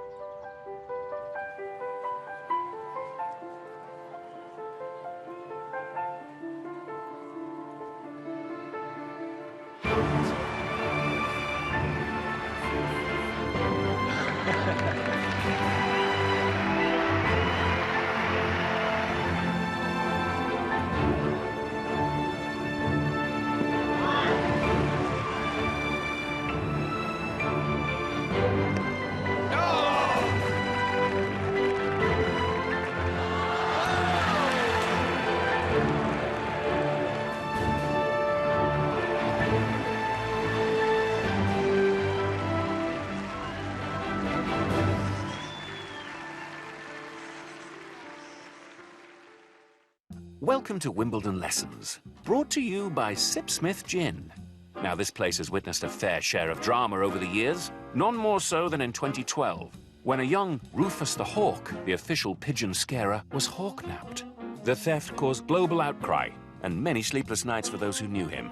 I myself slept like a baby, but I didn't know him that well, just through friends, really. The story does, however, have a happy ending. Rufus was found 3 days later on Wimbledon Common, healthy, fit, with a slightly sore leg. So let's raise a glass of perfectly poured gin and tonic to Rufus. Quite right. Wimbledon's most juicy moments. Is she playing Sleeping Lions? Bet that caused a racket.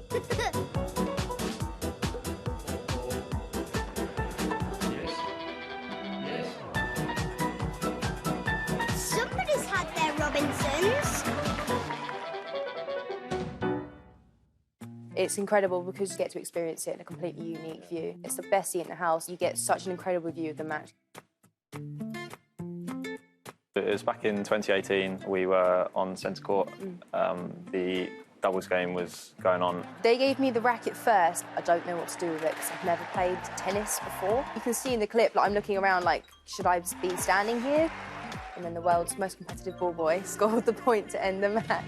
But I still feel bad for Morgan a bit about how short I cut the time on court. So it was pretty special to then hear the whole crowd. Yeah, the whole crowd get up and go crazy. Yeah. So you hear a lot of cheers as a ball kid, but that none of them are ever really for you unless you like catch a ball. The reaction it got online was immense. Yeah. How many views did it have? 6 million. 6 million views on social media. Best seats in the house, pretty much. Yeah, best seats in the house.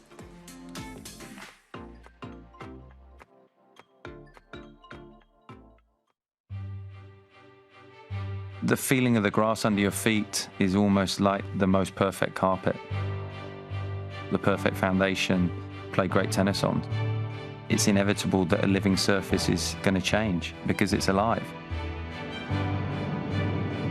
That is such a challenge for the players because there's no other surface that will change so dramatically over a tournament. At the beginning of the grass court season, the ball is going to be skidding through a little bit more. It's going to bounce a little bit lower. As the courts dry out, they get harder. The ball's going to bounce higher. I think grass court tennis is more exciting because there are more variables. That's why I think you've seen some of the best matchups that we've ever seen in the game take place at Wimbledon. Wimbledon is the greatest challenge. Grass court tennis is what it's all about.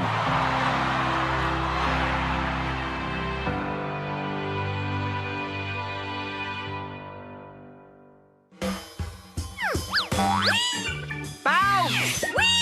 Bounce, what are you doing here? You're not allowed on the grass. Shh! No one will know. Anyway, Blade, you're allowed, so why aren't I? I'm a piece of grass, Bounce. I can't keep off myself. Well, I suppose maybe if I jumped. No. Oh, I've got an idea. Anyway, enough of that. Boys and girls around the world are patiently waiting to learn all about our wonderful home. Wimbledon! Wimbledon, yes. But first, we need a swift change. Wait for me! Wimbledon is the oldest tennis tournament in the entire universe. It's older than your granny. It may even be older than your granny's granny. It's aged 144. And Centre Court is one of the most famous stadiums in the world. It has a sliding roof, which means we can play in all types of weather. We'd need 7,500 umbrellas to protect Centre Court from the rain if we didn't have a roof, but that might get a little leaky. I live here with my relatives, all 54 million of them. We all stand at 8 millimetres tall, and we have haircuts regularly. Let me introduce you. There's Fred, Virginia, Bjorn, Martina, Boris, Steffi, Pete, Venus, Blaze. Hello, Roger, Serena, Blaze. Andy, Simona, Novak. You said we only had 3 minutes, not 10 years. OK, your turn, Bounce. I trained my whole life to be a ball at Wimbledon, and I love exploring the grounds as fast as I can. Come back, you're making me dizzy! Yes, now where was I? Oh, yes.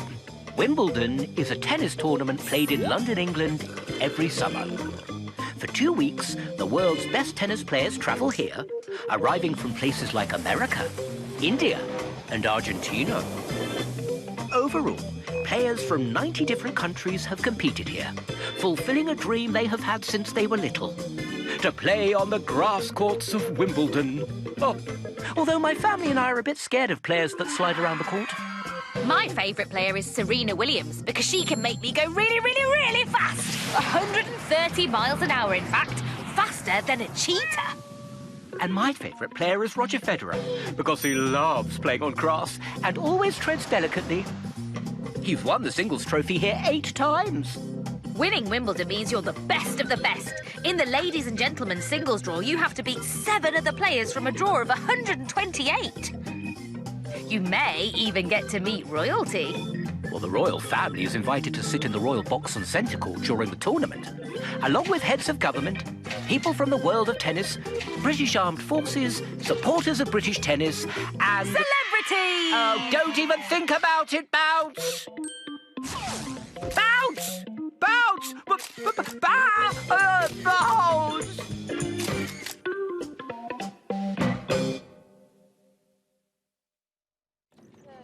The wait is finally over. We're live at Wimbledon and it's looking like a glorious day. Come on, you're missing it! We are at Wimbledon and the grass is looking as immaculate as ever. Just 15 years of age. Her very first Wimbledon.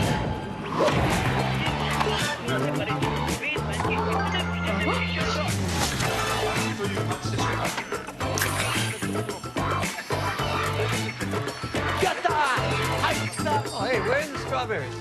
We're out. You cannot be serious.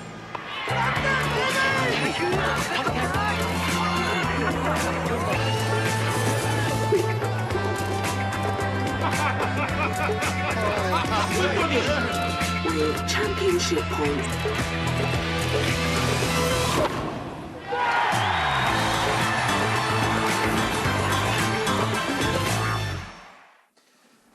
Well, these finals in SW19 really are delivering. This is court 1, the final of the girls' singles. It's gone to a final set with the Spaniards serving for the match. It's 5-1 from Montegui del Olmo.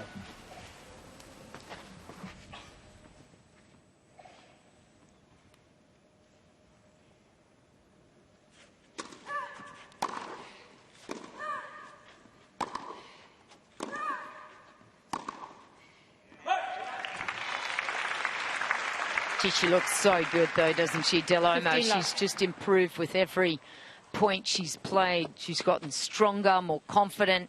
Just the walk, the talk, everything looks great from this young lady. And a reminder, she spent 8 hours and 15 minutes on court coming into this one. Only 15 minutes less than Shunk, but looks fit. Hasn't struggled at all with regards to her fatigue.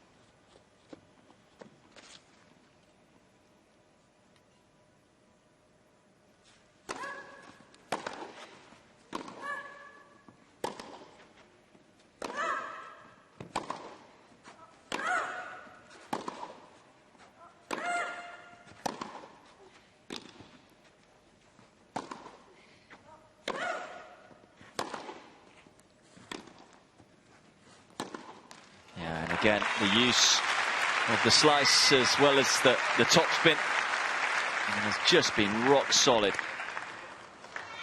30 love. Early on we saw a few unforced errors from the Spaniard, but those have dried up. It's given absolutely nothing away in this final set.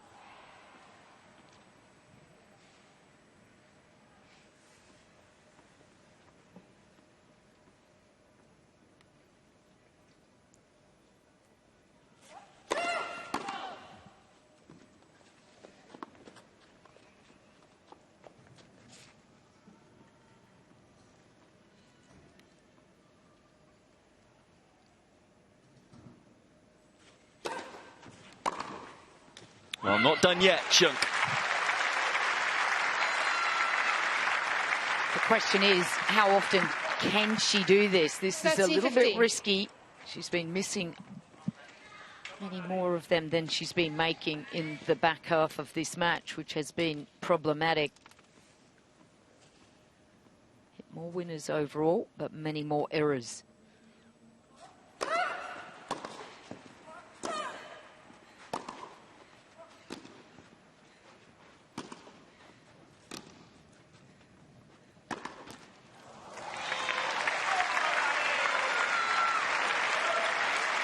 Well, it's been a fabulous tournament for Nastasia Schunk.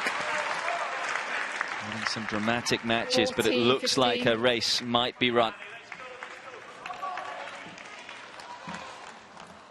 Annie Mentengi Del Olmo with 2 championship points.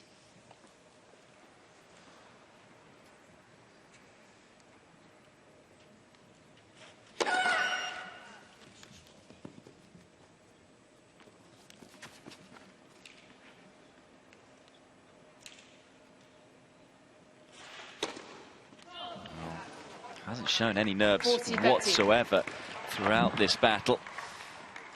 Showing she's human there. Shaky second serve, an 8th double fault for Del Olmo. Still has a championship point.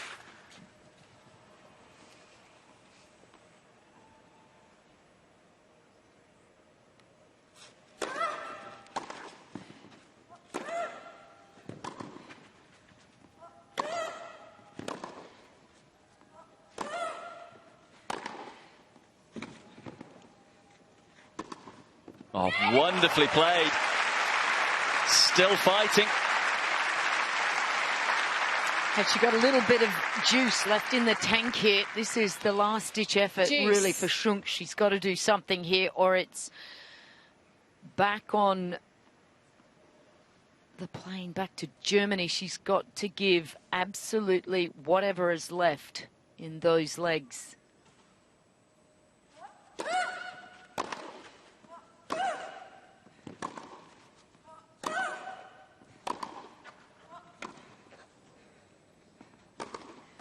Oh, and there's another fiery forehand.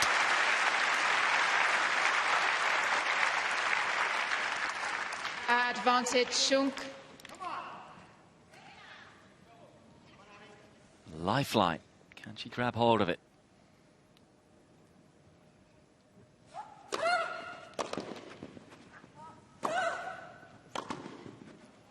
Yeah, she's going to stretch the court. She's going to force Schunk to move as much as possible. She knows that's where she's been really hurting her. She's not going to hit that flat, hard ball at her. Get her moving.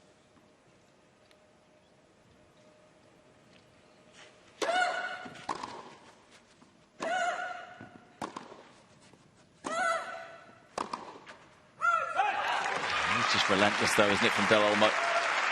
Really good return from Schunk, but the Spaniard was ready for it. Advantage, Mentengi Del Olmo. Encouragement from this year's top seed in the girls' singles. Jimenez Kasentseva willing her friend on. It's her 3rd championship point.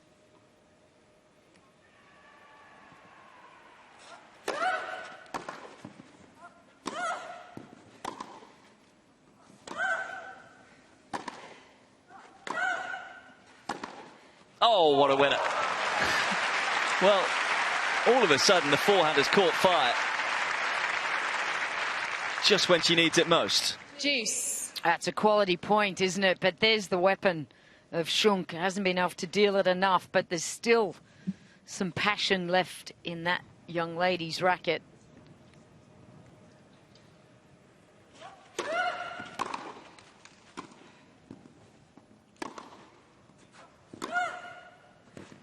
Oh, well, it's just caught the line, and with it, it's gripped it. And that's why Schunk just swung a little too early. You know what they say, Louise? 4th time's a charm. Let's see.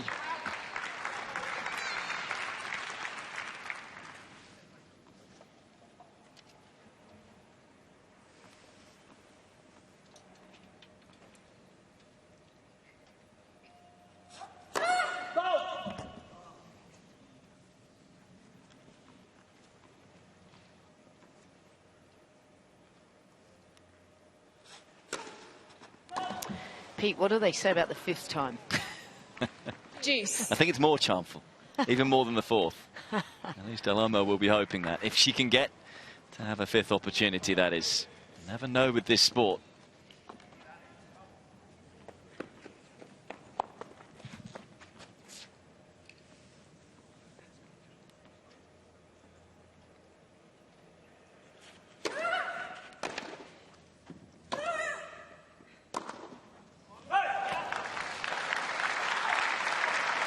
Well, she will get a 5th chance. Advantage, Minteki Del Olmo.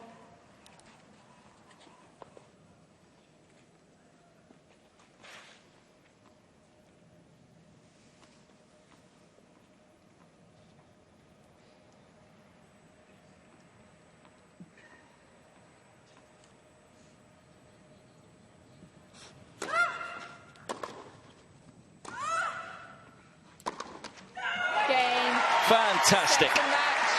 As Annie Mintegi Del Olmo makes history, becomes the first player from Spain to win the girls' singles title at Wimbledon.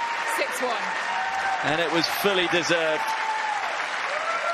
Kept her composure, was rather outplayed for the best part of 45 minutes, but then used great variation and consistency to find a way past Nastasia Shunk.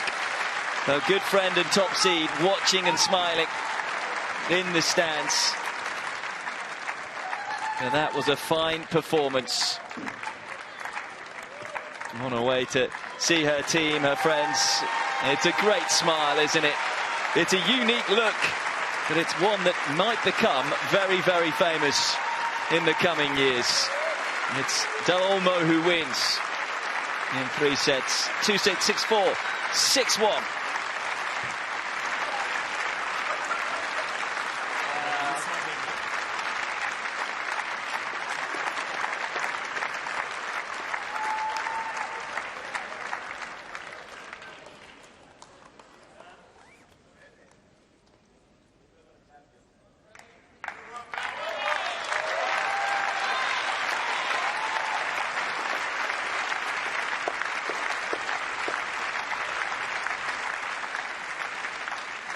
And so our 2021 Wimbledon girls singles champion, Mintegi Del Olmo.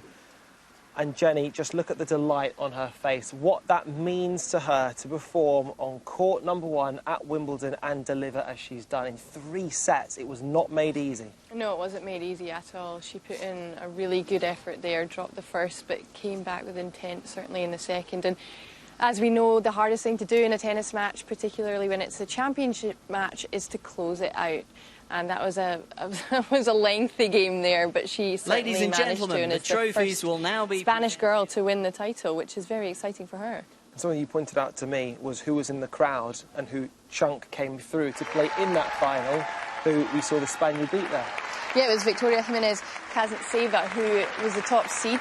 She was just 15 years old. She won the Australian Open earlier in the year in her main draw debut of a junior tournament. So clearly they're obviously very close. So she's certainly supporting her, which is lovely to see. What a moment for her. We were speaking about the fact that Ash Barty won this title 10 years ago. And I'm sure we will see these girls in the future. But the hardest thing to do, these girls are both 17 years old. They've got one more year. But the hardest thing to do is to transition from the junior game onto the professional circuit. It is a massive, massive jump.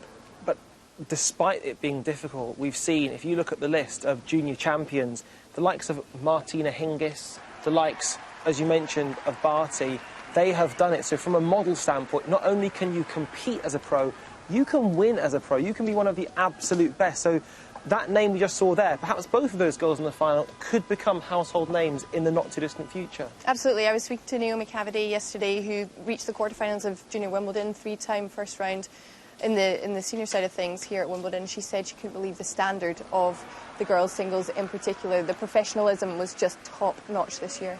And in terms of Anne, her composure was what really stood out to me. Even as she sort of crossed the line, you could see a sense of relief, you could see elation, but you didn't see somebody that was surprised. She came here expecting to win, and a bit like Novak on centre court, has just been composed. Well, she actually beat 3 top 10 seeds en route to the final, so she played some great tennis and really can take some great wins from that, so credit to her there. What a win for her.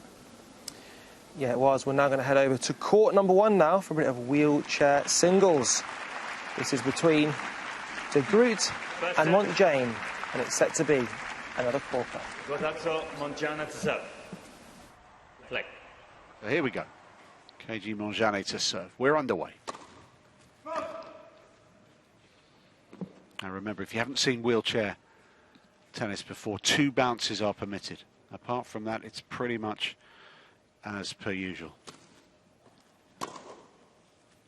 Oh. 15 love.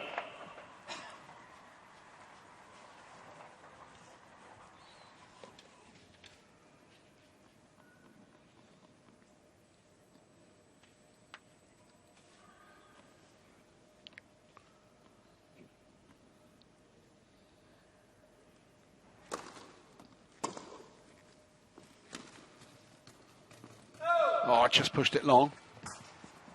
15 all.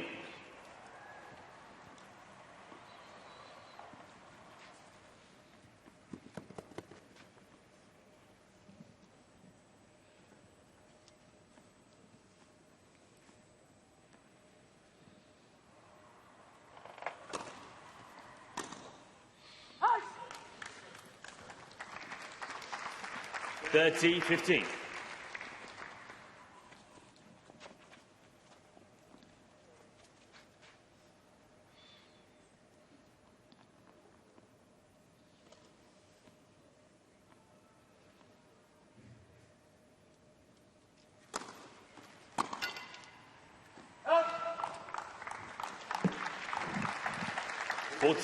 Good serving, 78 miles per hour. Might take both players a little time to settle into the surroundings. This may well be one of the biggest courts they've ever competed on. Game. Good start for KG Monjane.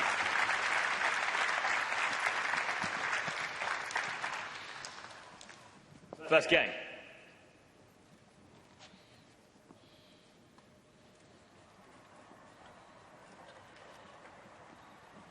A very strong start there from KG. I'm sure she's pleased with that, especially as her first service game on this big court.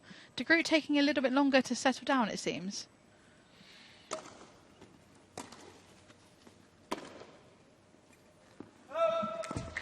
Yeah, stretching for that forehand. Love 15.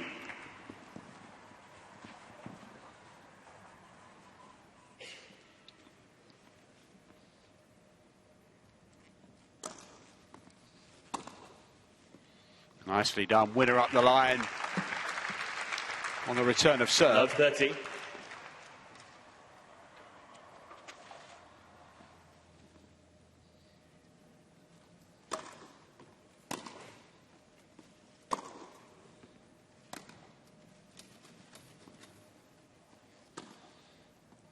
Yeah, backhand winner from the Dutch player. 15-30. Not quite enough depth from what Monjane, giving De Groot plenty of time to pick her spot.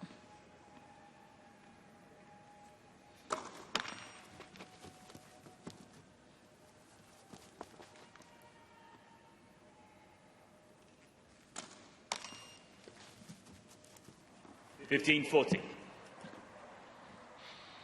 Not quite the power and accuracy that we've been used to seeing from Dider de Groot.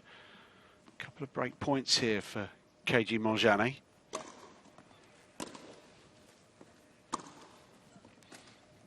Too good. 30-40.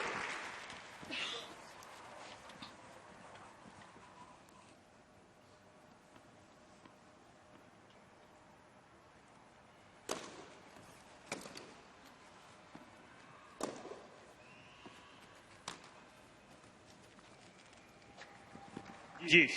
2 break points saved. Monjane cross with herself for not having made more of the opportunity. It was a forehand winner chance for her. Juice. Oh, smart. Advantage, Monjane. She did a great job at creating that angle.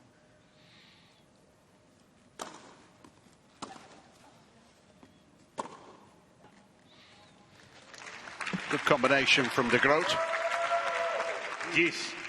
Seems to be finding her rhythm a little bit more now, doesn't she? Yeah.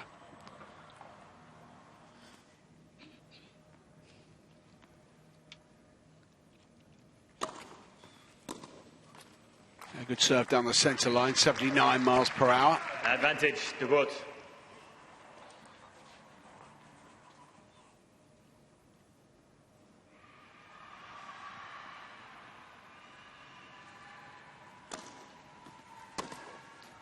Oh, lovely. Forehand winner. And beyond the reach of de Groot. Deuce for the third time.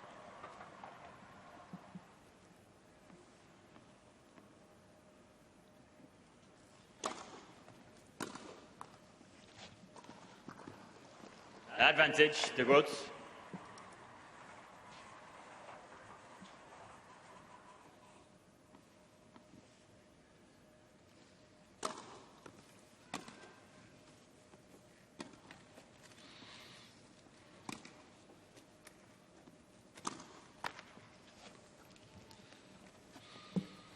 Deuce.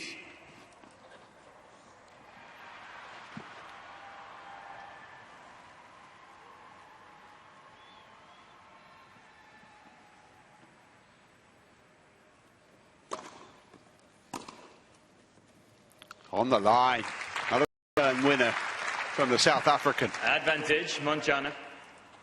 It's a real weapon and lethal. If de Groot's not getting that placement right, we can see just what Montjane can do with that ball. Off the frame that time. Deuce.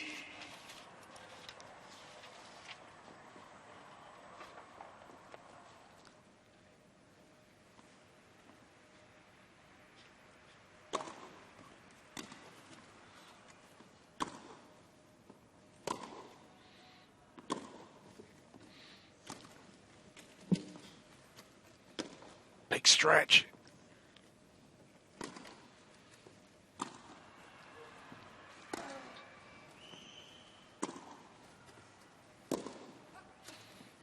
That's more like it. Good tennis from both players. Advantage, Montjane. That's the longest rally we've had. Just take a little time to warm up. Montjane has her fifth opportunity to break the serve.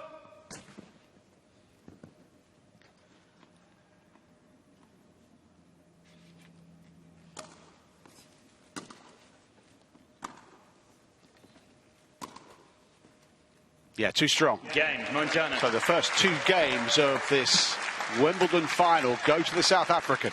Montjane leads 2-0. First set.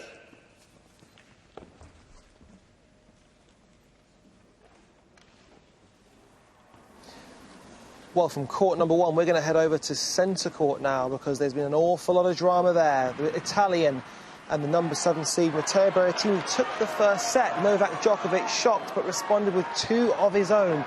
But we joined things in the fourth set. The Serbian 5-3 up and Matteo serving to stay in the match. Thank you, ladies and gentlemen. Thank you.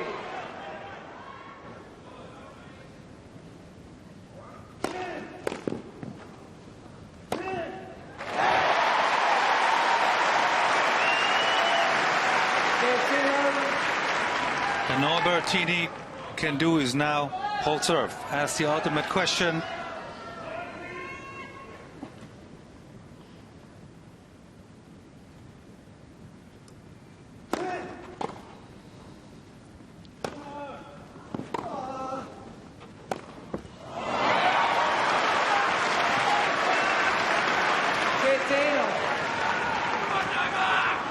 Djokovic had problems serving out the first set. He lost his serve when serving for the second set. Probably quite fancy getting another break of serve here.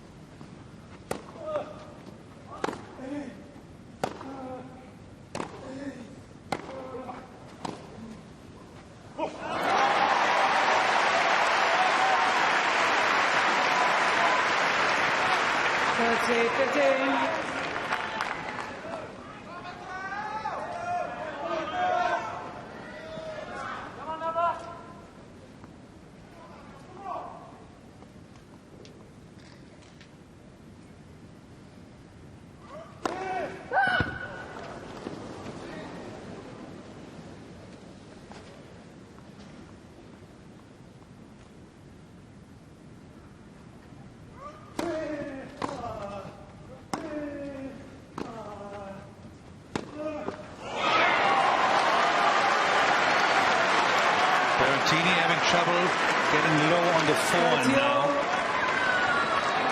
He out of 20 match play.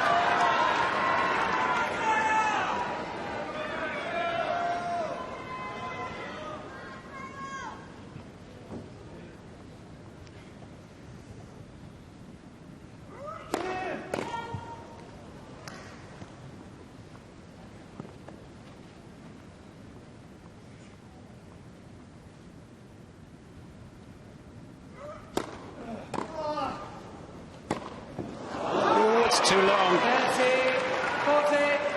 And after 3 hours and 20 minutes, Djokovic is a point away from sporting history.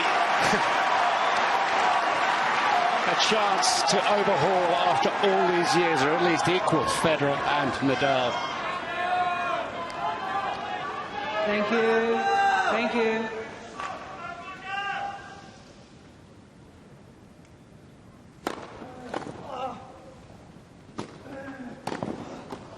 Well done.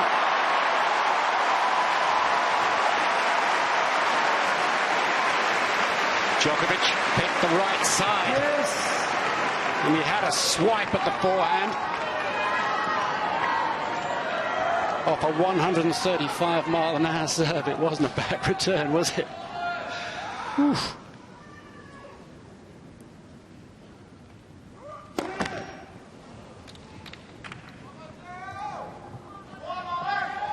Thank you.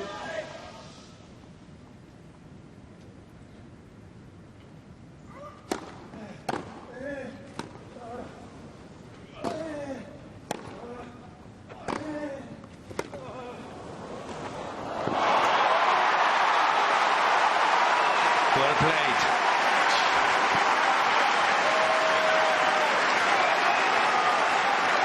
Advantage. Djokovic. What a moment.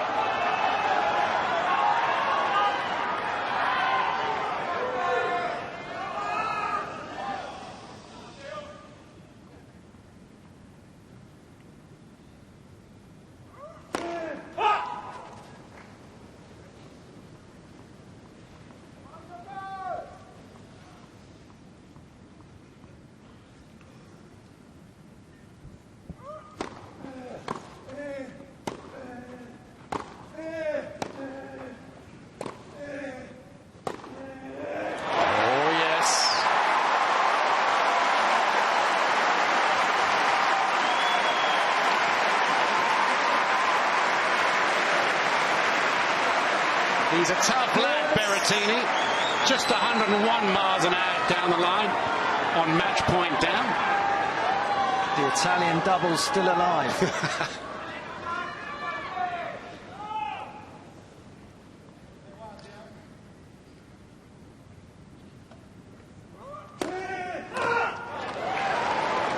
Will he challenge? Yes, he will. And disrupt his own rhythm between these serves. Players don't like to do this, but he'd like this point. Thanks very much. He'll have to earn it for a second serve.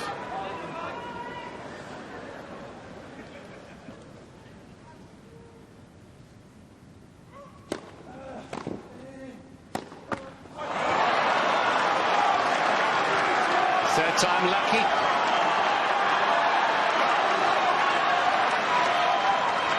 Advantage. Djokovic.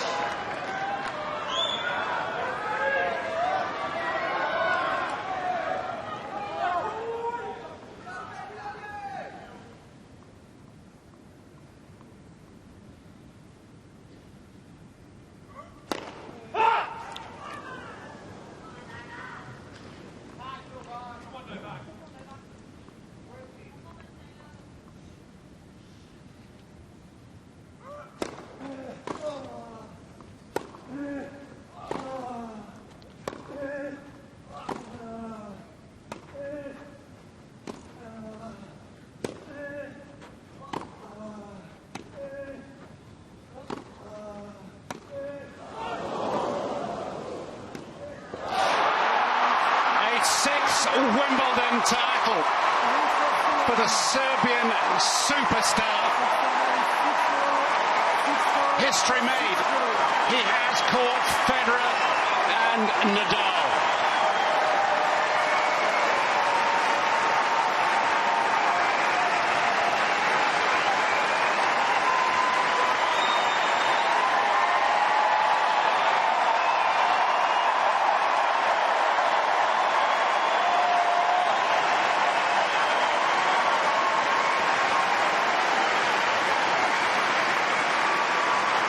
Journey which began with his parents working all hours to pay for his lessons, to wait on tables.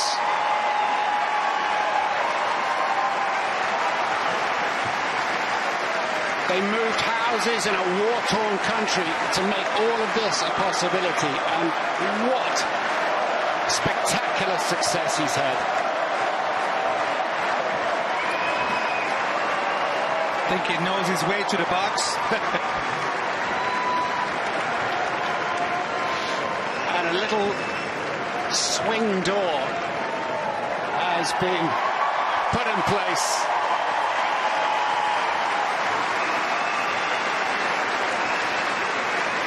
And Boris, you played your part in this record-breaking run.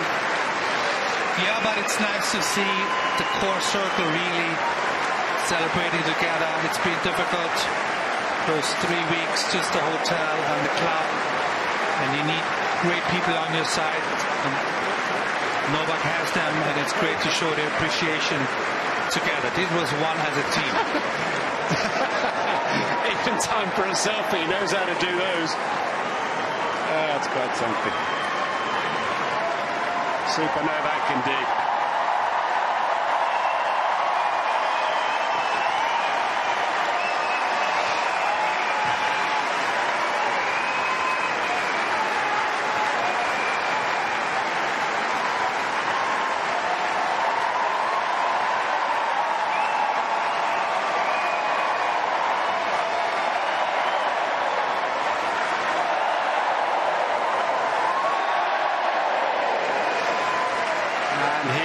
Conducting centre court now as the presentation party get ready to come out. The carpet is being laid out on centre court.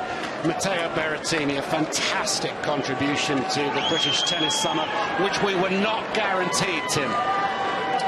No, we certainly weren't. I think when we reflect on last year and to have the players back, the spectators back in the stadium, it really has been a fantastic tournament with a very, very worthy winner.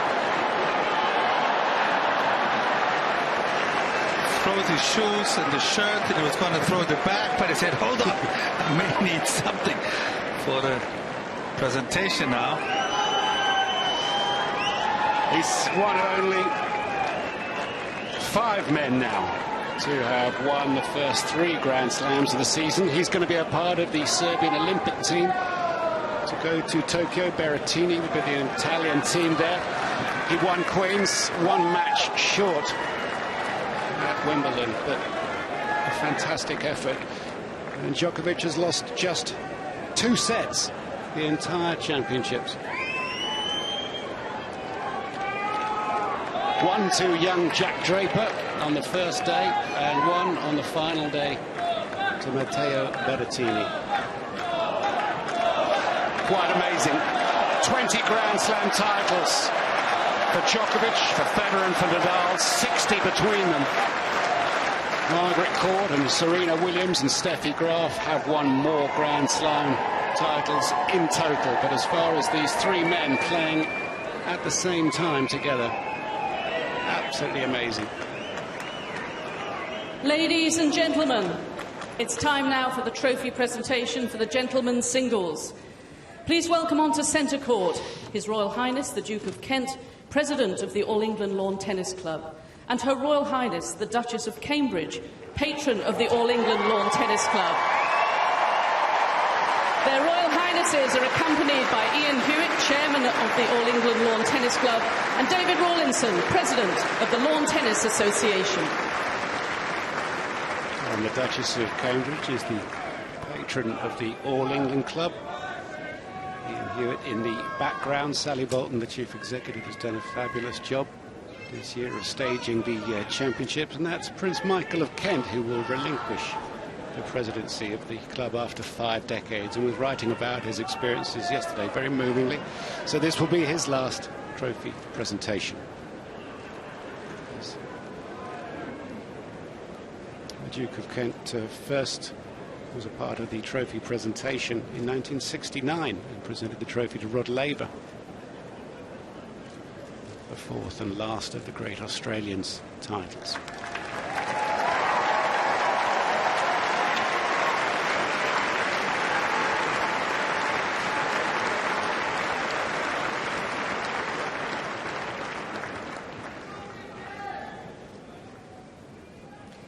First, please show your appreciation for the championship's referee, Jerry Armstrong.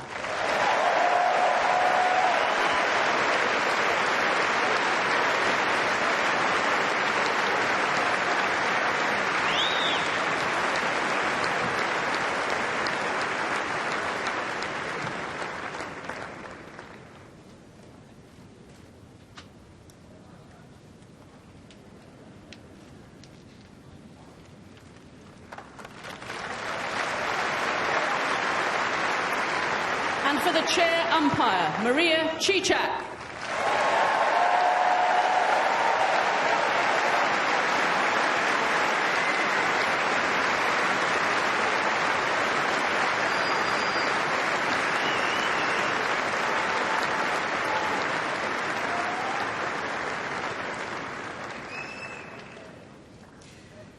Now, a special presentation.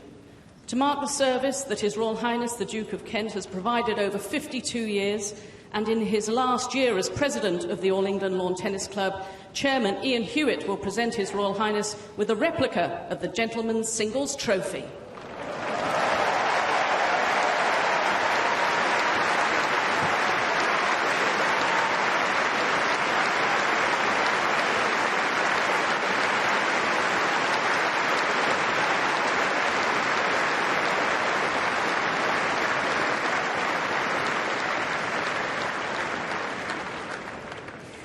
Now, to the runner-up, Matteo Berrettini.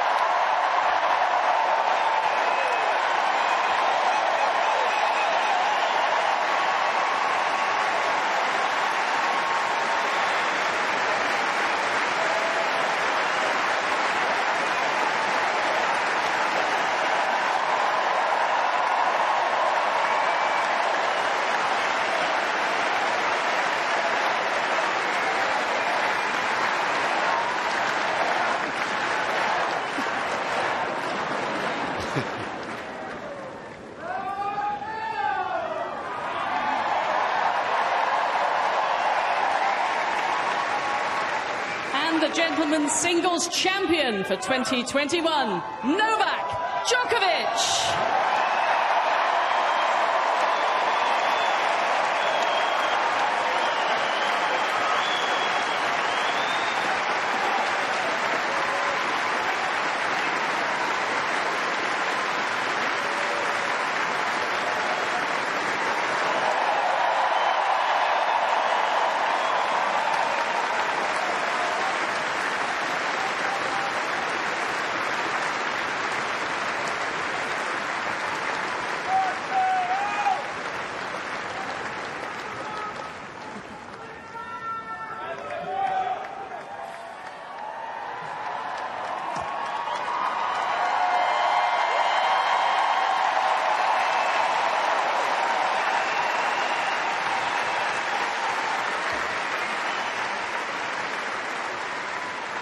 I think you can tell how much this Wimbledon crowd has taken you to their hearts. So what was your experience of your first Wimbledon final?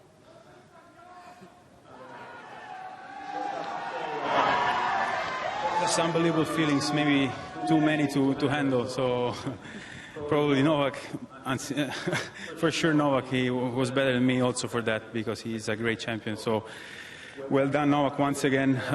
He's writing the history of this sport, so he deserves all the credits. I'm really I'm really happy for my finals. Hopefully it's not going to be my last one here, my last one in January in a slam.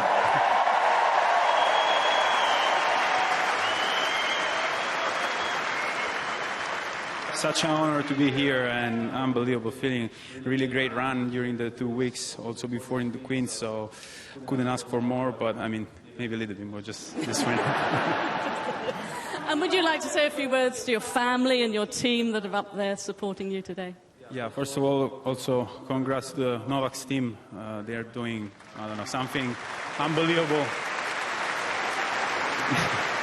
In every slam, every country, every tournament, so good luck, guys, and well done. And then, yeah, my family, my team, my friends, everyone that is there. It's been a really long path, a long journey, and hopefully, like I said, it's not done yet. This is, for me, it's not an end. It's the beginning, hopefully, in a great career. So.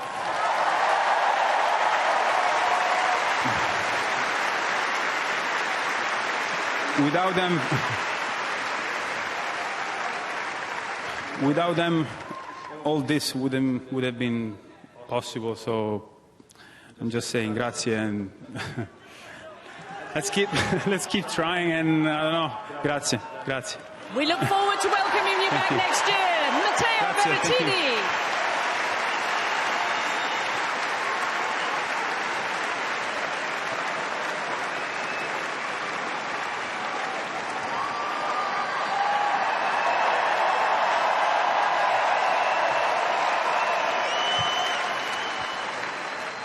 Before we talk about what that trophy means to you, first of all, you love a battle, and you had one today. It was more than a battle. I would first like to extend a congratulations to Matteo, his family, his team for a fantastic tournament.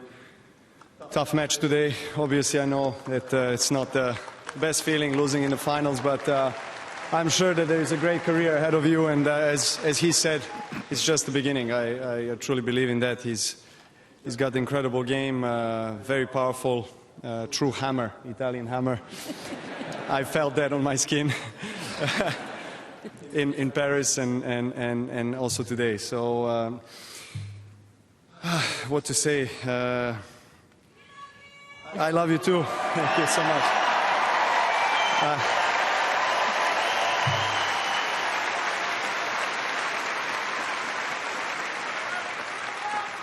Winning Wimbledon was always a biggest dream of mine when I was a kid, and I've said this story many times, but I have to repeat it again because I have to remind myself how special this is and not take this for granted. Actually, contrary to enjoy and be aware that this is a huge honor and privilege. And 7-year-old boy in Serbia, constructing a Wimbledon tennis trophy in my room from improvised materials that I could find in the room. And today, standing with the 6th Wimbledon, it's incredible. Amazing.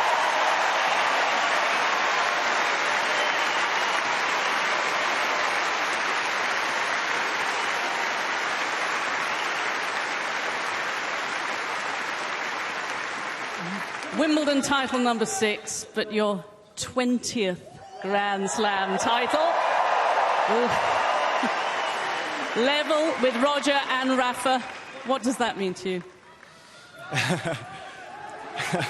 It means none of us three will stop. I think that's what it means. Look, I've mentioned this before many times, and I have to pay a great tribute to Rafa and Roger. They are legends of our sport, and they are, the two most important players that I ever faced in my career. They are, I think, the reason that I am where I am today. They've helped me realize what I need to do in order to improve, to get stronger mentally, physically, tactically. When I broke into the top 10 for the first time, I lost for 3-4 years most of the big matches that I played against these two guys, and something shifted end of 2010, beginning of 2011, and last 10 years has been an incredible journey that is not stopping here.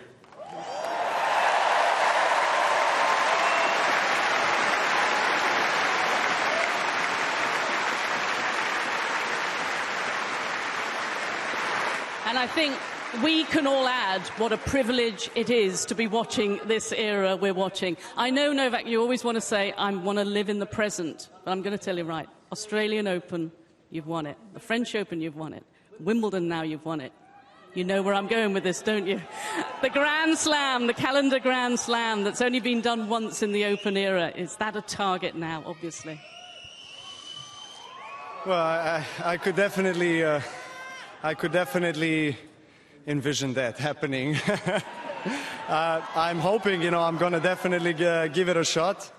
I'm in a great form. I'm obviously playing well, and playing my best tennis at Grand Slams is the highest priority that I have right now at this stage of my career. So let's keep it going.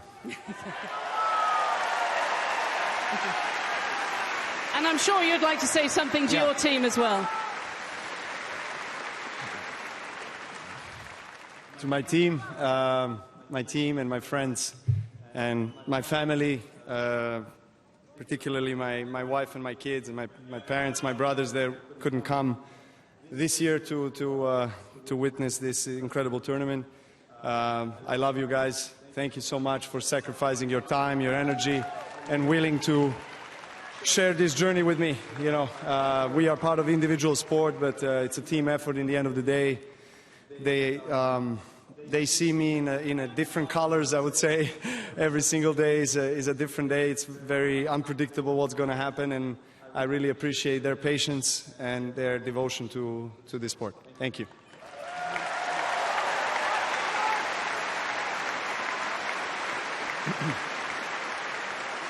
Finally, Novak, I know you're a big football fan. I didn't feel it fair to ask Matteo. You can give us an unbiased view now. You can give us an unbiased view now of how you think the final will go tonight. Who do you want to offend here? You're putting in a very awkward position right now. I am a huge football fan, so I will enjoy football tonight. Okay, well said. Ladies and gentlemen, Novak Djokovic.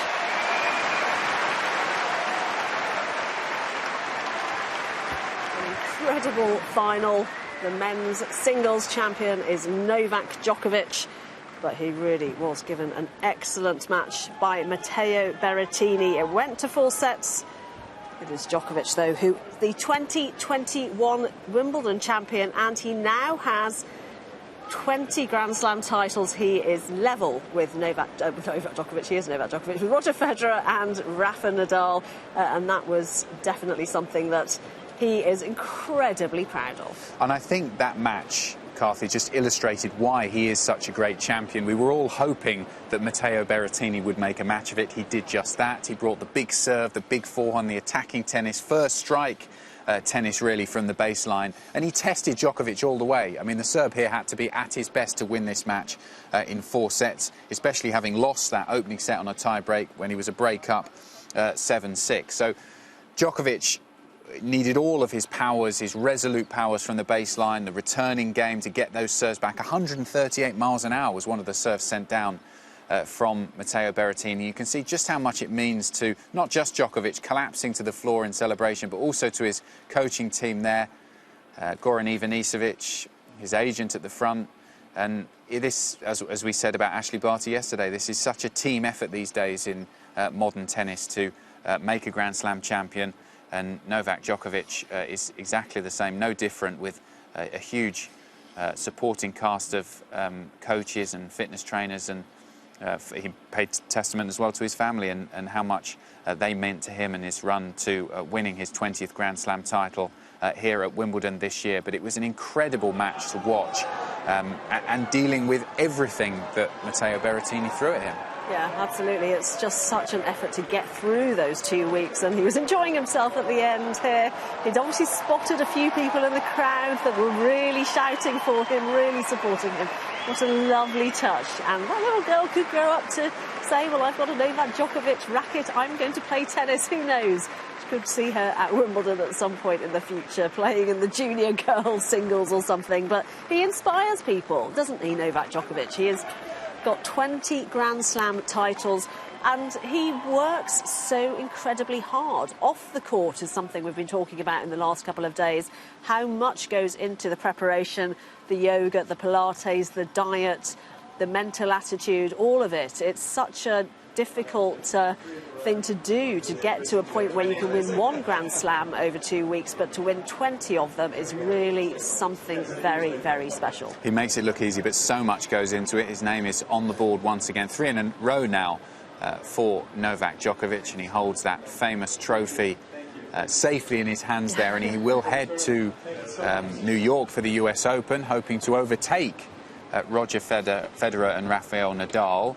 So those 3 players, as you said, all now on 20 Grand Slams in total. And he'll also be hoping to win the calendar Grand Slam, won't he? 4 Grand Slam titles in a year. It has been a supreme, yet again, another supreme year in the career of Novak Djokovic. And as we saw with Ashley Barty yesterday, he heads up into those famous corridors here at the All England Club to just discuss with the various dignitaries and members of the royal family who are here watching today about what he's just achieved. Yeah, I think yesterday was slightly different because Ash Barty was winning Wimbledon for the very first time. So at this point here, just as she was meeting the royals, we've got the Duke of Kent, who is stepping down from his role as president of the All England Club this year at the age of 85.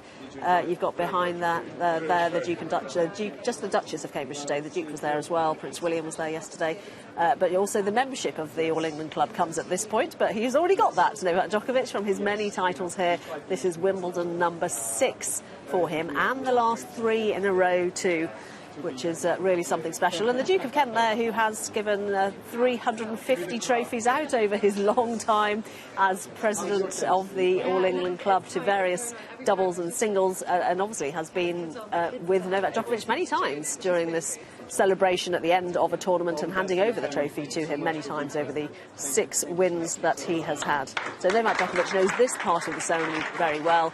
You know, he walks through the hall, and it's such a different walk. We were saying at the beginning just how both of them would have been very nervous as they walk through. Sally Bolton there alongside him, the chief executive of the All England Club, who is in charge of the tournament for the first time because of last year's missed Wimbledon due to the pandemic. So I'm sure she's enjoying this year finally having a Wimbledon, and what a Wimbledon it's been, and what a Wimbledon it's been for this man. Yeah, and even though he's done it many times before, I'm sure with the Serbian flags being waved beneath him, this is always a special moment for Novak Djokovic, and one to add to the many that he won't forget over the course of his career. But just to, I suppose, underline what he's achieved in that chase for greatness alongside Rafa Nadal and Roger Federer, I was just reading that when Roger Federer was on 16 Grand Slam titles, Djokovic was on just 1. So that shows the pace at which he's been able to catch up with Federer and Rafa Nadal. Obviously, he is slightly younger, so he has a little bit of age on his side, but the pace at which he's won Grand Slam titles since that time is almost incredible. And you wonder now how far he could go. And it's been discussed, but if he is able to stay injury-free and the desire doesn't disappear, which is no suggestion that that is ever going to happen, at least in the near future, we could be looking at a player that could get to sort of 25, 28 Grand Slams potentially and set. Well, we were talking earlier with Mark Woodford about Pete Sampras setting what we thought then was an unattainable record with 17 Grand Slam titles, but it would be an incredible number, and it would take some career to catch that up. Yeah, it really would. And I think what's also quite incredible is, even though we're talking about him being 34, he has a body that just seems to be elastic and so flexible, and he can get anywhere, and that's partly the way that he's taken care of his body and the fitness. And the other players, I suppose, as you get a little bit older than 34, that's going to become more of an issue. We've seen that with Roger Federer, Andy Murray and Rafa Nadal. But he seems to have a body that's 10 years younger than his age would suggest. And that is where you're talking about him coming forward and having more than 20 Grand Slam titles and heading towards the 30 mark, which, yeah, as we said earlier, 14 seemed to be an impossible title number. But we're heading towards almost double that, aren't we, with Novak Djokovic? And it really does look like they've got the Olympics coming up. He had talked about potentially doing the Golden Grand Slam this year. and just getting 3 in a row, and three titles in a row this year, and 3 Wimbledons in a row, which not many people have done as well. Roger Federer, Pete Sampras, and Bjorn Borg, I think, are the only other 3 that have managed to do that. And as you said, they're a body for the future, and also a game that suits all surfaces. So every time he steps out at a Grand Slam, whereas I think many people would agree now that Rafa Nadal's best chance of winning a Grand Slam comes each year at the French Open on the clay, Roger Federer perhaps, here on the grass at Wimbledon. Djokovic goes to all of the Grand Slams with such an incredible record, so he can add to that 20 fairly quickly. So, it will be amazing to see how he gets on when he turns up at the US Open in New York in about a month, well, a little over a month's time, won't he? And then how he gets on there. But you wouldn't put it past him to really add quite a lot to that record if he can stay injury-free. And there is no suggestion that either the body or the mind and the desire will be faltering him anytime soon. No, and he did mention, which I thought was a lovely touch, the fact that he has got these titles because he has been pushed by Roger Federer and Rafa Nadal, and he mentioned that in his interview, that they are the reason that he keeps going and that there's no chance of any of them finishing anytime soon, he seemed to think anyway, so they're all pushing each other. So Novak Djokovic is the 2021 champion. He has beaten Matteo Berrettini in 4 sets. Let's have a look at the highlights.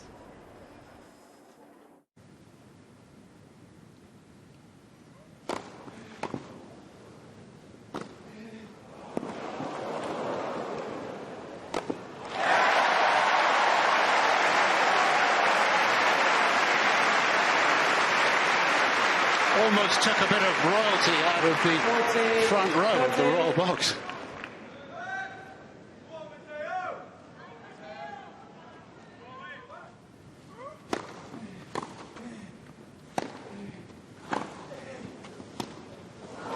And the defence from Djokovic on the backhand, the legendary ability to control out of the backhand side any rally evident there. Break.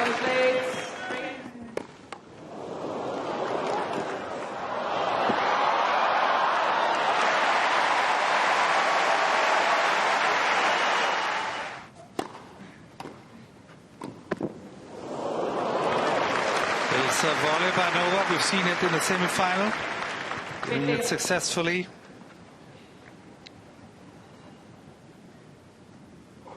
Used it a lot in that juice box, didn't he, to Shapovalov's backhand.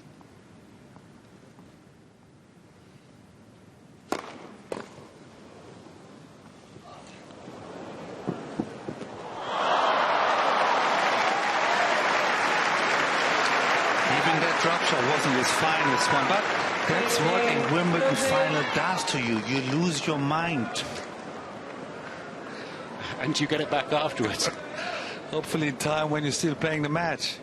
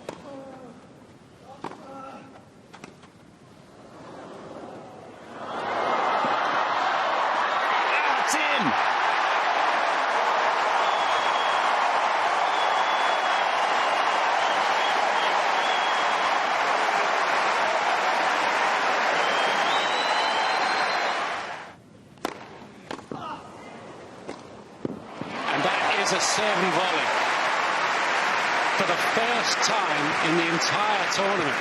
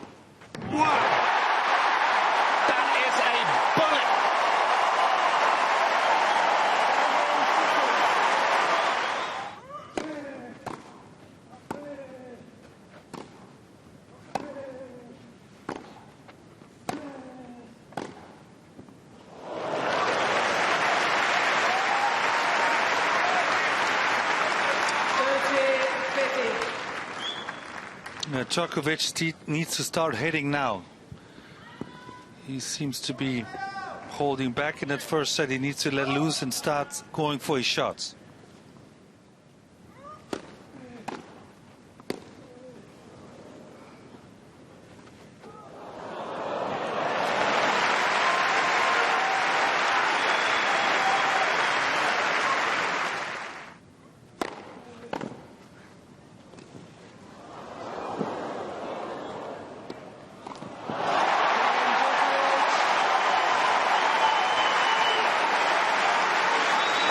What a way to rebound after the disappointment of losing the third set.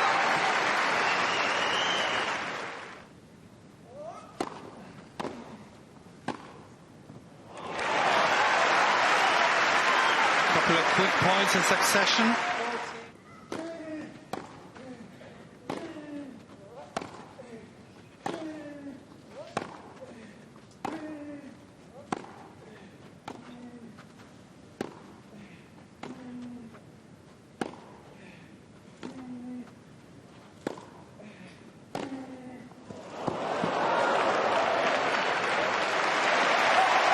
What a point.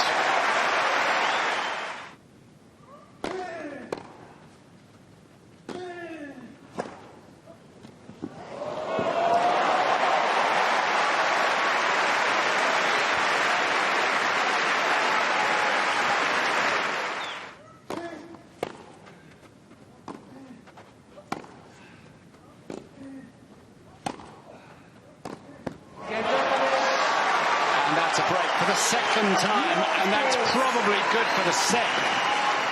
Long way to go at only 3 love, but 2 breaks.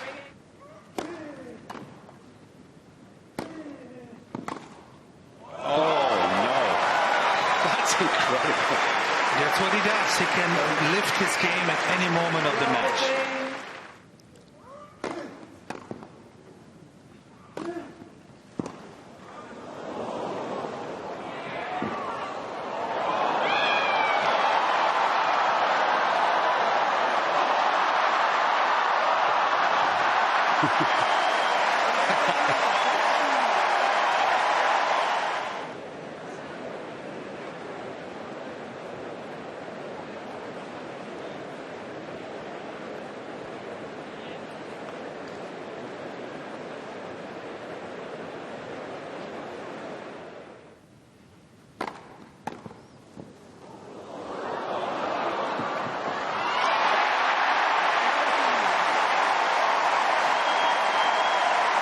Well, you never know.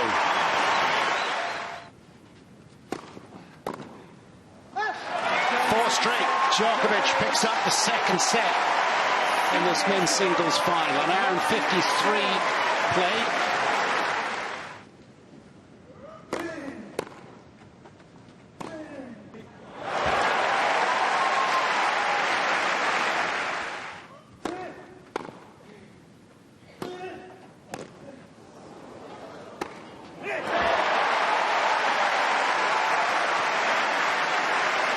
That wasn't easy.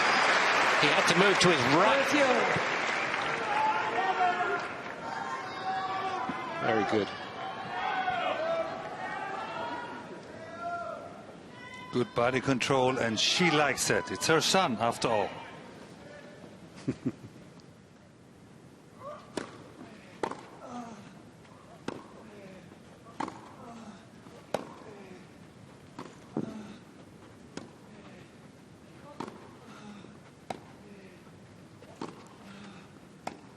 Nope. Yeah.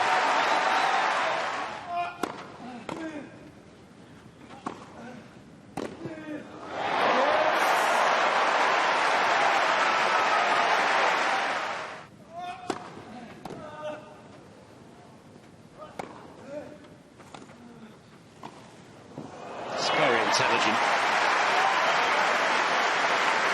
He really has come forward very well, Djokovic.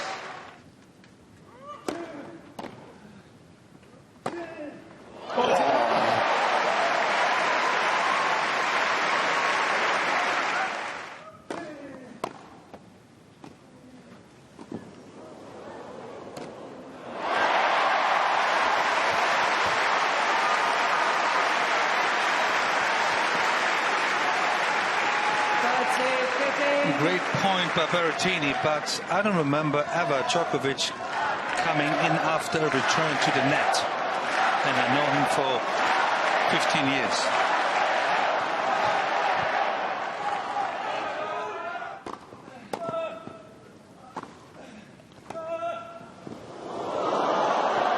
What a point. Second serve. Ivanisevic on his feet.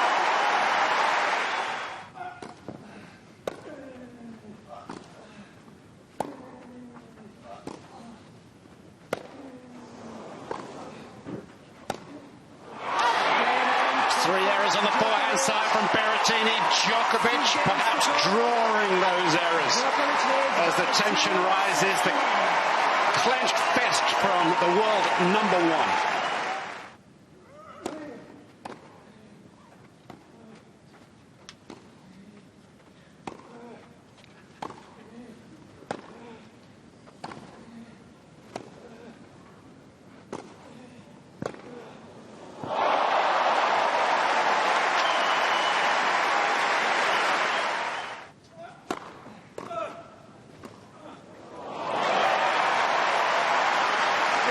Serve and volley is like the best of us. Serve and volley tennis is back. Ladies and gentlemen, please lower your voices down when you see the players are ready for play. Thank you.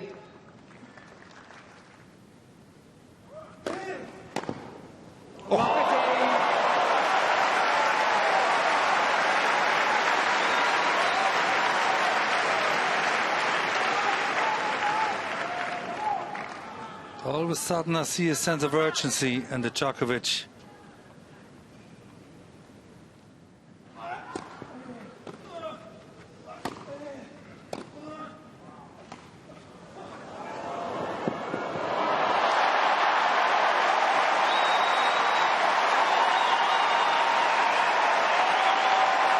And there you have it. Temperatures rising. Round 30.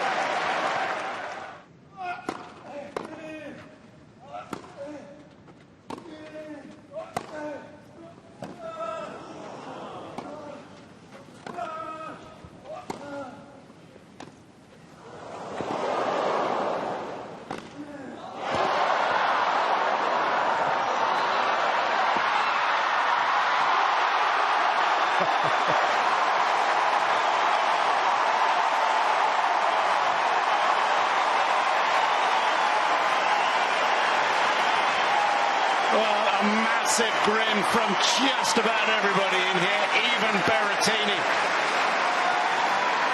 who saw this ball just out of reach. What court coverage.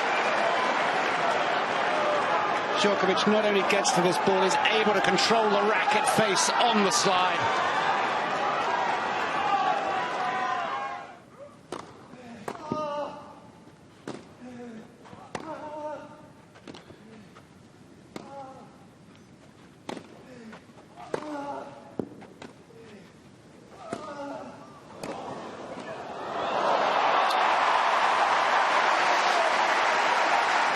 He wasn't going to get caught down the line this time. Berrettini loves to hit that.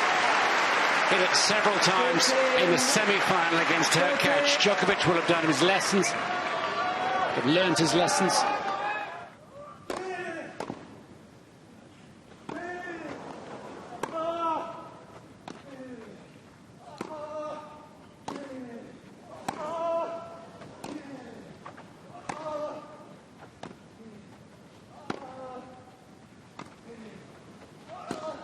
Oh, you are...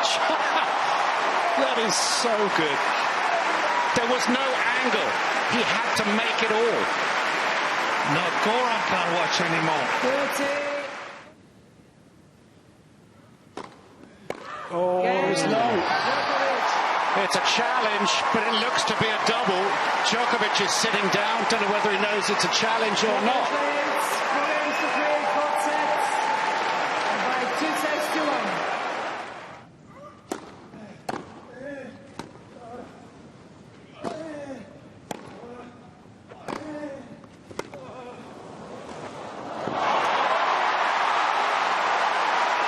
Well played.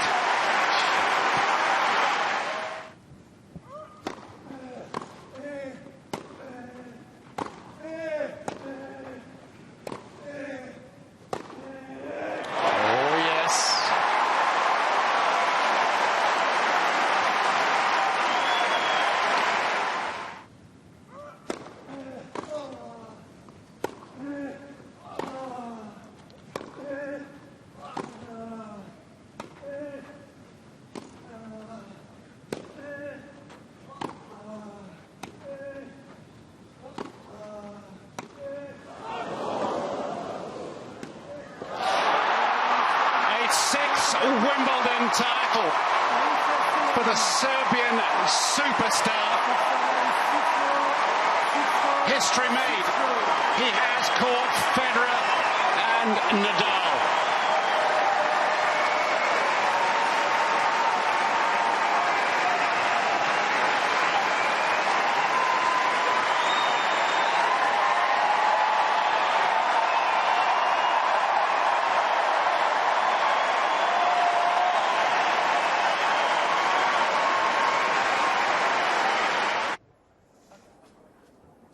Yeah, what a great champion, Novak Djokovic, his 20th Grand Slam title here at Wimbledon.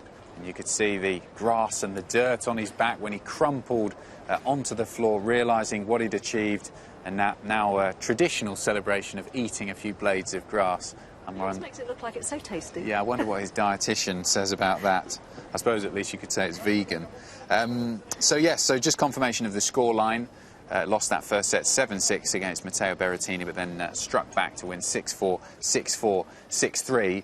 And if we look at, we've discussed at length already about Djokovic's performance, but Matteo Berrettini, I'm sure he'll walk off frustrated that he's got to a Grand Slam final and that he wasn't able to win the match.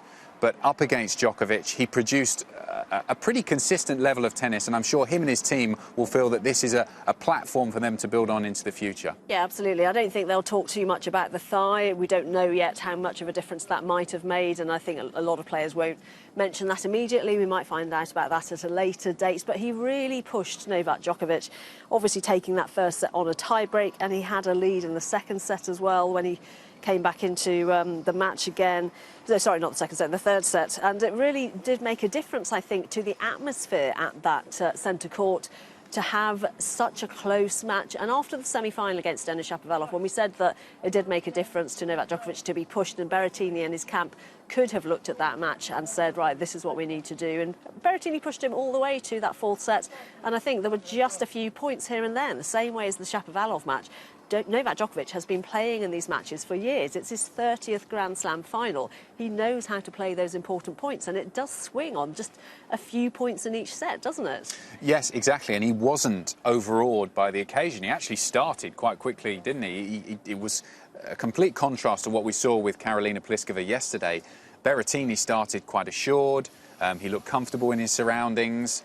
He was able to get the rally going and serve big and hit that big forehand from the start of the match. And Djokovic knew, I think, from those first couple of games that he was in for a battle today. Berrettini was not here just to enjoy the occasion and say, oh, I'm here for my first Grand Slam final, but I'm not going to be anywhere near to win the title. Djokovic knew that he was in for a battle.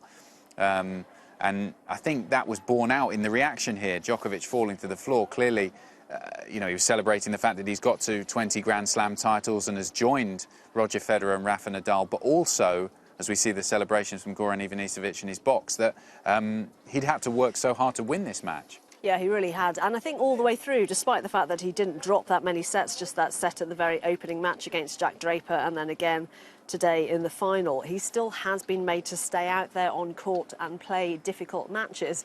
I do love it when he does this little eating of the grass on centre court, because it really can't taste very nice, despite the smile on his face.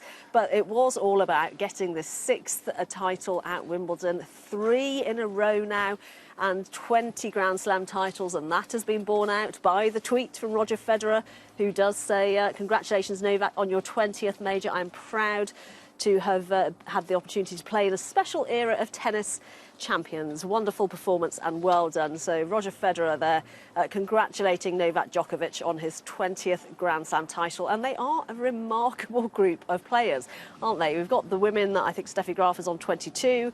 Then you've got Serena Williams on 23 and Margaret Court on 24. But amongst the men in the Open era, it's just a fantastic time for the three of them to be playing tennis. Yeah, it is. And they've brought such a high level to the game for so very long. And what I love as well about this rivalry between, you know, the big three as it's become known, is they all play the game so differently. You've got Roger Federer, who is an artist, the way he moves, the slice backhand, the forehand, the serve. People just imagine that almost in their dreams of a way to play tennis, and the style that he brings. Rafa Nadal, you know, the raging bull and the muscles and the way he plays on a clay court and almost the desire for a battle. And then Novak Djokovic is a supreme champion, and what he's brought to the game, not just the way he plays, but also, as we were saying, his physicality, his mentality, and his desire to be recognised alongside those players. Because that was the thing with Federer and Nadal slightly ahead of him in age and getting to these numbers quicker than he did. You know, as we said, Federer was at 16 when Djokovic was on 1. He had to steel himself for the battle ahead that, OK, for a long part of my career here, I'm going to have to be playing against these two players in my prime and in their prime. And also, we haven't even mentioned Andy Murray and some of the other great champions that were around. So testament to him that he was able to and continues to be able to bring such a high level of tennis in one of the most competitive eras of tennis that we've ever seen. Yeah, a golden era, as we just saw in the video there with the 3 amazing champions that we have. And we were also talking previously about the camp, the Novak Djokovic camp. It's all about his team around him, and Goran Ivanisevic, who won the title here 20 years ago. There's so much symmetry this weekend with Ash Barty and Yvonne Goolagong-Cawley, and 50 years, Goran Ivanisevic 20 years ago, and he has been talking about Novak Djokovic's win today. Hi Goran, George Belshaw from Metro UK. How does it feel right now after another epic triumph for Novak? I don't know, it's great. I mean, it's really, I'm proud as a part of the team, as a coach, as a friend, whatever. I mean, he's writing a history of tennis. It was not a most beautiful final, but a lot of stake in that final. You know, he was going for third in a row, 20 all together. Matteo for the first one, and after that lost in the first set. You know, he was very important that first 2 games in the second set when he broke, and then he got back. So feels great. What can I say? It's unbelievable. You know, I won this tournament as a player. Now I won as a coach, so I don't have to come anymore. Tanuj. Hi Goran, Tanuj Lakhina, First Post. Can you talk about the importance of the serve and volley that Novak has employed throughout this tournament? Was that something that you worked upon before coming into the tournament? Actually, a lot of people underestimate his volleys. You know, he's not a serve and volleyer. He's never going to be serve and volleyer, but he likes to play doubles. He has very solid volleys, and improve his serve. So when he's against Shapo, he was serving a lot because he felt great at the net. And today we also talked before the match that sometimes it's good because Berrettini is the guy who chips return. He doesn't hit all the time, so it's good sometimes to mix it up and come in, and that's what he was doing. But Novak volleys improved a lot in the past couple of years, and he's a not bad volleyer when he wants to come to the net, you know, but sometimes he doesn't want to come to the net. We'll take the next question from Vuk. Yes. Hello, thank you. It's going to be a national language if you don't mind. Sorry, we are only doing questions in English. Sure. Then I'll actually, if you wait to the end, we'll take a couple in national language. Sure. So we'll take a question from Reem. Hi, Goran, Reem Abul-Leil from Wimbledon.com. Congratulations. Thank you. Goran, from the second Novak won Roland Garros, there's been so much talk about the possibility of him completing the Golden Slam. And I'm wondering, as a team, how are you guys managing the pressure that comes with that? I know Novak has been under pressure his whole life, but this is something literally no man has ever done. So I'm just wondering, how are you guys handling that? And was there extra pressure at Wimbledon this fortnight? I have a very, very strong tablets. I can recommend you. They are very good, very relaxed. It's, you know, like I said so many times, even before I was in his team, if somebody can win a Golden Slam, that's him. Working with him is a privilege, is honor, is everything, but it's not easy. It's a lot of pressure.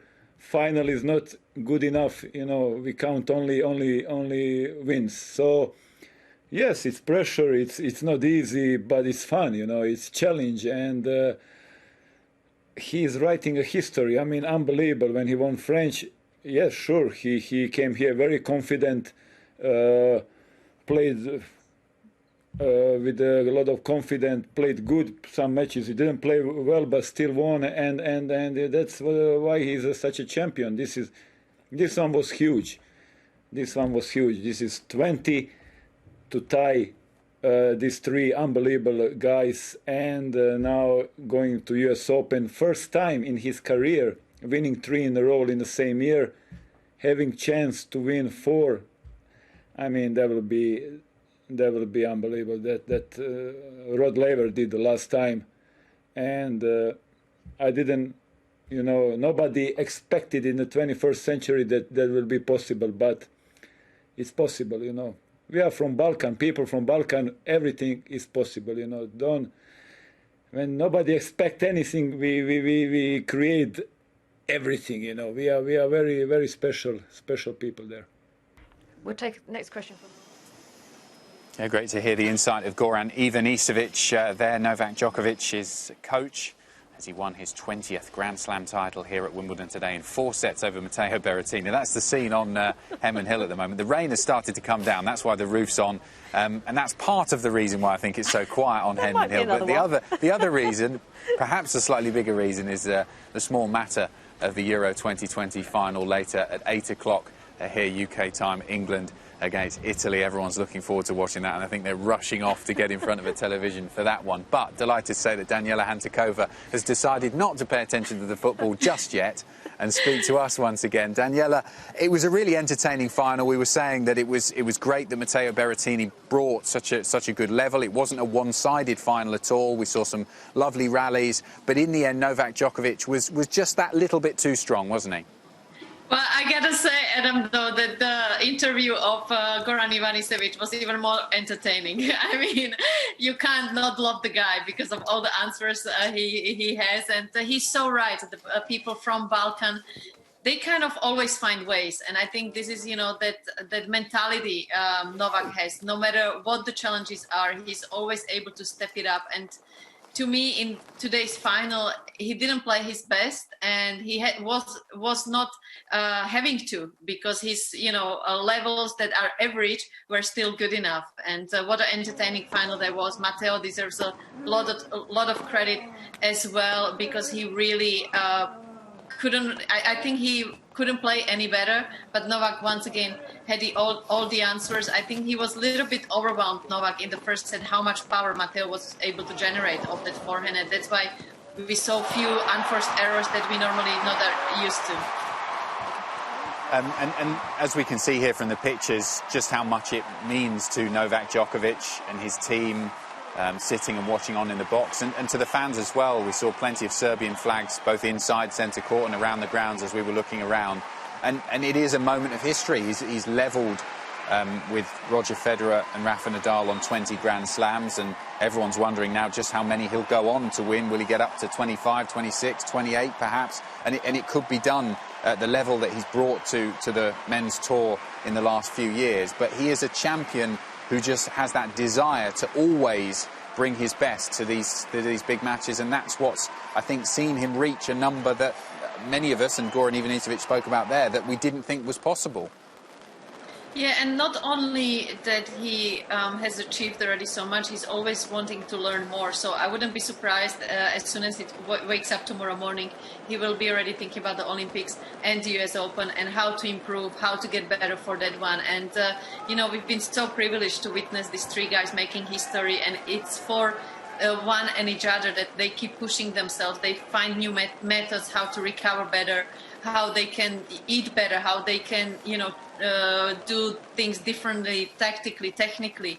And it's just amazing to see, especially with Novak, that at the age of 34, he looks fresher and younger than ever. And I just feel like, we are at 20 square, but that he can now take it to another level. And I wouldn't be surprised if at the end of the day, I know it's a very big call to say, but just how fresh he is, that he might end up with the most slams. Yeah, I think that's the conversation that's going on at the moment, isn't it, Daniela? And you do know Novak Djokovic very well. Do you think that the Olympics is now in his plan? Because it's very difficult on tour at the moment still for the players with the travel restrictions and the bubble, etc. The US Open is not that far away. Do you think Tokyo is part of this career Grand Slam, or is that not something that the tennis players worry about quite as much as maybe the media do? I think for Novak, obviously coming from Serbia and me being Slovak, we are very proud when we can do things for our country. The challenge here is, you know, that it's Japan, jet lag, and then go to the States. This is where he must not forget that he is not 20 but 34, and that's where the time differences sometimes can take longer to adjust to, and maybe that's something to consider. But I'm sure this is where he's going to sit down with his team over the next couple of days and really decide what's the priority. Obviously, that is the US Open. If he feels he can have a chance to win Olympics, because obviously, as Goran said, there is so much pressure on the team because, you know, being in the finals, having a silver or bronze medal at the Olympics, that's just not good enough. So I think this is where, you know, I can't really say what he's going to decide. That's where they are so professional. They've been so smart, all three guys, Roger, Rafa and Novak, with their schedules. And that's why we see them playing so well for so many years, because they are very smart about where they go and play. And just on top of my head, it's a really 50-50. I wouldn't be surprised if he doesn't play, but at the same time, I would understand if he wants to get the Olympic gold as well. Yeah, golden Grand Slam is what I meant, not career Grand Slam, because he already has that. Well, we'll have to wait and see on that, Danny. Now, we heard just there from Goran Ivanisevic on the Djokovic side of things, but I suppose for every winner, there's a loser in a big match, isn't there, here at the Wimbledon final? We can hear now from Matteo Berrettini in his press conference and how he felt after that 4-set defeat to Djokovic in his first Grand Slam final. Matteo, it's been an incredible achievement on your part to reach your first major final at Wimbledon. Obviously, you're disappointed with the outcome, but what positives and what highlights do you take away from what you've achieved?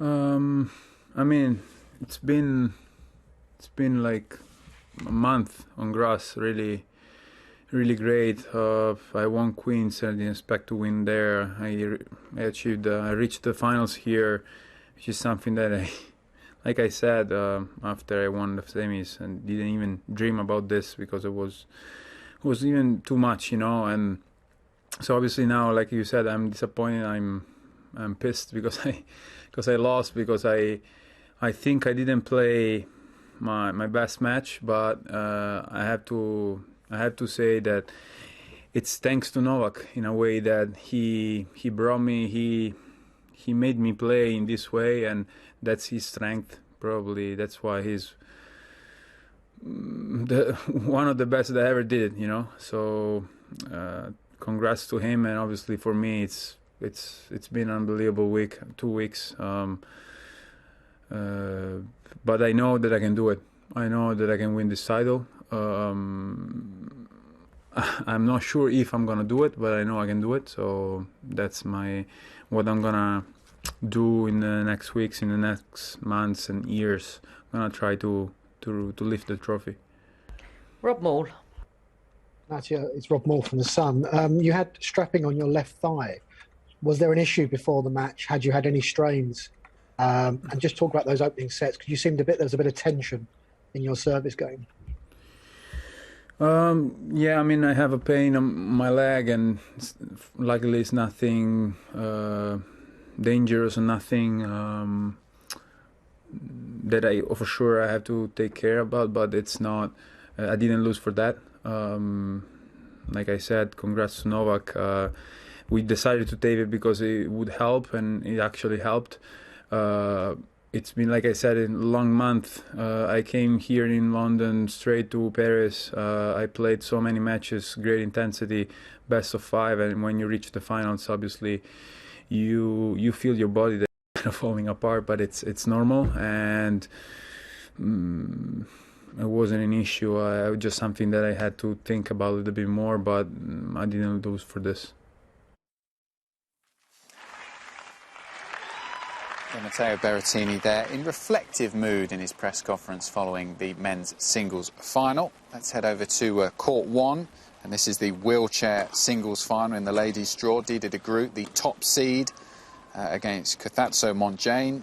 Dida de Groot took the first set 6-2, and here she is serving for the match and the title at 5-2.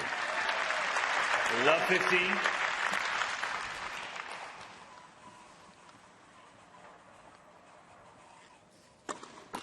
Let's first up.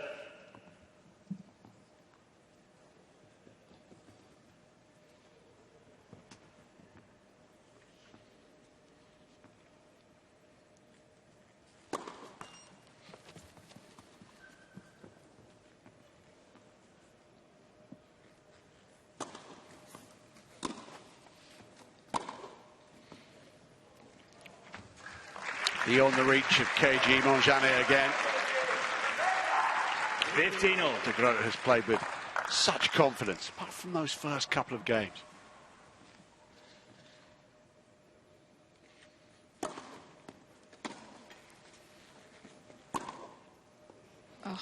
And she's spreading the ball east and west across the court. 15. The endless winners. In particular, down the line, she seems really comfortable finding those lines today. 2 points from the Wimbledon title.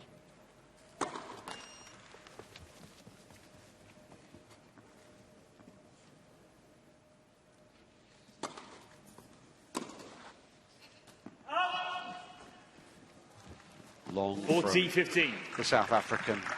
And so after 57 minutes of play out here on court number 1, Dida de Groot of the Netherlands has 2 championship points.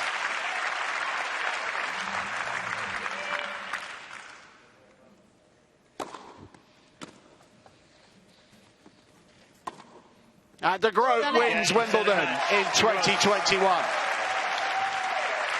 2 sets for love. 6-2, 6-2.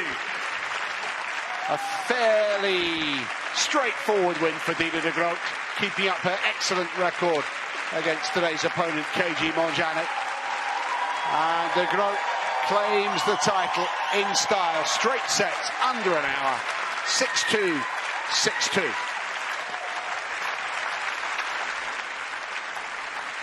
The title to Didi de Groot with a wheelchair singles 6-2, 6-2, her 3rd singles title at Wimbledon.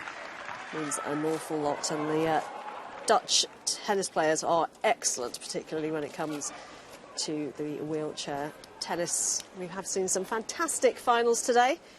The singles in the wheelchair tennis finishing things off there.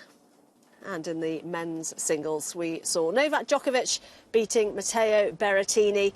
And Daniela, in the 3 Grand Slam tournaments that we've seen so far, we've seen Daniil Medvedev, we've seen Stefanos Tsitsipas, and we've seen Matteo Berrettini, all beaten by Novak Djokovic.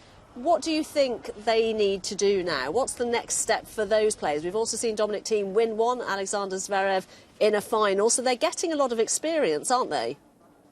They are, but I think their best hope is to just wait for these 3 guys to retire, honestly. You know, it's just, especially Novak, it seems like I said, he hasn't played his best tennis, and yet he was able to win the championships. He's on a different planet, and I feel like at 34, he looks younger and fresher, and that's where all that professionalism comes from. You know, like whatever he does, it's 100% focus, 100% determination, whether it's his nutrition, the way he warms up for his practice matches, the way he trains, the way he meditates, the way he does everything. It's pure perfection. So I think this is where these 3 guys that you just mentioned, maybe they can look at things that they do outside of the court where they can maybe improve a little bit, because at this level, it's just about few little things here and there that can make a difference. So maybe in Matteo's case can be, I don't know. I mean, I'm just making up stuff here because, you know, there are so little things that they can do at the moment, the way Novak is playing, that to me, honestly, they just got to wait till Novak decides to retire, because he's unstoppable at the moment for me. But, Danny, that's not looking like it's going to come anytime soon, because at 34, you know, he's looking fairly ageless, both in terms of his injuries. He hasn't had too many serious injuries, even over the course of his whole career. And mentally, he's looking like he just wants to keep on winning title after title after title. So do you have any inclination of perhaps how far he could go. I mean, we could look. I mean, potentially we could be looking, if he can get 5 more years in at this sort of level, 4 Grand Slams a year. That's another 20. I know he's not going to win all 20. Well, he might do. Who knows? But this isn't just a player who's going to perhaps, you know, if he keeps the level, he's not going to win 21 or 22. He's going to want to get up near, you know, the high 20s and 30 potentially. Yeah, exactly, Adam. And, you know, he's 34, Roger is 40. So, you know, he at least if he plays as long as Roger does, like you said, that's at least another 10 slams, I would say. I think the most important thing is that he stays injury-free, but that's where he's got such an advantage with his body, because he's so flexible, yet so powerful. You know, his endurance is not a problem. The recovery is getting better and better. I think this is where he's so good at always looking at the new ways how to improve that. Tactically, you know, he studies his opponents like no one. That's where Marian Vajda and Goran Ivanisevic do such a good job. So it's also the setup he's got as a team. I don't think he would be at number 20 if it was not for the guys that work for him as well. And I think there are 2 keys that's going to be so important: the way he goes about his schedule, and that he stays injury-free, and that he gets motivated, because sometimes we know that he can a little bit go off the road mentally, but if he stays committed to winning as many slams as possible, really the sky is the limit. And like you said, at least the next 5-6 years, there is no reason why he shouldn't be dominating clay. I still feel like Rafa will have a shot at it for a few years. It will be interesting what Roger does, but definitely at the moment, Novak is looking like the favorite to become the greatest in history. OK, well, let's, Danny, hear from Novak Djokovic. We've heard from Matteo Berrettini, but the champion, the number 20 in the career of Novak Djokovic, is about to walk into the press conference. I'm being told here he is on his way into the interview room for this press conference, having won the Wimbledon title. And here he is, just settling down to answer the questions, I'm sure with a big smile on his face, delighted that he's done it once again. Let's listen in. Good afternoon. Welcome to the press conference for Novak Djokovic. Please raise your hand using the Zoom function, and please state your organisation when asking your question. We will take the first question from George Belshaw. Hi Novak, congratulations. Thank you. I was wondering if you could talk a little bit about the kind of nerves you were feeling today going for this kind of big record. You know, there were 3 double faults in the first 2 games, a few kind of quite slow by your standards second serves in the first 2 sets. It felt like you were quite tense and nervous. Was that the case? Did you kind of feel the weight of expectation on you today? Yeah, I definitely have felt slightly more nervous than I would usually feel at the beginning of today's match. Particularly the first set. I think after the first set was done, I just felt a relief, you know. Obviously, it was not great that I lost the first set, but on the other hand, I just felt like I just wanted to get this first set over with, so I could just, you know, start to swing through the ball and play where I want to play. So that started to happen already in the first 4 games of the second set, 4-love up very quickly. And I knew that at that moment the momentum shifted, and I just felt more comfortable. Obviously, there were some close games in the third set. I was break up. He had some breakpoint chances to come back. But other than that, I felt that I was in control of the match from the beginning of the second set. And, you know, he has a lot of firepower, serve and forehand, obviously. Playing on grass against a big server like Berrettini is always a big challenge, and I knew that I'm going to have a big obstacle trying to get returns back in play. And once I'm in the rally, I felt like most of the times I will probably have a better chance to win a baseline exchange, which was the case. In some moments I played too defensive, I would say. Probably, yeah, as you said, for my standard, a bit slower second serves, but it's probably due to the nerves and big occasion of finals of Wimbledon and, you know, history on the line. Howard Fendrich. Hi Novak, Howard Fendrich with AP. You just mentioned history on the line. Of everything that you've done so far and all the things still out there to accomplish as you move forward, what would you say you're proudest of? And also, you mentioned, of course, this rivalry you've had with Roger and Rafa and how they helped you improve. I'm wondering, what would you say is the area in which you've improved the most and has been the most important way in which you've become a better player in the last decade? All the areas, Howard. To be honest, I felt like, you